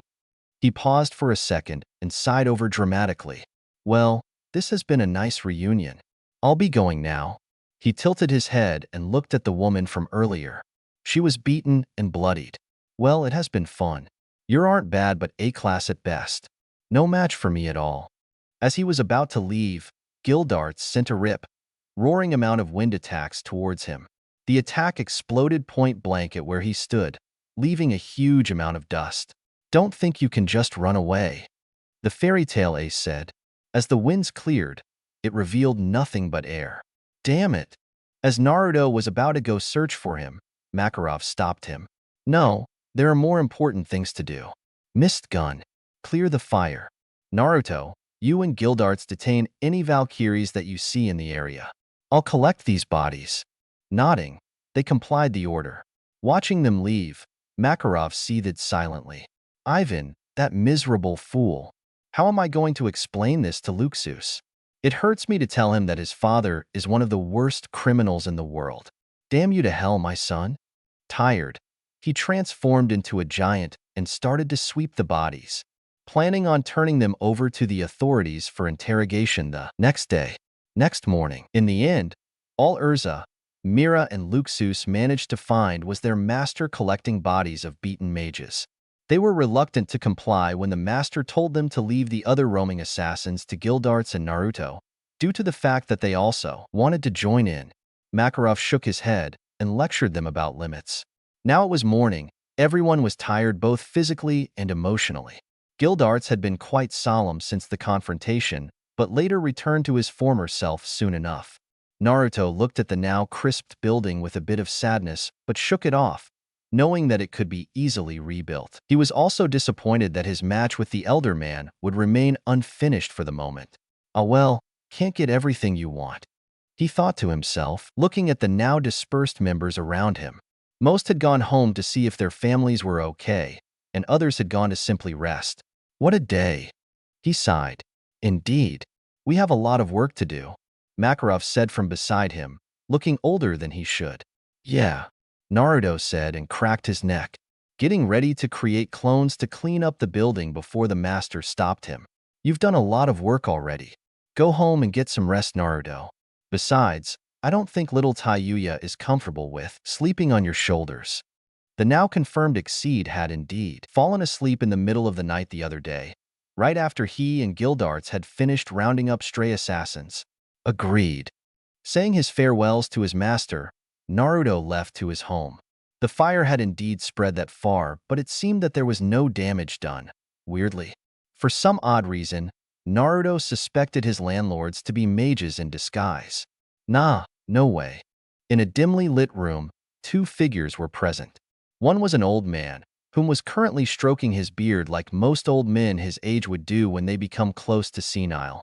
The other figure was clothed in a full black garb with a hoodie sweater, efficiently hiding his face within the dark. So they failed? The older man said with a ghostly voice without a hint of surprise nor anger. Yes, was the short and rather dull reply. The man did not even bother pretending he didn't want to be here. I see. That was to be expected. You know, I could go on and on about how stupid it was to send such a weak squad, but you wouldn't listen. Anyways, am I done here? I have many things to do. Targets to kill, people to threaten, woman to entertain. A lot better than spending time here talking to you, some old, decrepit man. The old man looked at him with subtle fury in his eyes. Such disrespect. If you weren't so powerful, I'd kill you right now, you insolent brat. I am the lord of this ship, and I demand respect. He all but yelled, eliciting a laugh from the younger, hooded man. Respect is earned. I have no respect for men like you. Now, I must be going. I suspect my lady has grown impatient with me. She was very close before your damn prick messenger arrived. Be careful next time. I don't want to kill another of your lackeys. As he was about to leave, the elder man sent a huge wave of killer intent at him. The younger man smirked and turned it back on him, eyes turning blood red with black slits. Geez, you think that you scare me? Old man Hades. You know, while they call you a god, they call me a demon of hell. I have slain gods far more fearsome than some old flesh bag like you. And like that, he left. The old man sat down and sighed in dismay. Why are weapons so hard to control? End. I apologize to those who expected an ending to the Gildarts fight. But you must understand, if I did make someone win, I'd probably lose all motivation on making this FIC. I don't know what Gildarts' true power is since the manga hasn't revealed so. And I certainly don't want to risk anything for the future. I plan on ending this FIC one day. So as redemption, I gave you all a treat at the end. I know that some of you will figure it out, so I won't bother denying any claim. In fact, I gave you guys a lot of hints in this chapter. A whole lot. I know some of you would be disappointed, so I decided to give you many things to think about. From here on out, I will be consistently using more characters other than Naruto now. Oh, and the next chapter will probably be the official end to the intro arc.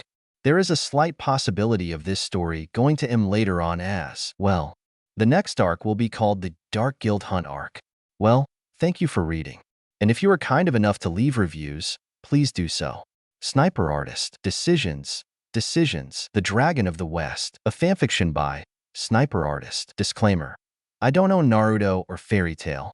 I am only using their respective characters for a fanfiction. Summary: upon his tearful death, Naruto meets a dragon. Given a second chance to live, he is sent to Fiori, or more specifically Magnolia. Pre-canon Fairy Tail. Naruto x Fairy Tail. Magnolia Streets. Walking down the streets of Magnolia, Naruto noticed an abundance of looks that he got from the civilians. They were all of respect and admiration. Though he was used to it, the feeling of being known in a positive light was great. All the mages that he had walked by gave him nods of acknowledgement as well, seeing as he did fight guildarts equally for a time. 3 days had slowly passed since the tournament. The town had been going through a few changes due to the damage from the numerous explosions that occurred. Houses were being rebuilt, parks being refined back anew, and lastly the guild had been easily fixed with the help of Lucky's with magic and Naruto's clones. The detained Valkyries and their captain were turned over to the council for interrogation a couple days ago. Not that the Jinchuriki cared much. Guildarts had been showing signs of leaving, and Naruto had no idea where or how long exactly. But according to way he spoke after the tournament, it would be for a long time. The blonde sighed. He would have to wait if he wanted to finish the match that was started during the night of the Mage Mash. Luxus had also been acting a bit weird lately, always spacing out when someone was trying to speak to him. After a while, he just gave up on figuring out the elder teen's problem. It wasn't the first time Naruto had to deal with Bruder. Master called for a guild meeting today. Probably wants to address the incident. Forgetting that, I guess it's a good time to bring Natsu to the ruins later as well. It should be a 10-day trip. Hehe, now's a good time to use those vacation hours I got for participating in the MASH, Naruto kindly thought with glee. The young Dragon Slayer had been bugging him about training since his offer that day, always asking for help on his dragon roar and such. The rosy-haired boy was a great student when he was focused correctly. Naruto.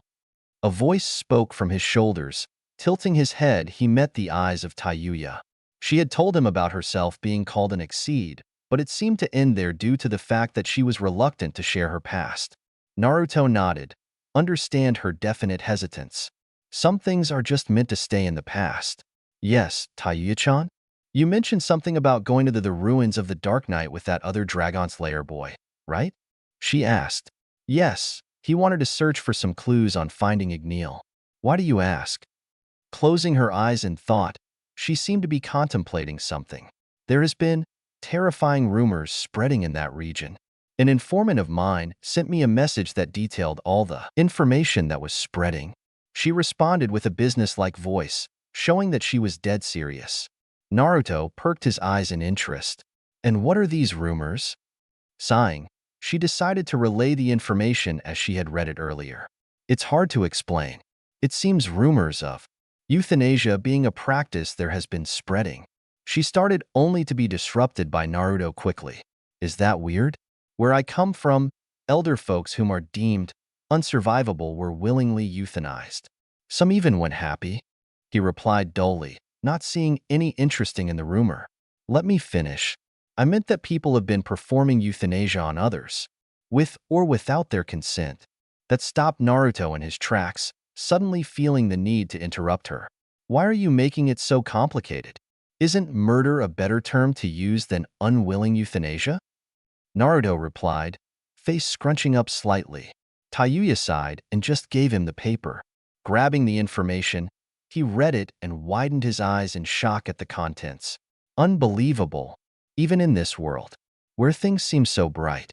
I guess I have grown slightly complacent since I've been here, he thought while pocketing the paper for later reference. Shaking his head in disgust, he proceeded to increase his pacey walk to the guild to get an early start for the day. Touya, we're going to inform the master. He must know about this. The exceed nodded and sighed in content. In the far skies that seemed to be unending, a flying ship floated mystically as if it were eternal. The gigantic transport flew close to the clouds, as if it were hiding itself from enemies from below. Within the ship stood two figures, one real and the other holographic, looking as if they were conversing. Is it ready? The man in the hologram spoke, patience laced in his attitude. He wore a black garb and hoodie that seemed to do a great job at covering his face. The hooded man also wore a crest on his right shoulders that seemed to fit as a one-way shoulder pad. The crest had the words, Judame, printed boldly on it. Yes, sir. We are currently looking into it as a matter of fact. This time as woman spoke, she was kneeling down with her face to the floor as if in total submission. She had silky red hair and glasses that seemed to fit her delicate features. She wore a white coat with a crested spiral sign on the front, signifying her position as the head of her division. Very good. It is very important that you summon him here as well. Like you, he is my top general. Now, please get to work, saying. If you are successful, then I just might pay you a little visit later.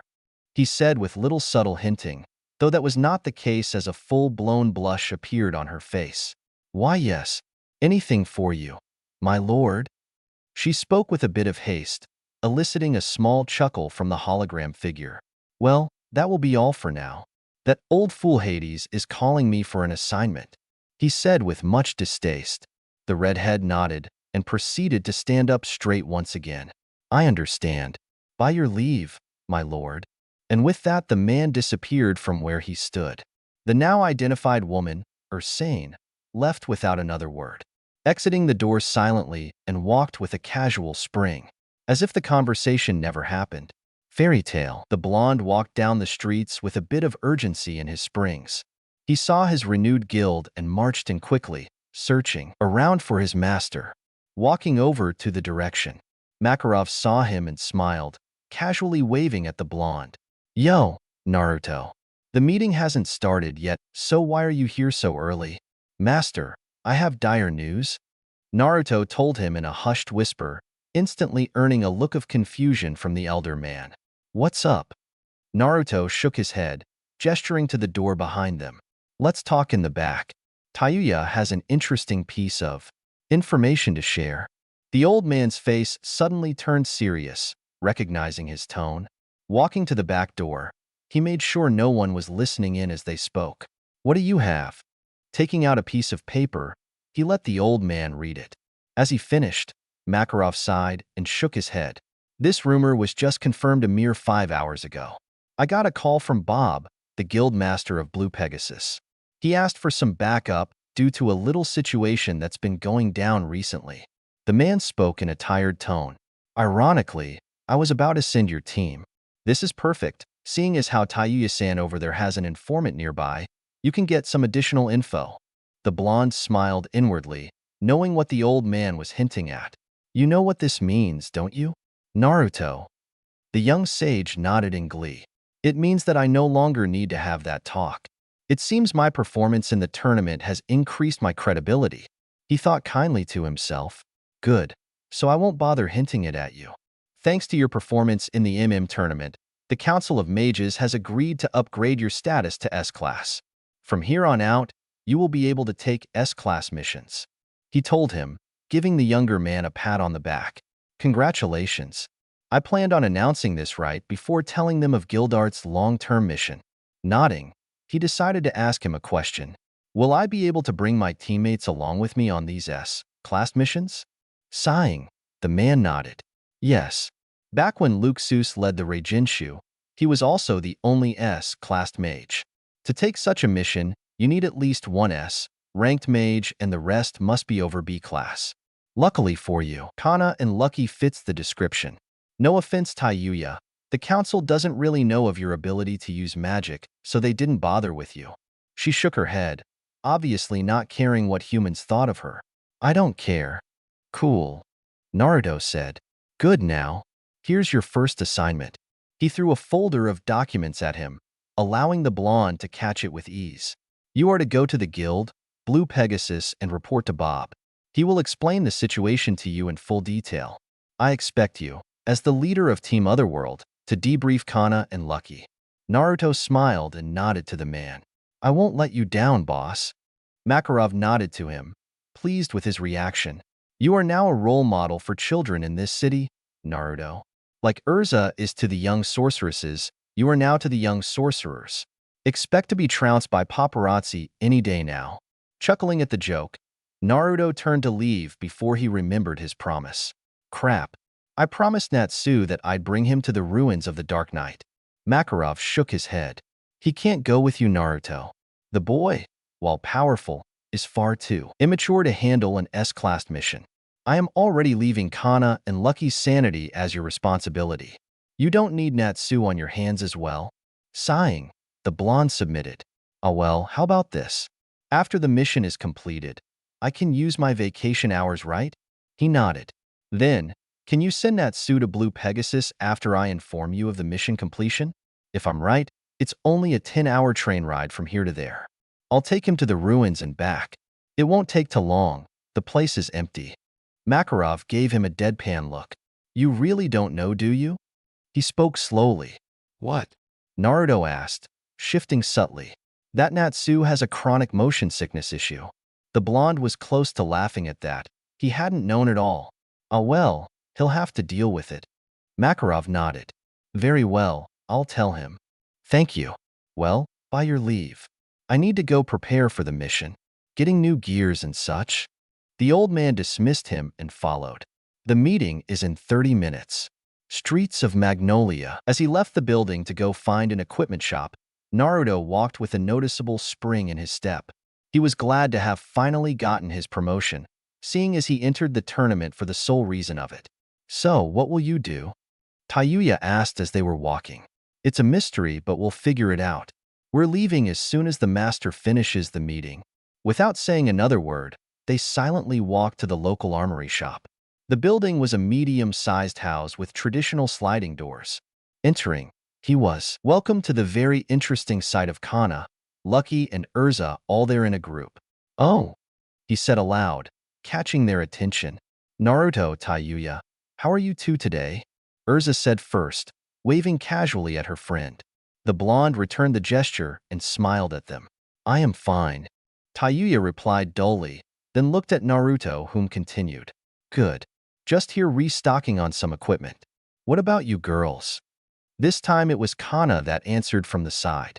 Well, you see, Urza here needed help in picking out armor. I don't know anything about armor really, so I have no idea why she called me here. The brunette told him, scratching her head sheepishly. Chuckling, Naruto walked over and patted softly her on the back. Ah well, it's the thought that counts. Nodding with a grin, she stepped aside, allowing Lucky to get a wave and smile.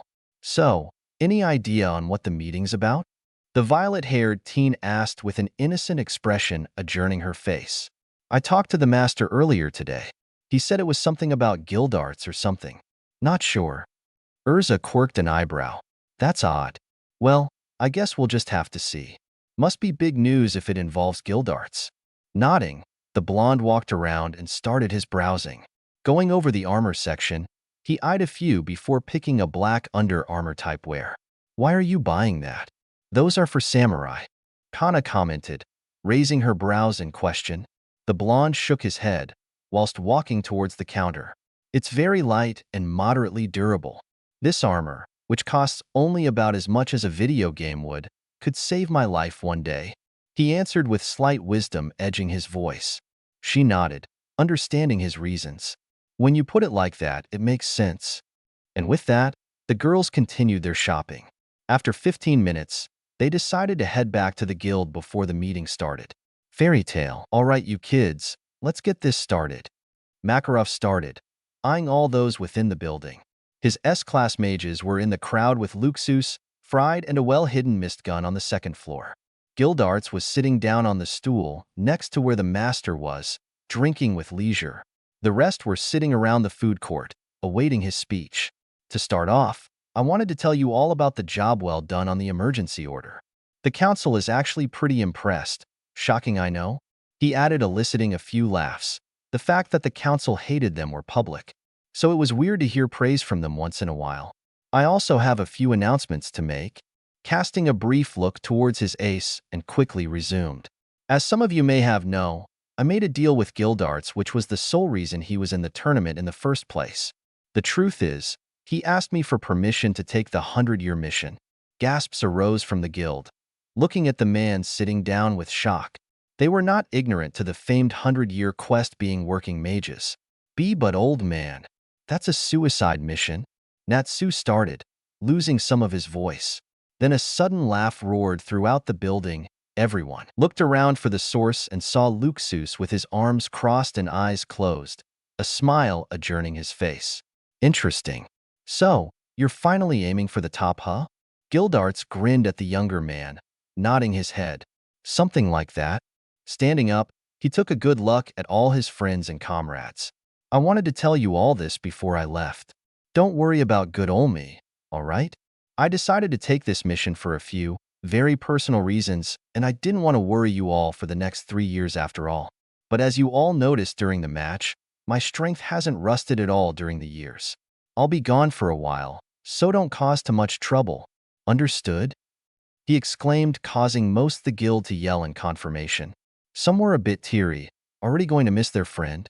Urza and Mira smiled from where they stood, having faith that the man would return safely. A brave man, Naruto mumbled as he watched everyone crowd the taller man, his respect for him raising even more than before.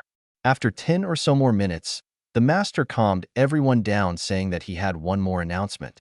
The next things I have to say, well, it's a promotion. He looked towards the area where the resident blonde was and clapped his hands. Today, we crown our new S-class mage, Uzumaki Naruto. Turning their heads surprised, the guild saw a grinning Naruto waving his hands in a nonchalant manner. Many shouts of congratulations met him from numerous people, including the other S-class mages, before he was confronted by his teammates and friends. Awesome. Congrats, Naruto. Kana gave him a smile and hug, eliciting a few wolf whistles in the back. Lucky voiced the same and patted him on the back, happy for her friend. Not surprising. Luxus spoke from above, eyeing the whiskered boy with praise. Though he would never admit it out loud, he thought the guy deserved to be on SS class. After hearing about the fight from Fried, being able to land a hit on the man is enough of a reason to put him near SS class. He respected strong people, that was a known fact. Therefore, he respected Naruto.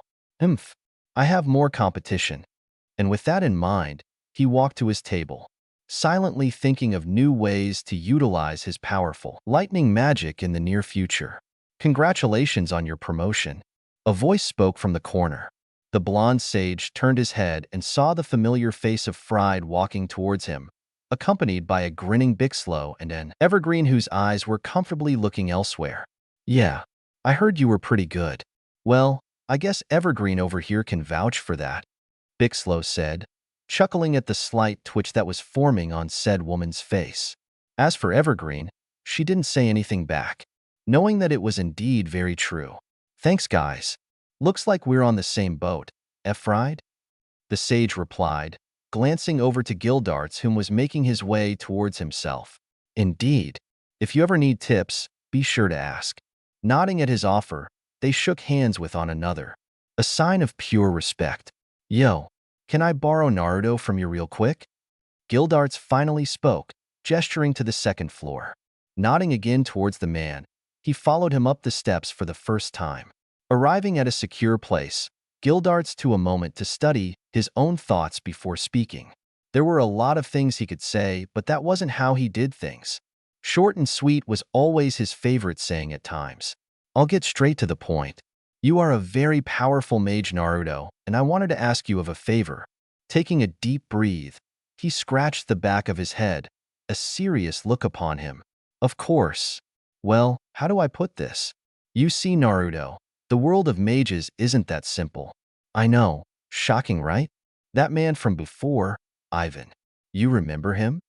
Naruto nodded, remembering the night as easily as anyone could. He's been up to something and I don't know what, but it's easy to tell that he's aiming at us, Fairy Tail. Understanding his plight, the Naruto spoke up.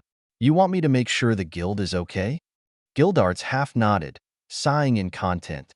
That too, and I want you to keep an eye on Luxus. Widening his eyes by a mere fraction, Naruto's face scrunched up in confusion. Why? Because Ivan's full name is Ivan Dreyer. He's his father. Realization dawning upon him, Naruto nodded in content. I see. How troublesome. Very well. I'll keep a close eye on him. Anything else?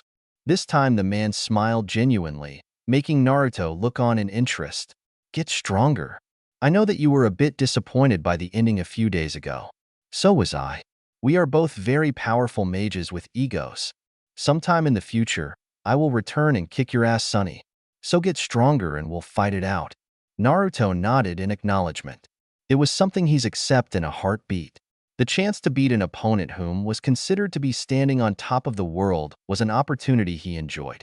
The next time we fight, It'll be a no-holds-barred. We go with full power. Hell, I'll even find us a good place to duke it out without interruption. The man added, offering a hand to the younger Jinchuriki.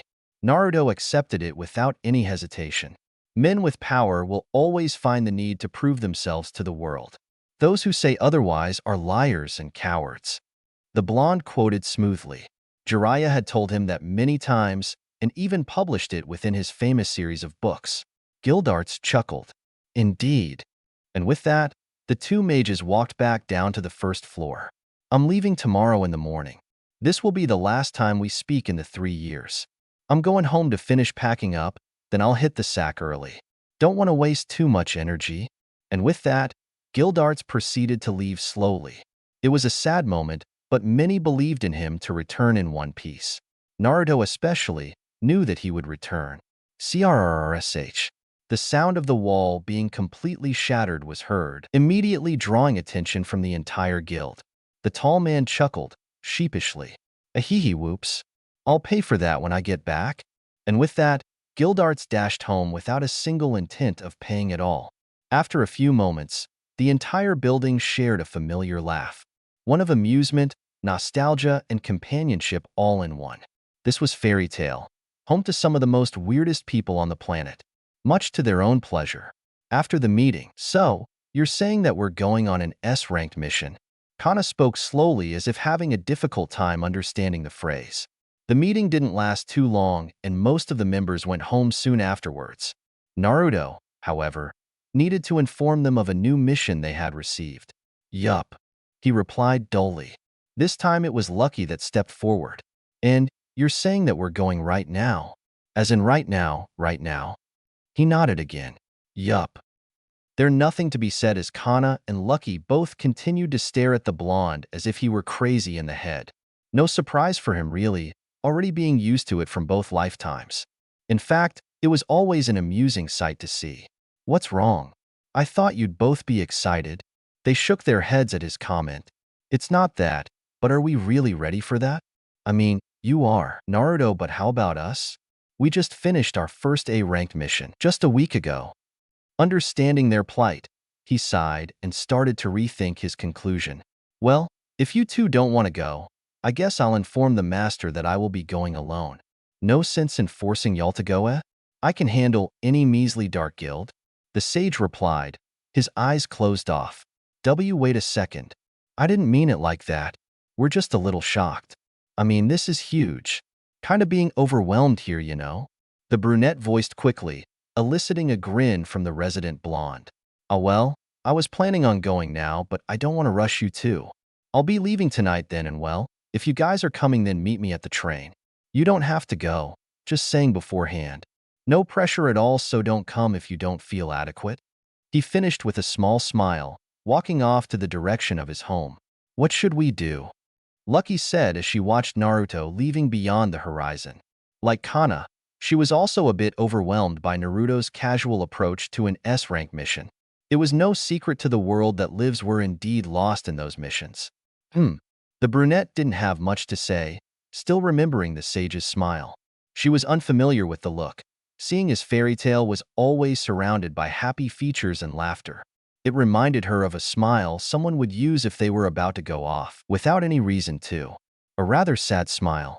That night, the silent night was always a comforting aura for him to be by. The winds were always more gentler at night than during the day. The breeze calmed his face, bringing about a genuine smile due to the sheer beauty of the scene. Naruto looked up to the stars, wondering if he'd ever see one in his future life. Feeling a tapping feel from his shoulders, he came eye to eye with his Exceed partner. Are they coming? She asked tiredly, obviously not welcoming the idea of traveling during the night. Dunno. I'll wait for about 20 more minutes. Don't want Bob to wait too long, do I? Besides, train ain't here yet. There is no need to say such a thing. I've seen the man around during my travels. He is very patient, albeit a little weird. She added, smirking to herself. Weird? What do you mean? Naruto asked, bringing out a chuckle from the blue cat. You'll see. He is a very odd man, but powerful nonetheless. He may even be a match for you. Well, maybe. I have never seen either of you fight at full strength before. though I think I've seen a hint of your full power. She mused, remembering Heat Tournament as if it were yesterday. Her muse was halted as the blonde chuckled. Nah, both Gildarts and myself were nowhere near our full power. Didn't want Magnolia to be destroyed now, do we? Laughing at her slightly shaken look, he patted her on the head, much to her discomfort. Teasage, well, one day. I will see your hidden power one day. The blonde grinned and shook his head. I hope no one ever meets my full power.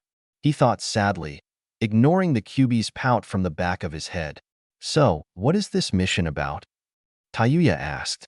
I'll explain once we hit the road. Bob will be giving us a full description later on. Looking at the sky once more, he began to think of the few months he'd spent here. His first meeting with the guild to now. It didn't take him long to build a powerful reputation and recruit good friends. His best skill was always finding ways to create more friends and bonds of trust. Now he was thinking of his teammates. The relationship he'd created with Kana and Lucky was one of trust. Trust was always a need for teamwork, or they wouldn't be otherwise. And now he trusted them to make a decision of whether or now they would come. It didn't matter to him if they came or not, but he wanted them to make sure that the decision they made was one without regrets. In a clear white room laid many different types of runes and seals that covered nearly the entire floor and half the wall. In the middle of the intricate array laid a half-dead body in a sacrificial stance. Activate the seal. One lone woman barked. In another room beside the white room sat at least 15 scientists watching with full attention, wanting to figure out the rune's true nature. Their master had told them of its importance, and to say they were interested was an understatement. As the words left her mouth, the runes and seals began glowing dark red. Everyone knew what that meant, being scientists. When an offering died, red was often a fitting color to signal it. The scientists looked at the sacrificial body and indeed saw that it was slowly disappearing. It's working. A red head spoke as she saw a second body being materialized. Her lord had given her many materials to work with, one including that of seals and forbidden researches. Now she was watching her hard work in action, excitement filling her body powerfully. The sacrificial body had now completely disappeared and was replaced by another body. A man with long dark black hair, light brown eyes closed, and a very feminine face overall. He laid naked and seemingly unconscious to them. Approaching the body, the 15 scientists started taking multiple notes on their success. Sounds of pens scribbling on paper was the dominant sound as the red-headed woman looked at the face of the man they had summoned. I can't believe it worked. This seal, the Kinkan Kawarimi, Universe Replacement, seal actually worked. So this man is actually one of my lord's greatest generals of war? He doesn't look very powerful. Maybe we made a mistake. She thought with dismay, obviously displeased with the possibility of disappointing her master. Closing her eyes for a mere second, she widened her eyes as a scream was heard from behind her. WH- was all she could before half turning into ice. Turning her head around, she saw the formerly unconscious man looking at her with a powerful glare. Who are you? And where am I? He growled dangerously. The woman was slightly shaken by the seemingly harmless man turning into a dangerous predator. I am Ursane. My lord asked me to summon you here. The man rose his brows, still confused. Lord? Who is this lord? He replied. He suspected that you'd be hostile like this, so he told me to give you something. Gesturing to her front pocket, the man took out a plain, small piece of folded paper. Reading the contents, a slow smirk began to arise from his features. I see. So the Jew dame has called me to battle once again. Huh. This will be fun. Laughing hysterically at the situation, he unfroze her, much to her relief. The dark-haired man looked at the woman with amusement. So, you were serving him, eh? Take me to him. He owes me a damn good explanation. She nodded. Very well. I shall call him to the ship. But first, can you unfreeze my subordinate? Looking at her frozen lackeys, the man smiled innocently and shattered them to pieces, shocking the red-headed woman at his casualness. That is what they deserve for summoning me while I was busy. You are lucky that I need you to bring me to your lord, or you'd be dead as well. She nodded, intimidated by the man's calm but dangerous aura.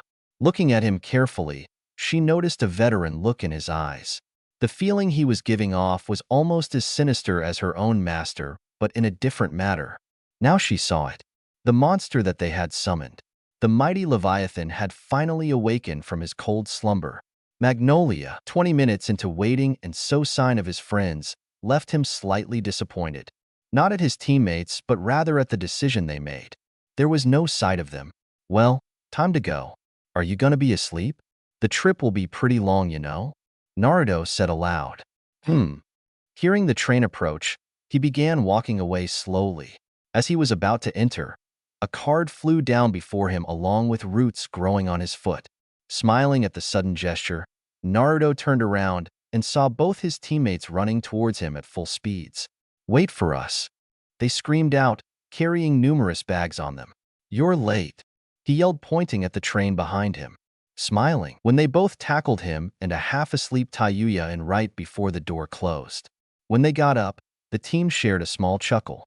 "Sorry, we were just packing," Kana told him with a smile.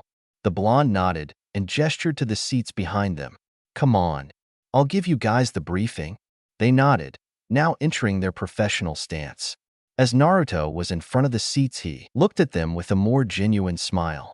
"I'm glad you guys came. Would have been boring if I had to do this myself," he said, eliciting a growl from his shoulders. "Oh, sorry, hee. I meant, do this alone with Touya." Chuckling, he placed the folders in front of them. "So what's in this?" Lucky voiced. "This is a brief description of the request. Apparently, a dark guild has been running amok around a certain area.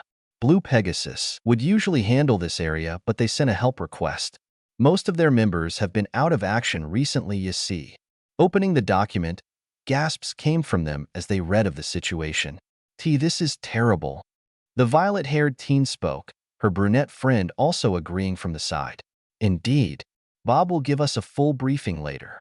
So for now, let's enjoy the ride." At Blue Pegasus, what? The scream shook everyone within the vicinity, the source of which was a green-haired, dark-eyed woman that looked to be near her 20s. She had many followers behind her, much to the master's displeasure. "What do you mean by that? Why are you giving me this job tomorrow? I don't want to work with some stupid fairies. They always cause a lot of trouble. Me and Touya will be enough." The rant went on until the master, Bob, finally grew tired. He was usually a very patient man, but there were times when the woman in front of her just drove him crazy. From her selfish nature to her slutty and dirty attitude. You will listen to me, or do you want that punishment?" His killer intent began shrouding him, effectively making the woman stop in her tracks. What? Fine, damn it." And with that, she stormed out of the room, her followers following her with glee. Bob sighed in dismay, hoping his decision wouldn't cause too many problems. "I pity the man that has to deal with Karen. And, oh well, it's not my best chapter. In fact, I think it was my worst, hee. It felt like writing the first chapter again, which I had a hard time with as well. I guess this is the problem with starting new arcs. Yeah, Karen and Touya will be joining the fray later on. Oh, and I managed to give you sneak preview at a new enemy. I am not trying too hard on being subtle, so you guys who figured out the other will indeed figure this one out. I have also put in my first OC. She won't be having too much time on screen. I've been fighting my writer's block, so I will have to ask you all to forgive me for the wait. The updates will be longer from here on out, since I need time to think of appropriate dialogues and such. Oh well, other than that, down below, you will see Naruto's character corner. Uzumaki Naruto, the Dragon of the West. Specialty, tactical combat, espionage, and assassination. Mage classification, just recently awarded S-classed. Statistics, 15 missions, 7 C ranks, 7 B ranks, and 1 A rank. Completed with little difficulty overall. Extras, according to Makarov and nearly everyone in Magnolia, he is able to combat Luxus, Urza, and Mirajane without too much trouble. His true power level is still considered by the Council of Mages, and he is seen with a cat riding upon his shoulders. I will be doing a character corner every now and then. Sometimes, I'll put a technique corner as well to list the techniques he's used so far with their descriptions. And that is it. Thank you for reading. Sniper Artist, Taros, the Dragon of the West, a fanfiction by Sniper Artist. Disclaimer: I don't know Naruto or Fairy Tail. I am only using their respective characters for a fanfiction. Summary: upon his tearful death, Naruto meets a dragon. Given a second chance to live, he is sent to Fiori, or more specifically Magnolia. Pre-canon Fairy Tail. Naruto x Fairy Tail. Blue Pegasus. Wow, this place is pretty cool. The 10-hour ride to their destination was filled with much talk and laughter from the three. When they arrived, it was still early morning and they didn't bother going to the guild until the afternoon, so the team went to a hotel to rest up a bit. The three shared the room due to the insistence of Kana, whom was quite cheap when it came to these type of lodgings. And now, after a half-hour of mindless walking, they had finally arrived to the guild. The building itself was a mansion of sorts. The inside was designed to be very authentic, which was proven by the sheer amount of shiny twinkles from the walls. Everything was as clean as Naruto could possibly imagine himself. Indeed. Now, let's go find the master, Naruto mentioned, looking around for anyone in the vicinity. He was about to ascend the stairs before something caught his eye. And that something was a sight to never forget. Unfortunately. Hello, honey. It was a very awkward meeting. The man, Naruto thought, was standing right above them in a seemingly white dress, suit, and a rose decoration on his chest. Looking closely, Naruto recognized a chain belt that held various types of lab-type bottles. But the scariest thing was the man's severely disfigured face.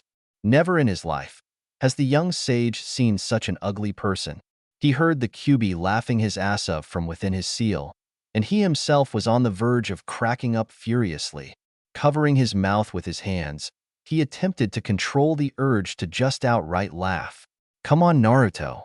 You're the 7th Hokage. Control yourself, he thought furiously to himself. Curious to his teammates' reaction, the blonde casted a brief look to them, only to see the facial disfigured man harassing his teammates. What the hell are you doing? He growled, forgetting his previous laughter. Marching towards the man, he proceeded to kick him straight into the wall, leaving a slight foot mark on the man's suit. And with all this happening, Naruto had completely missed Touya's look of brief fright. Was that Nichiya? And no, impossible. Nichiya isn't exceed. The blue cat thought to herself, sighing in relief. Hey, what the hell is your problem? I'm just trying to make your teammates more comfortable. Kana and Lucky nearly puked at the subtle hint while Naruto started rolling his sleeves. Well, you better get comfortable because I'm about to kick your ass. As he was about to charge, another blonde man caught his shoulders from behind. Unfazed by this, Naruto turned his head and saw a man with spiky yellow hair and tinted glasses, wearing a suit that was a formal black. Now, you must forgive Ichiya here. He's kinda like that. The man spoke with a smile. Calming down, Naruto sighed and scratched his head. All right, but if he does that again, I'm gonna skewer him till you won't even recognize him anymore. But it seems like someone beat me to doing that already. Glaring at the man furiously, the now identified Ichiya had just felt as if a huge monster had just set his sights on him as prey. Anyways, my name is Uzumaki Naruto, and this is my team. He gestured, allowing the two to step up. Kana Alberona. Pleasure. She smiled, bowing lightly at the blonde man. Lucky Alietta. Nice to meet you. The violet-haired woman did the same, only for the other man to wave his hands in defense, grinning. Nah, no formalities. I'm just any other man. Forgetting his manners for a moment, he decided to straighten up. My name is Leo. Karen is still in her room preparing for the mission, so I apologize for that. Master Bob will be coming down in a few minutes as well. As soon as he said that, Leo set his gaze at Ichiya. Aren't you gonna introduce yourself, Ichiya? Of course, hello, honey. My name is Ichiya Wanderlei Kotobuki. It's an honor to make your acquaintance. And with that, the man laid down on his knees in front of Kana and kissed her hands. Naruto has suddenly felt the urge to kick his ass, but Kana waved him off, much to his relief. Hi. It was weird for the brunette, never having such a bold and weird person. Oh, such beauty. May I have the honor of giving you a massage? The brunette shook her head in the negative. No thanks. And with that, the short man launched off towards Lucky. Sweat dropping, Kana couldn't help but give the man a weird look. Talk about a fast rebounder. Anyways, so it seems he will be part of our joint mission, huh? I mean, if this guy comes along, I just might go insane. Naruto deadpanned, making Leo chuckle lightly. Karen can be a little flirty with you, but do your best to ignore that. She does it with every man she fancies. Nodding, Naruto just wished he got to work with regular people, but that was seemingly not the case here. Not a problem.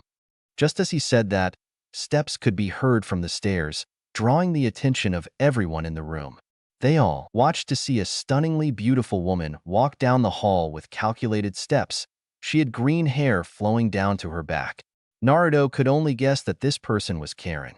Now, from said woman's point of view, she was quite surprised when she spotted an above-average handsome blonde in the lobby with his eyes seemingly on her.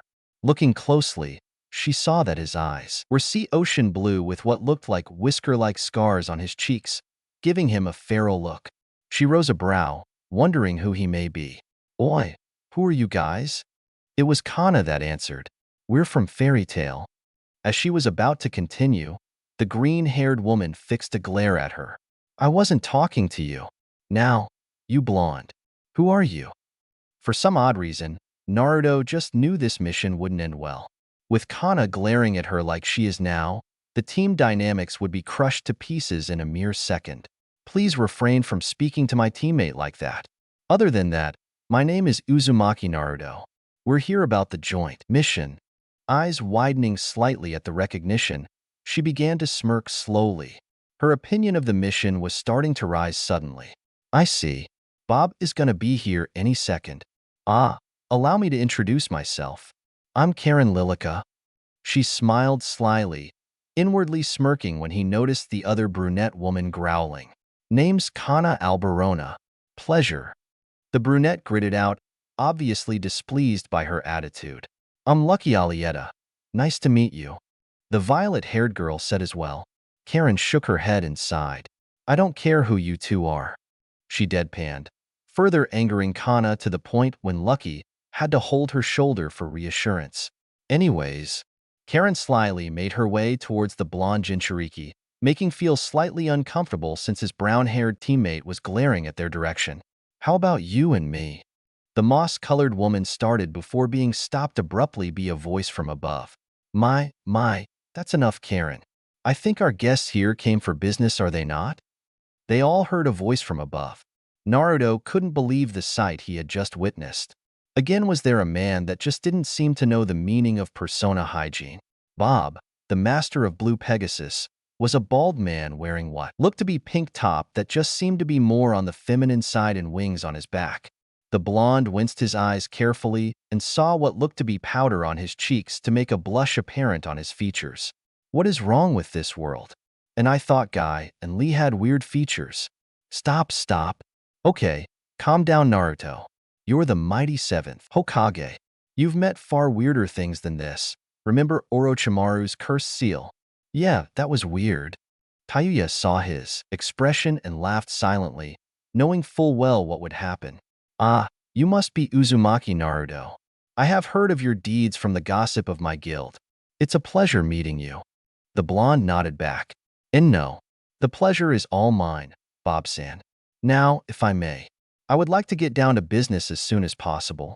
The master complied and flew over to one of the more comfortable table. He gestured for them all to follow suit. Okay, as you may have figured out from the description, this mission will be a joint operation between Fairy Tail and Blue Pegasus. Correct? Team Otherworld nodded, remembering the mention on a footnote. Good. I planned on sending Ichiya and Karen here with you for. Naruto turned to the other blonde at the table. What about Leo here? Isn't he coming on this mission as well? It was Karen that nodded. He's my stellar spirit. Leo the lion. She held out his key, a sign of ownership. Naruto narrowed his eyes ever so slightly. I see, my apologies. Please continue on. No problem. Now, as for those nasty rumors that have been spreading, Bob restarted, allowing his voice to take a more serious tone. Every single bit of it is true. People have been getting kidnapped and found later, without any organs and facial features recognizable. I doubt we'd even know who they were without our magic. That is how bad it had gotten. Over 20 victims have been claimed, most of which were teenagers from the ages of 16 to 19. Gasps were heard from the ladies of Fairy Tale, obviously frightened by the mere thought. Karen, being that she already knew of the rumors, winced slightly. Touya didn't react very strongly, already having a strong dislike of humans. This was just another quirk in her eyes. Leo, being the ever-so-careless man, did not react at all. Ichiya looked slightly grim in the face, and as for Naruto, well, he just kept his eyes forward, not wanting to miss any minor detail escape him. We are still unsure of the culprit's true goal, but we know who the culprits are. Who? Naruto voiced. The Dark Guild, des Lizards. Their hideout is somewhere in the forest to the east of here. My guild has not been able to perform a proper seek and hunt mission because my top mages have been out of commission for a while. That is why I called Makarov for some help. The sage nodded, understanding his logic, having done the same during his Kage days. What do you propose we do? Bob-san. The flying man took a moment to think. I would scout the area in teams before launching an attack plan. Information is your true ally on this mission, so that should be your most important goal. Naruto smirked, having thought the same. I thought the same. I'll take care of the information gathering. He started before he remembered what his master had said. Actually, everyone on my team will be doing the information gathering. How about Karen, Ichiya, and Leo scout the jungle? We won't be long. Will that suffice with you guys? Naruto proposed to the group. Sounds good. Kana replied first, followed by Lucky, whom was quiet from the side. I agree, and you should too, Karen, Leo said, having caught a gleam of disapproval from his master's face. Tisich, fine. Never saw any reason for all that, though. It would be better if we just stormed the place. Karen grunted. Bob shook his head. Please ignore everything that she says, Naruto-kun. She is a powerful mage, but her wits are very poor, along with many other things. The master voiced, causing an indignant shout from said woman. It is fine with me. I don't mind spending more time with Karen-chan, Ichiya said from the side, making a shiver run up Karen's spine. Leo chuckled and patted her on the back. It won't be that bad. Besides, Ichiya is pretty dependable. A snort was heard from Karen. Yeah, very dependable unless fighting a beautiful woman. That caused said man to pout pathetically. We will meet up tonight at 8 at this guild, and from there, we'll plan an attack. Everyone nodded and stood up. Touya, I want you to take us to where your informant is. Turning around, he saw his two teammates looking a bit flustered. You guys nervous? He asked, eliciting a small nod from both occupants. Yeah, not to mention that Karen Chick is annoying as hell. Damn it, my first S rank has to be with someone like her. I felt the same way. And the way she remarked about Leo-san being her stellar spirit. It felt really sinister in a way. Lucky added, I understand how you feel, but don't worry about it. If anything happens, I'll take care of it. For now, I just want you two to get used to the feeling of being on this mission. It's important that you keep your heads focused at all times. Accepting the voice of their leader, they smiled and looked to one another with reassurance. Good. Now, let's go find Touya-chan's little friend. It was a good day to be evil, especially when two of the most frightening warriors in the world were meeting from atop the flying ship, Beatrice. Two people were speaking to each other in a tone that could only be heard between two longtime acquaintances. One was a man whom wore his usual hooded cloak and black pants. The other man wore a loose, buttoned white shirt with a blue vest over it and blue pants that had white snow designs upon it. Tisich. So, it is you, Judame. Where the hell have you been? Nearly half the army has fallen when you disappeared suddenly. The dark-haired man spat, glaring at the hooded man in front of him. Instead of showing fear, the other man just laughed as if he had gotten the same scolding over 1,000,000 times. Ma, is that how you greet an old friend? Friend? Huh. I don't have any friends, and if I did, I sure as hell ain't foolish enough to make friends with you. That made the hooded man laugh even harder. Ma, that isn't a nice thing to say. Come on, ha dash. He was cut off by the other man's sharp glare. Don't you dare speak that name. The recently resurrected man gritted out, eyes boring holes of fire within him. Fine, fine. I'll just call you Snow. They then both stood there for another moment, going through their many thoughts. It was a blatant fact that the two clearly despised one another, though it was better hidden on one side rather than the other. But whether or not anyone could sense it, the respect they shared was great, for they were both very powerful. So, are you gonna explain to me just where the hell have you been during the last 3 years? I have all day. The man nodded and gestured for him to stay silent. Tell me, Snow, what do you know of the gate? The question left the man confused. Tisich, the gate, as you call it, is a story told to young children. It also comes with a short story that tells of the ending of one world and the beginning of another. That's all I know, seeing as it is just a myth. The hooded man chuckled in a haunted tone, blue eyes being shown very briefly under his veil. Snow, my friend, I assure you, the gate is no myth. Snow looked at him as if asking him to continue, but was caught off guard when he started laughing. This was when it got interesting. Antebellum, Team Otherworld approached a lanky, foul alleyway with much caution. Of course, it didn't bother the leader of the group at all, due to the sheer amount of experience he's had in these types of situations. The other two, while calm, they were also overly cautious and very nervous. Kana and Lucky were excellent mages, but there were times when the nerves really got to them. Is this the place?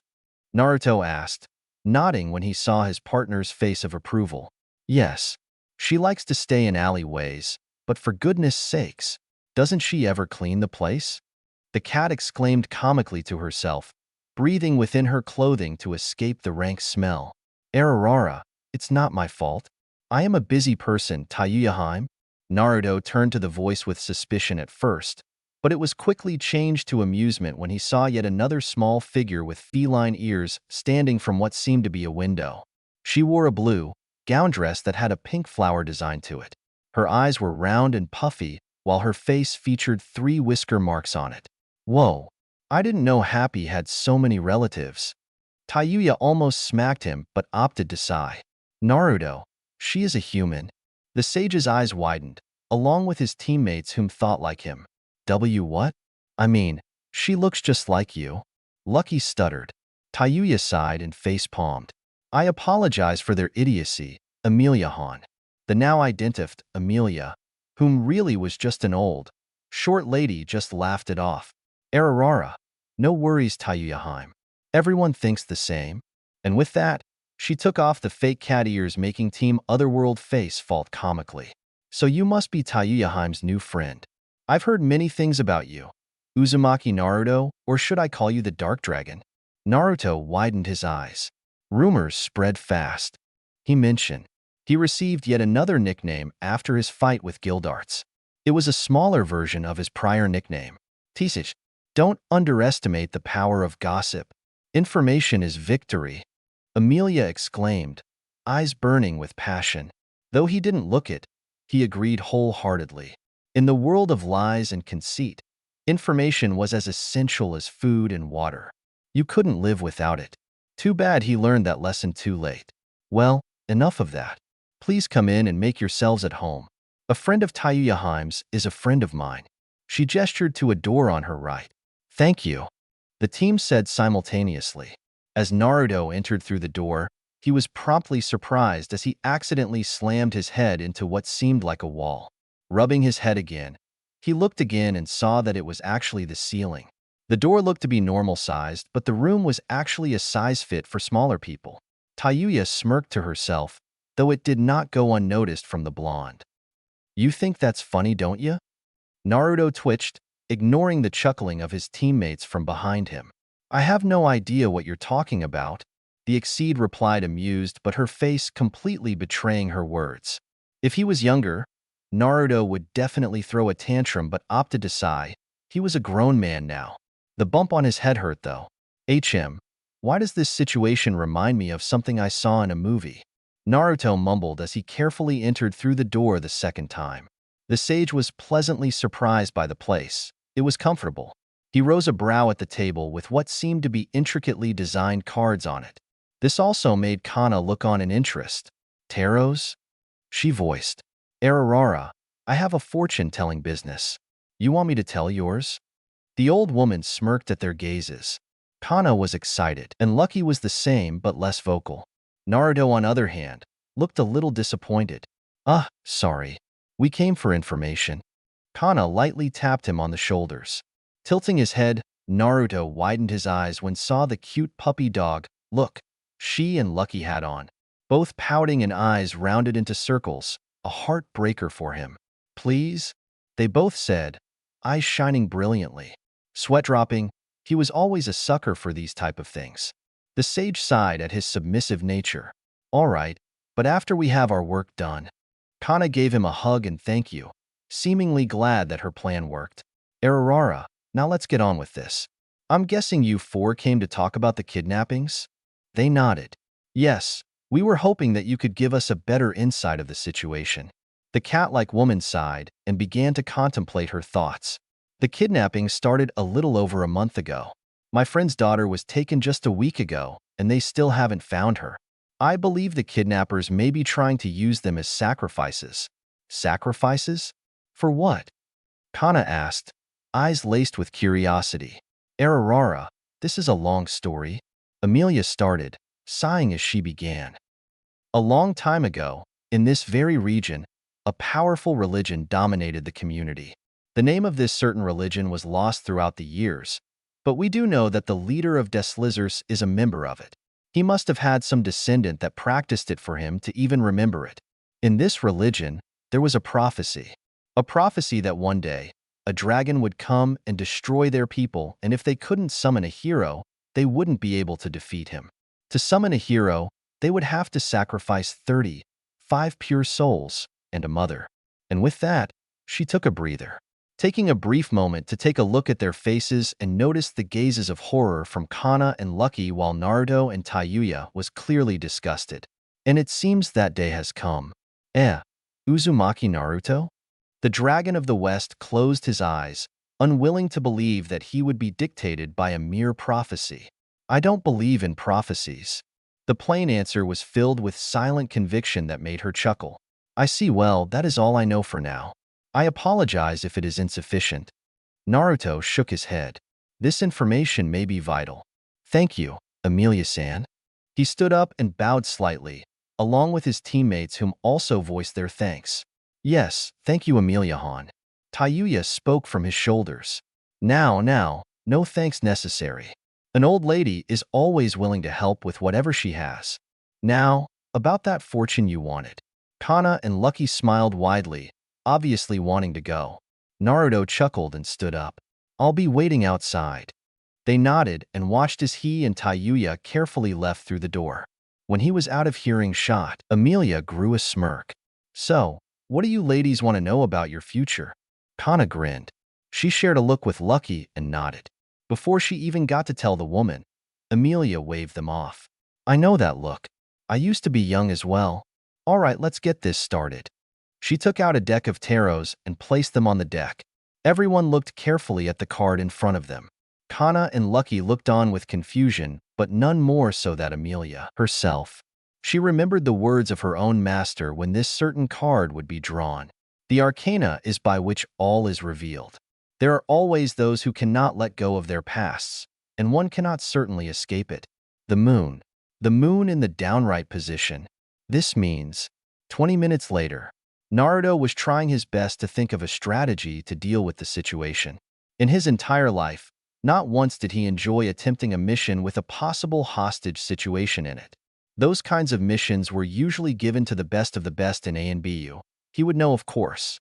If one mistake were to be made, the consequences would be dire and problems would go awry. I'm gonna need your illusion magic for this one, Touya-chan. He spoke aloud, catching this cat's attention. I figured. She deadpanned, making the blonde crack a grin. You're way smarter than I thought. How powerful can your illusions get? I need one that can blind a mage for a full 10 seconds in the least. Naruto replied. I'll manage, Naruto. What you need to be getting worried about are your teammates. Like you said before, this is no fun and games this time around. The blonde sighed.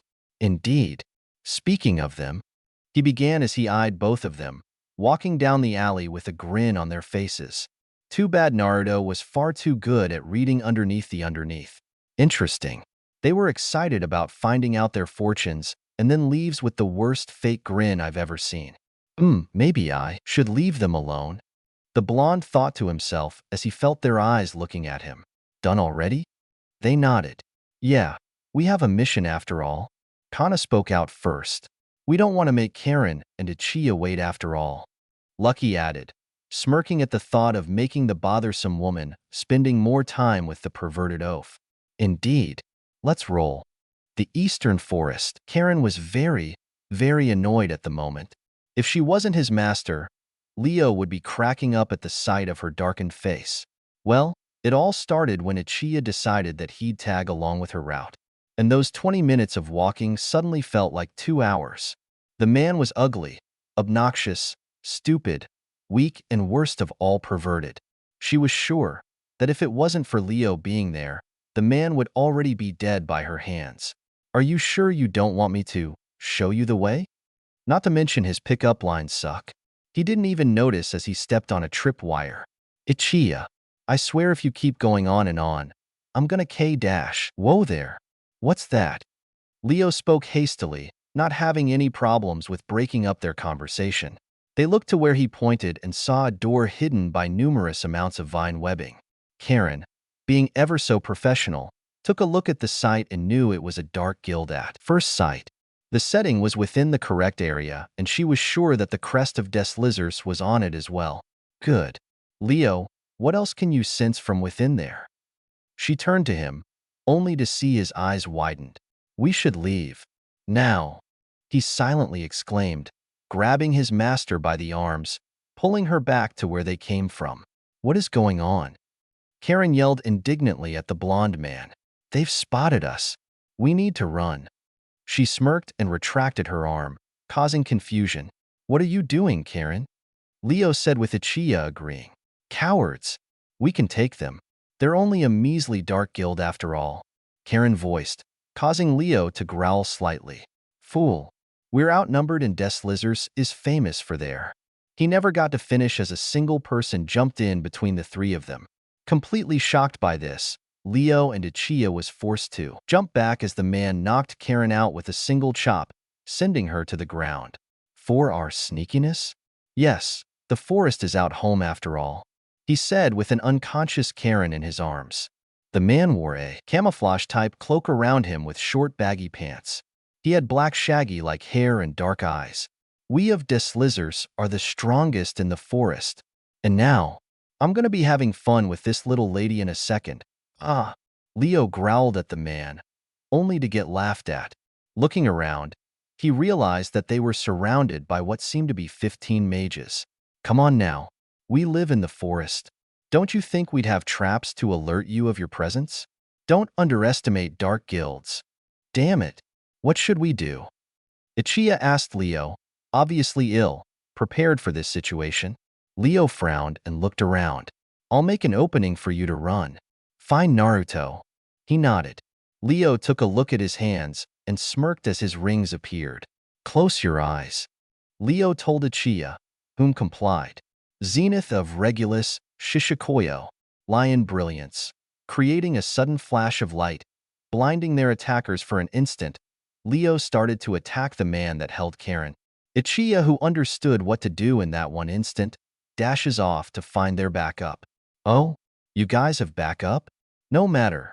No one can defeat us in the forest, the man said, looking at Leo smugly. Hee, you'll find that our backup is quite formidable. Enough of that. I'm taking back Karen. Tisich, please, we have her hostage. You wouldn't want her to get hurt now, would you? The stellar spirit gritted his teeth, obviously angry at the moment. He took another moment to nod. Good, now leave. I don't need a stellar spirit like you in the way. Leo could only watch as he held a knife to Karen. Returning to his own world, the man only had one last thought. Hurry up, Ichiya. End. Sorry I took so long. The mission is gonna end next chapter, so you can expect that much. As for Snow, well, that's a code name, of course. You won't see him in the hooded guy till the end of the arc, haha. I also did some tarot reading in this chapter, so feel free to figure that one out. I'm releasing a third story from a challenge I accepted the other day, so feel free to check it out. Technique Corner. Yuryu no Hoko, Night Dragon's Howl. Description. An attack that deals void damage to an enemy.